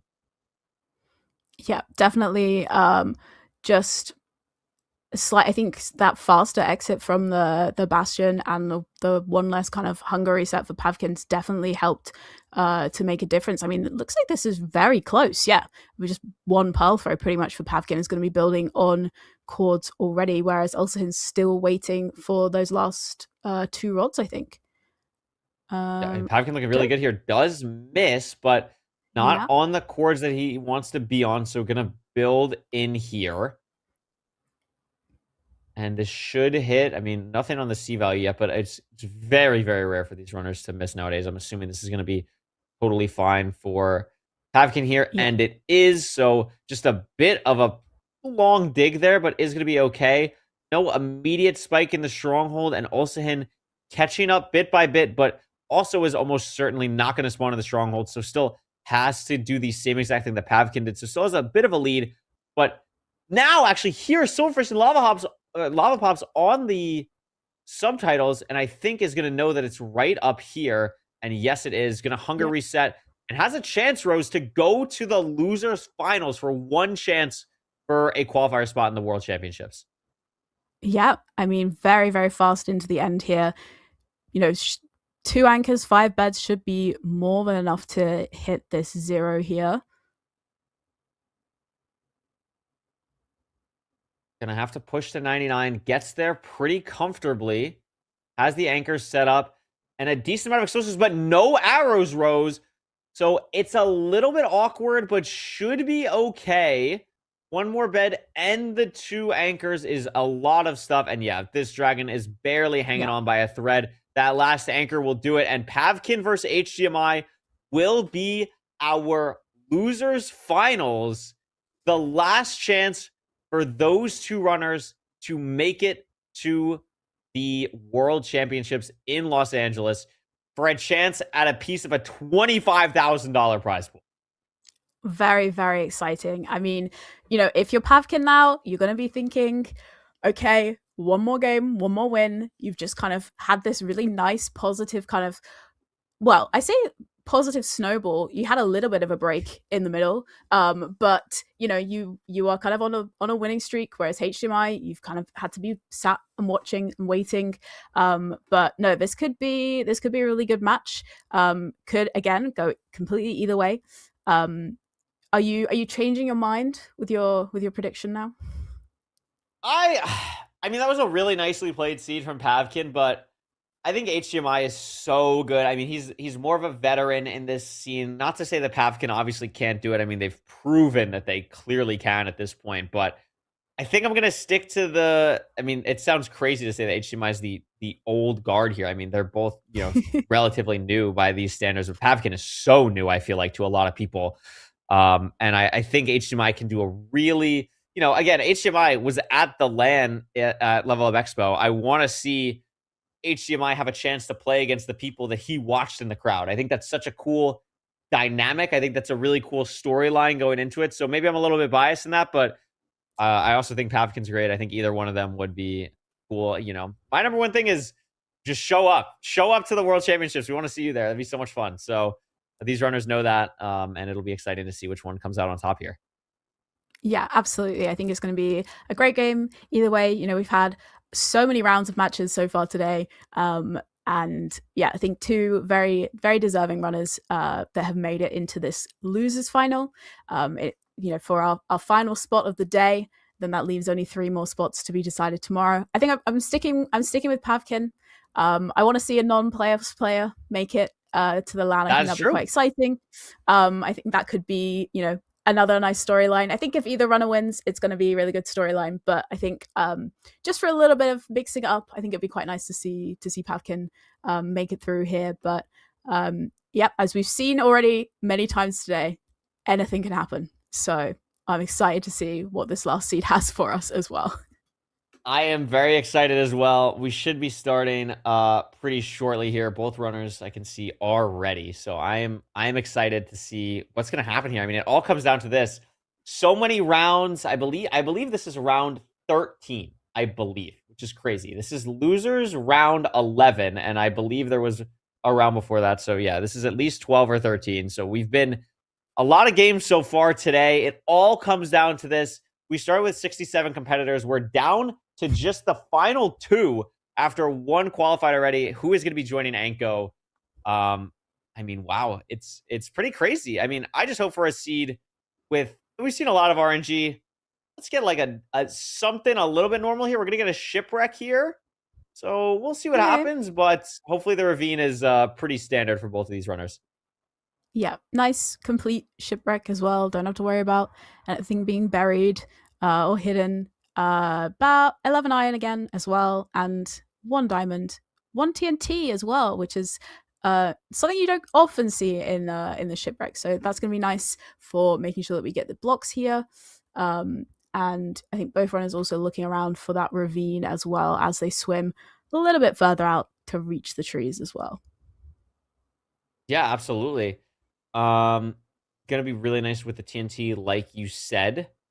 I think both runners smartly going for the button play here, not going to make an iron pressure play because that'd be really annoying to mine the stone for the stone axe or anything like that. So makes sense here to do that. The diamond shovel will come into play as well, just to get the clean tool set there. Crafting HDMI looks a little bit cleaner on just at the moment, but pretty close between the 2 runners. And as I say that, of course, he's going to make me look stupid and mess up just slightly, but still should be leaving the island first. And is going to get gravel right here since it is a war motion. Yeah, and Pavkin also grabbing that gravel as well. So HDMI is slightly ahead, but I think they both spot this ravine. So they're both pretty much going to be swimming down at near enough the same time. Actually, a little bit closer to the 2x1 spot for Pavkin as opposed to HDMI. So it's actually going to just eke out the lead entering to the nether. Let's see here. Not a super close bastion. As you say, Pavkin ahead just slightly, but having to traverse pretty far away here and maybe not even super sure about the E-ray, but does see the bastion now. I believe That was a treasure. Pavkin trying to get to this high ground terrain is going to do so. HDMI about 5 seconds behind. I think we saw the fort as well on the Yeah. left, but I'm not 100%. Yeah, it seems like they did. So a bit far to get to this bastion, but they have the blocks to get there. And yeah, I mean, has the lead here still significantly, even with the terrain. Yeah, and because we've seen the fortress, don't have to worry about going down to the bottom and breaking the spawner. Don't have to worry about the difference between if they're going to do Glowdar or not. So, you know, does save a little bit of time in the treasure. Just like a little bit of shakiness from Pavkin with the crafting. Just maybe a little bit of nerves, but is still ahead over HDMI here.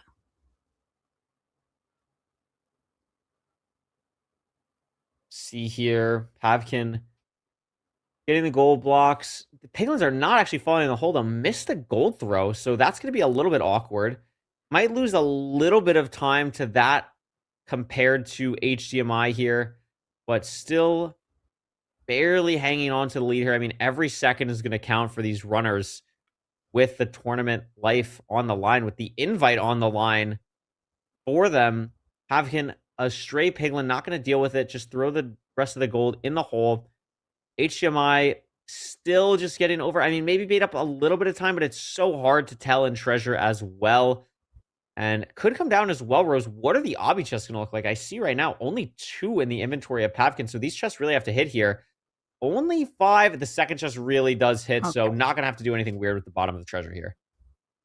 Yeah, and Pavkin just not losing like loads of time, but just a little bit of time kind of checking for the stray piglin, because he knew the piglin was on the other rampart, so he was having to take the time to just like search to make sure there weren't any stray ones around, so he's not taking extra damage, and having to block off to make sure that he is safe. Throws a really nice pearl hang out the back of the treasure towards the fort, so it's going to save a lot of time as he waits for his last trades, and is just going to go and be out first. HDMI bowing down to try and get, I guess, a better angle for the pearl hang, whereas I think Pavkin's was, or the pearl throw, but Pavkin's was just a lot stronger. It was just a lot better. I mean, and look at his strays, Rose. There's 7 blazes on his screen, and HDMI died. Lava. Didn't have the fire res on, and like missed the block clutch, fell down and was on 1 heart, and then didn't have the fire res up. So it's, I mean, it's very likely this could be Pavkin's seed to lose now. Wow, and Pavkin unexpected. is gonna realize that, because it's gonna show HDMI entered the fortress, and there is gonna be no into fire advancement, and that is gonna be a real indicator to Pavkin that you might even be able to start celebrating a little bit early here, because HDMI is going to be so far behind.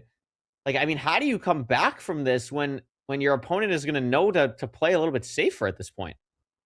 Yeah, and you know, it's not easy terrain either to get back to the bastion, and you know, having to have full reset here as well. Like, it's gonna take a lot of time for HDMI to get back. Obviously knows kind of what direction to go and sort of where everything is, but I mean, unless Pavkin makes a big mistake here, it's very likely that they're going to be, you know, seeing their way through into the final. I think that is all the rods they need as well. So Pavkin is just out, and is just able to go straight to chords, while HDMI is not even back into the nether yet. No, going to be just building the portal now. I mean, this terrain is a little bit awkward, but again, Pavkin probably already knows that this is looking really good for them with the no advancements, with not even, I mean, the obvious one, blinding, but no blaze rod advancement at all. Going to be able to take their time here, craft everything they need. Is a far stronghold, but should be able to get to the chords, I would assume, pretty soon. Like, they gotta basically be here at this point. They've been traveling for a good bit. Meanwhile, HDMI just getting back into the nether now, still has that long way to go to the treasure bastion, and Pavkin will be in the stronghold and has a real chance to put this away, barring disaster. Yeah, and I think it was about 4 bed 3 anchor for Pavkin as well, so fairly decent amount of explosive. I think it has got arrows this time. I'm pretty sure I saw them grab those in the Bastion as well. Not like super happy with the spike. I think wasn't quite in starter. It was a little hard to see there. Just a little bit awkward with this ravine, making it a bit harder to kind of find their way through. Does find this hidden room here, so, but it's a dead end as well. So, I mean, a little bit of time for HDMI to make back, but you know, unless it takes. Pavkin heard it. Yeah, there we go. There it is. Yeah. So Pavkin has it. Has to do the gravel hunger reset though, which is pretty cool. Make sure everything works. Do the the bed and the everything correctly here. I'm pretty sure that's set up everything nicely. Yes, it is. Pavkin has everything that they need. Enter the end here, and this is gonna be. I mean, do you even go for the 0 cycle here? I would assume no. We're just gonna set up our perch. I mean, I respect it. There's no reason to go for it, especially when it costs you, almost costs you, I should say, again in the game against Hasby. So Pavkin closing it out here with a nice half bow, and again, unless we see something cataclysmic, Pavkin will be going to Los Angeles, which is exciting. Yeah, really, really exciting. I mean, Pavkin played it very, very well. You know, just very fast, very consistent. Didn't have the mistake that HDMI made, and I think the right decision to just play it a little bit safe here. You know, you've got plenty of time. You know, you're entering the end, and HDMI is still in the fortress, hasn't got into fire, so you can take your time. You know, you may not have like the exact amount of explosives you want to comfortably be able to hit the 0, and you know you can just sit and take your time and just wait for this perch now. HDMI does now get into fire, so Pavkin's going to see that now and knows that they've got a fair bit of amount of time to wait. Just got to make sure that you don't look at an Enderman or mess up your 1 cycle, surely. But we'll see. Yeah, I mean, keep the monitor on and you're looking pretty good here. That's pretty much all you need to do. This dragon could be going for the perch now. Looks like one more rotation in. Is that going to be the snap? It should be. Yes, it is. Everything's set up here for Pavkin to guarantee the final spot from today in the MCSR Ranked World Championships. And with a very nice 4-bed 1 cycle, that'll be it. And I mean, what a crazy run from Pavkin. The 18th seed. Wow. And is going to make it to the World Championships. I mean, yeah, so well played from Pavkin to make it all this way. Had to, fight their way through, quite far, through the losers bracket. A lot of games played, but I think, kept their cool. And you could see in the chat, he was saying, wow, in all caps at the end. So just, I think, surprised themselves. But now we are down to our final 3 spots, which will be decided tomorrow. But it's going to be Pavkin joining Anko Boy, along with our other runners who are already confirmed, which I believe is, if I remember correctly, is Mungie, Infume, Hax, Feinberg, Aquacord, Skycrab, and I think I've missed someone. I think you got it all. That was great. That was clutch. And is Dugal as well? I think. I thought you said Dugal. Yes, Dugal. I'm not sure, Dugal but as well. Yes, so those 7. Fantastic. So only 3 places remain, and we've got a non-playoffs participant going to the LAN. So that I think is really, really exciting. Potentially could have more tomorrow, but we've still got a lot of big names who didn't make it through today who are going to be looking to really kind of grind out in LCQ tomorrow. I mean, players like Silver, Nahan, HDMI again, potentially, a lot of runners who haven't auto-qualled or made it through today who are going to be kind of fighting it out tomorrow, definitely. For sure. And we are going to be interviewing not just Pavkin, but Anko Boy as well. So stay tuned for that. We're just getting that set up in the back end. Oh, we actually just got confirmation that we're actually ready right now for the Anko Boy interview, which is going to be very exciting. I'm super excited for that. I'm ready to do that now. I don't know if there's going to be a queue for that on our end, but I'm ready for that as soon as we get that situated. We'll have that ready, and I'm just excited to ask Anko about, what this means, what chance to go. I mean, can't remember the last time Anko was in playoffs. I want to say it was season 7, but I could be wrong. Tell you, it was season 7. Made it to the quarterfinals. Wow. Yep. Very nice. So lost to Hacks. Not a bad person to lose to, but I mean, Okay. Yeah. has a chance to get revenge on a lot of people. I mean, again, Anko Boy has been around for a while here, so I am pumped to see what that's gonna look like. And we do. This is cool. We get a little lower third. This is perfect. Anko Boy, congratulations on the qualification. Just want to ask to start. What are your thoughts about qualifying? I mean, you haven't qualified for a playoffs in a while. I'm sure making it for this was very exciting. So I'm just curious to hear your thoughts on winning this whole thing. Gerek yok. Öncelikle burada olmak çok heyecan verici bir şey. Yani sabahtan beri ailemle, arkadaşlarımla falan konuştuğum için sesim de birazcık kısılmış bir vaziyette. Kesinlikle bugün yani umutlu bir şekilde girdim. Kazanabileceğimi özellikle biliyordum ve günlerden beri pratikte yapıyordum. Ama kesinlikle 65 kişi içinden birinci olacağımı da tahmin edemezdim. Çok fazla heyecan yaptım ve bir şekilde başarabildim, yani o yüzden çok mutluyum yani genel olarak. He says that he's extremely happy that he qualified. He talked to his friends, his family, to holiday, and he was practicing nonstop for the past 3-4 days. And even though he was confident, he wasn't expecting to come out of top among the 64 people. And he's actually very happy and proud of himself about that. Yeah, I mean, absolutely should be. Also, my fault for not explaining how this was going to work, because I did know how it was going to work and I didn't explain it. Anko was going to be answering in Turkish, and then Pulsar is here to translate into English for us, which is very, very helpful. So W Pulsar, W Anko. I mean, congratulations again. I mean, Rose, what do you have for Anko here? I just wanted to get your thoughts on this kind of format for qualifying. Obviously, you're very experienced in terms of the number of playoffs you've participated in, and obviously potentially LCQ before. But do you kind of approach this kind of best of one format any differently than you would normally? Çevirsen aga. Best of One formatını hakkında ne düşünüyorsun genel olarak bütün maçlar boyunca? Onu soruyorlar. Best of One formatı yani playoff'tan tabii ki de daha zor, çünkü atıyorum mesela Fortress'ta herhangi bir şekilde şanssızlık yaşadığın zaman ya da rakibinden önce girip portalsını bulamazsan kaybedebileceğin bir senaryo.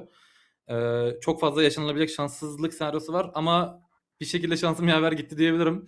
Ve iyi oynadığımı da düşünüyorum. Rakiplerim de iyi oynadılar. Buradan Pavkin'i de tebrik ederim o yüzden. Best of One formatı loser bracket olduğu için bence gayet dengeliydi, adaletliydi ve bayağı sevdim yani ben turnuvayı. Bayağı da mutluyum yani şu an qualify olduğum için. So he says that this game is mainly RNG based, like you can get strays at Fortress, you cannot find the nav, etc.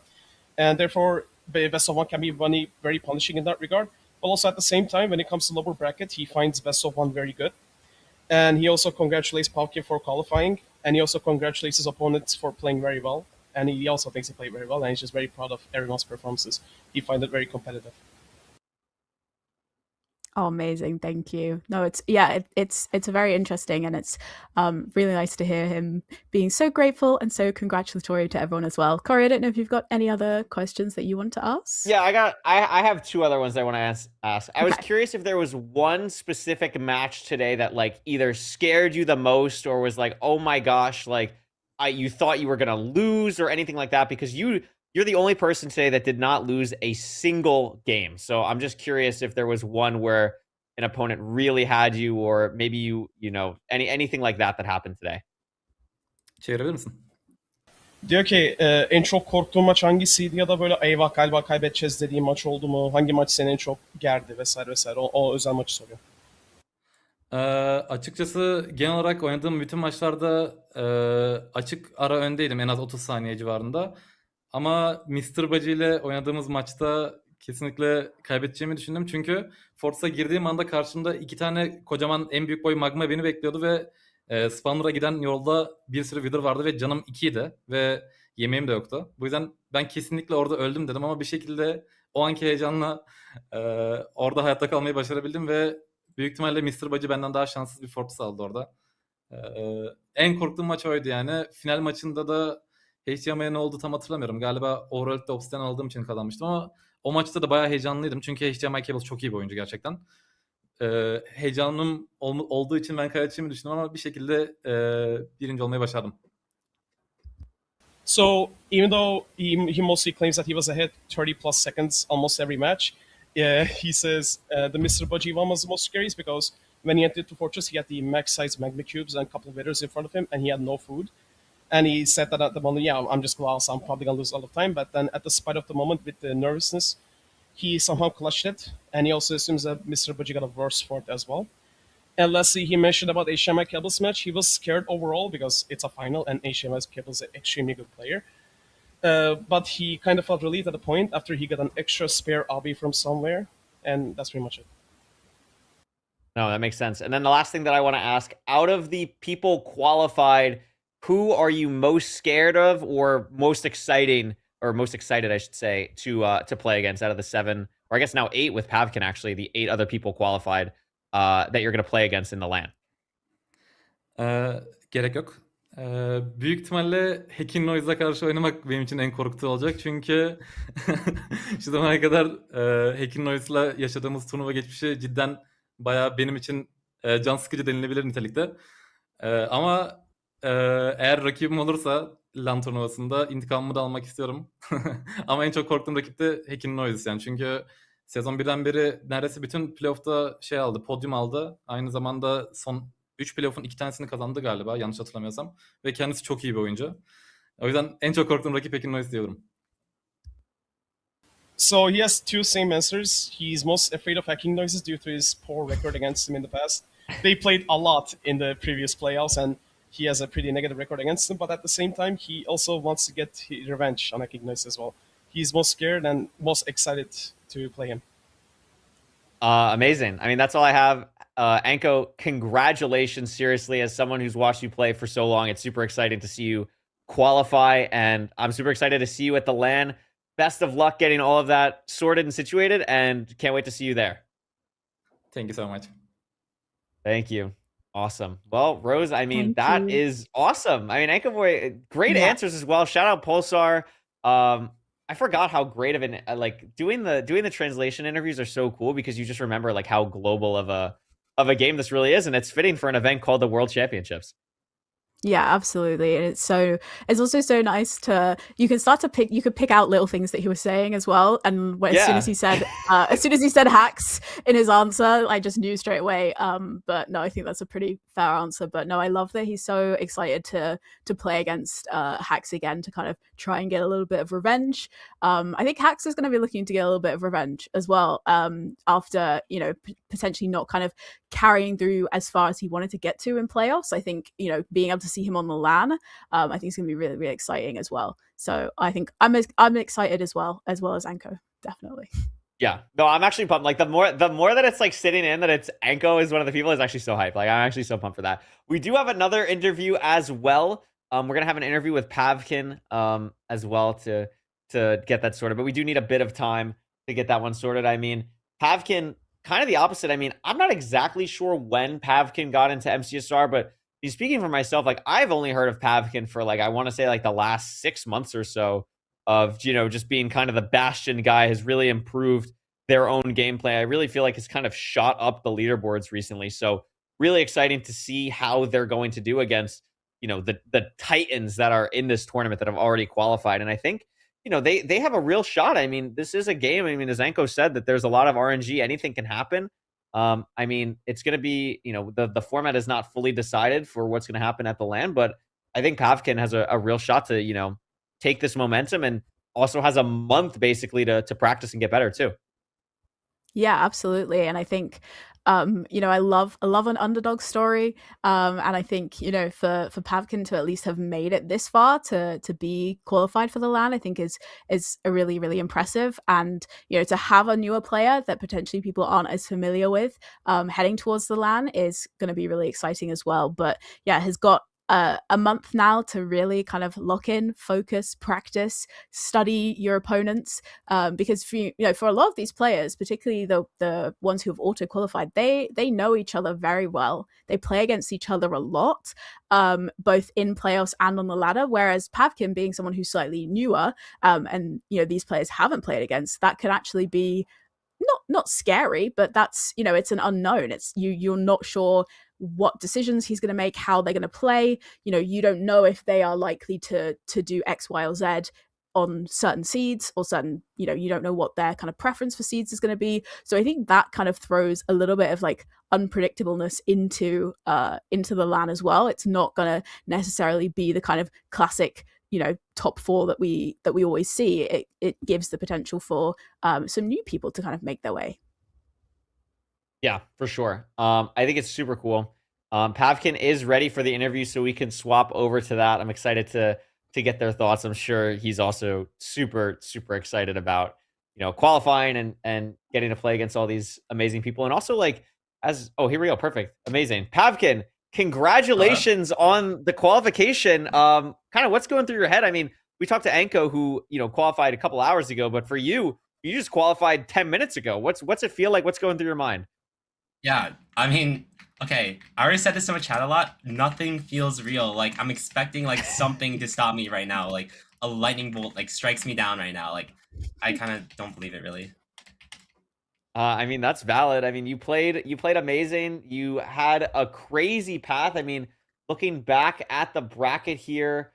Oh, where's the bracket? Oh, my goodness. You were in the losers bracket for not too long. You only played 3 games in the losers bracket. Talk a bit about how you think, you know, making it as far as you did in the winners bracket. Do you think that gave you some confidence for the final games? And kind of how did you prepare in that break period when there was like 2 or 3 games before you got to play again?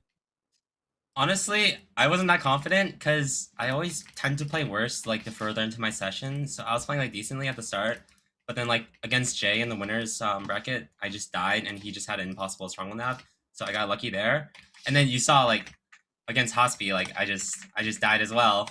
Or did I die? No, I just failed a 0 because my arrow went through the dragon. So I wasn't that confident, but you know, luck is always better than skill. Shout out Feinberg.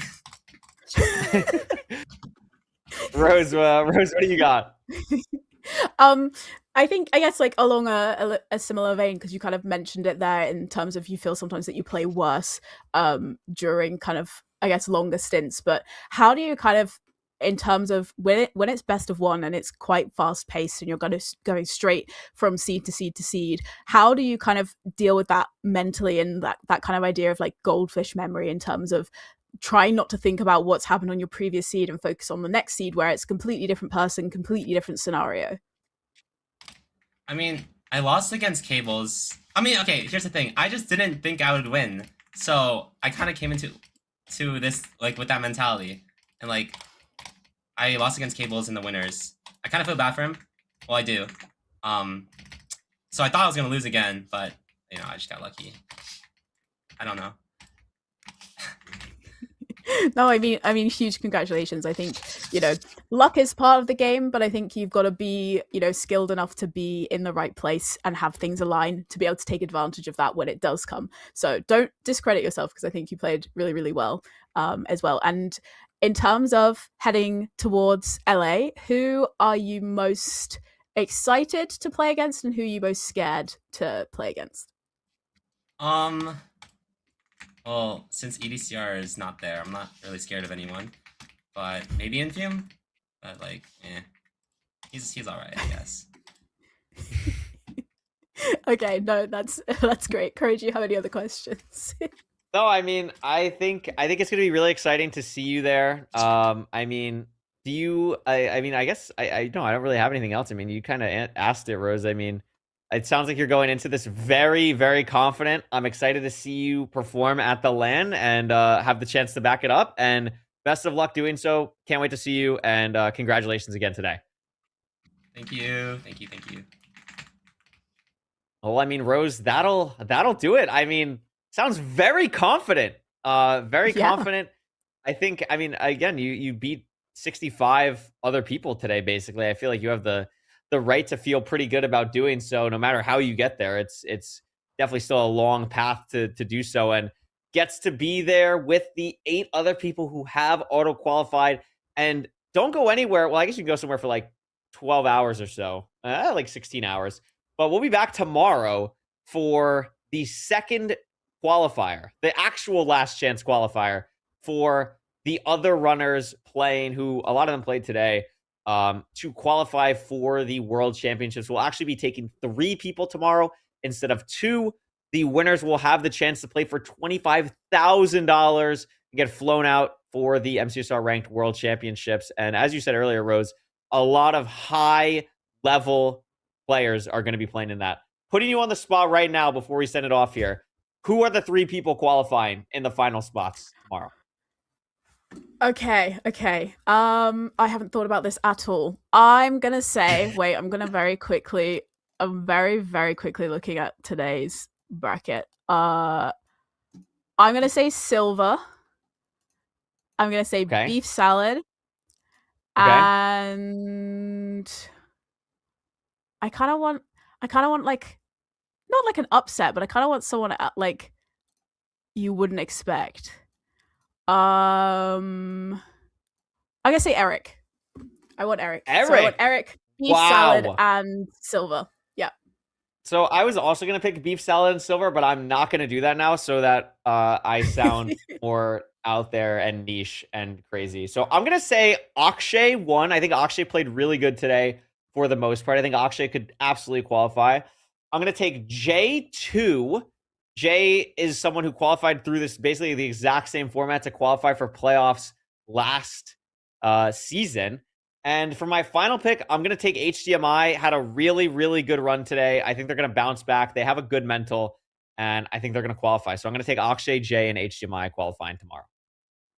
Okay. I'm curious to see who it's going to be. I mean, we're probably stats are going to say that probably both of us are fully wrong, and it's going to be 3 people that we did not even mention. I mean, that is very possible. Yeah, but you never know. So, at least maybe one of us is right. Yeah, you never know. Maybe our fellow commentator Rekrap will qualify as well. I mean, they could absolutely do that. That's possible as well. So who knows? I'll be rooting for Rek. I'll be rooting for everyone. Yeah, it would be fun. It'd be fun to do the opposite. But that'll do it for us today. Thank you so much, Rose. Thank you so much to Nerdy and Fulham earlier. Thanks so much to all the players. And of course, shout out to Oliver doing all the production behind the scenes. We'll see you all tomorrow for the final 3 qualifiers for the MCSR Ranked World Championships. So thank you so much for watching today. We'll see you all tomorrow for more Minecraft. Bye-bye.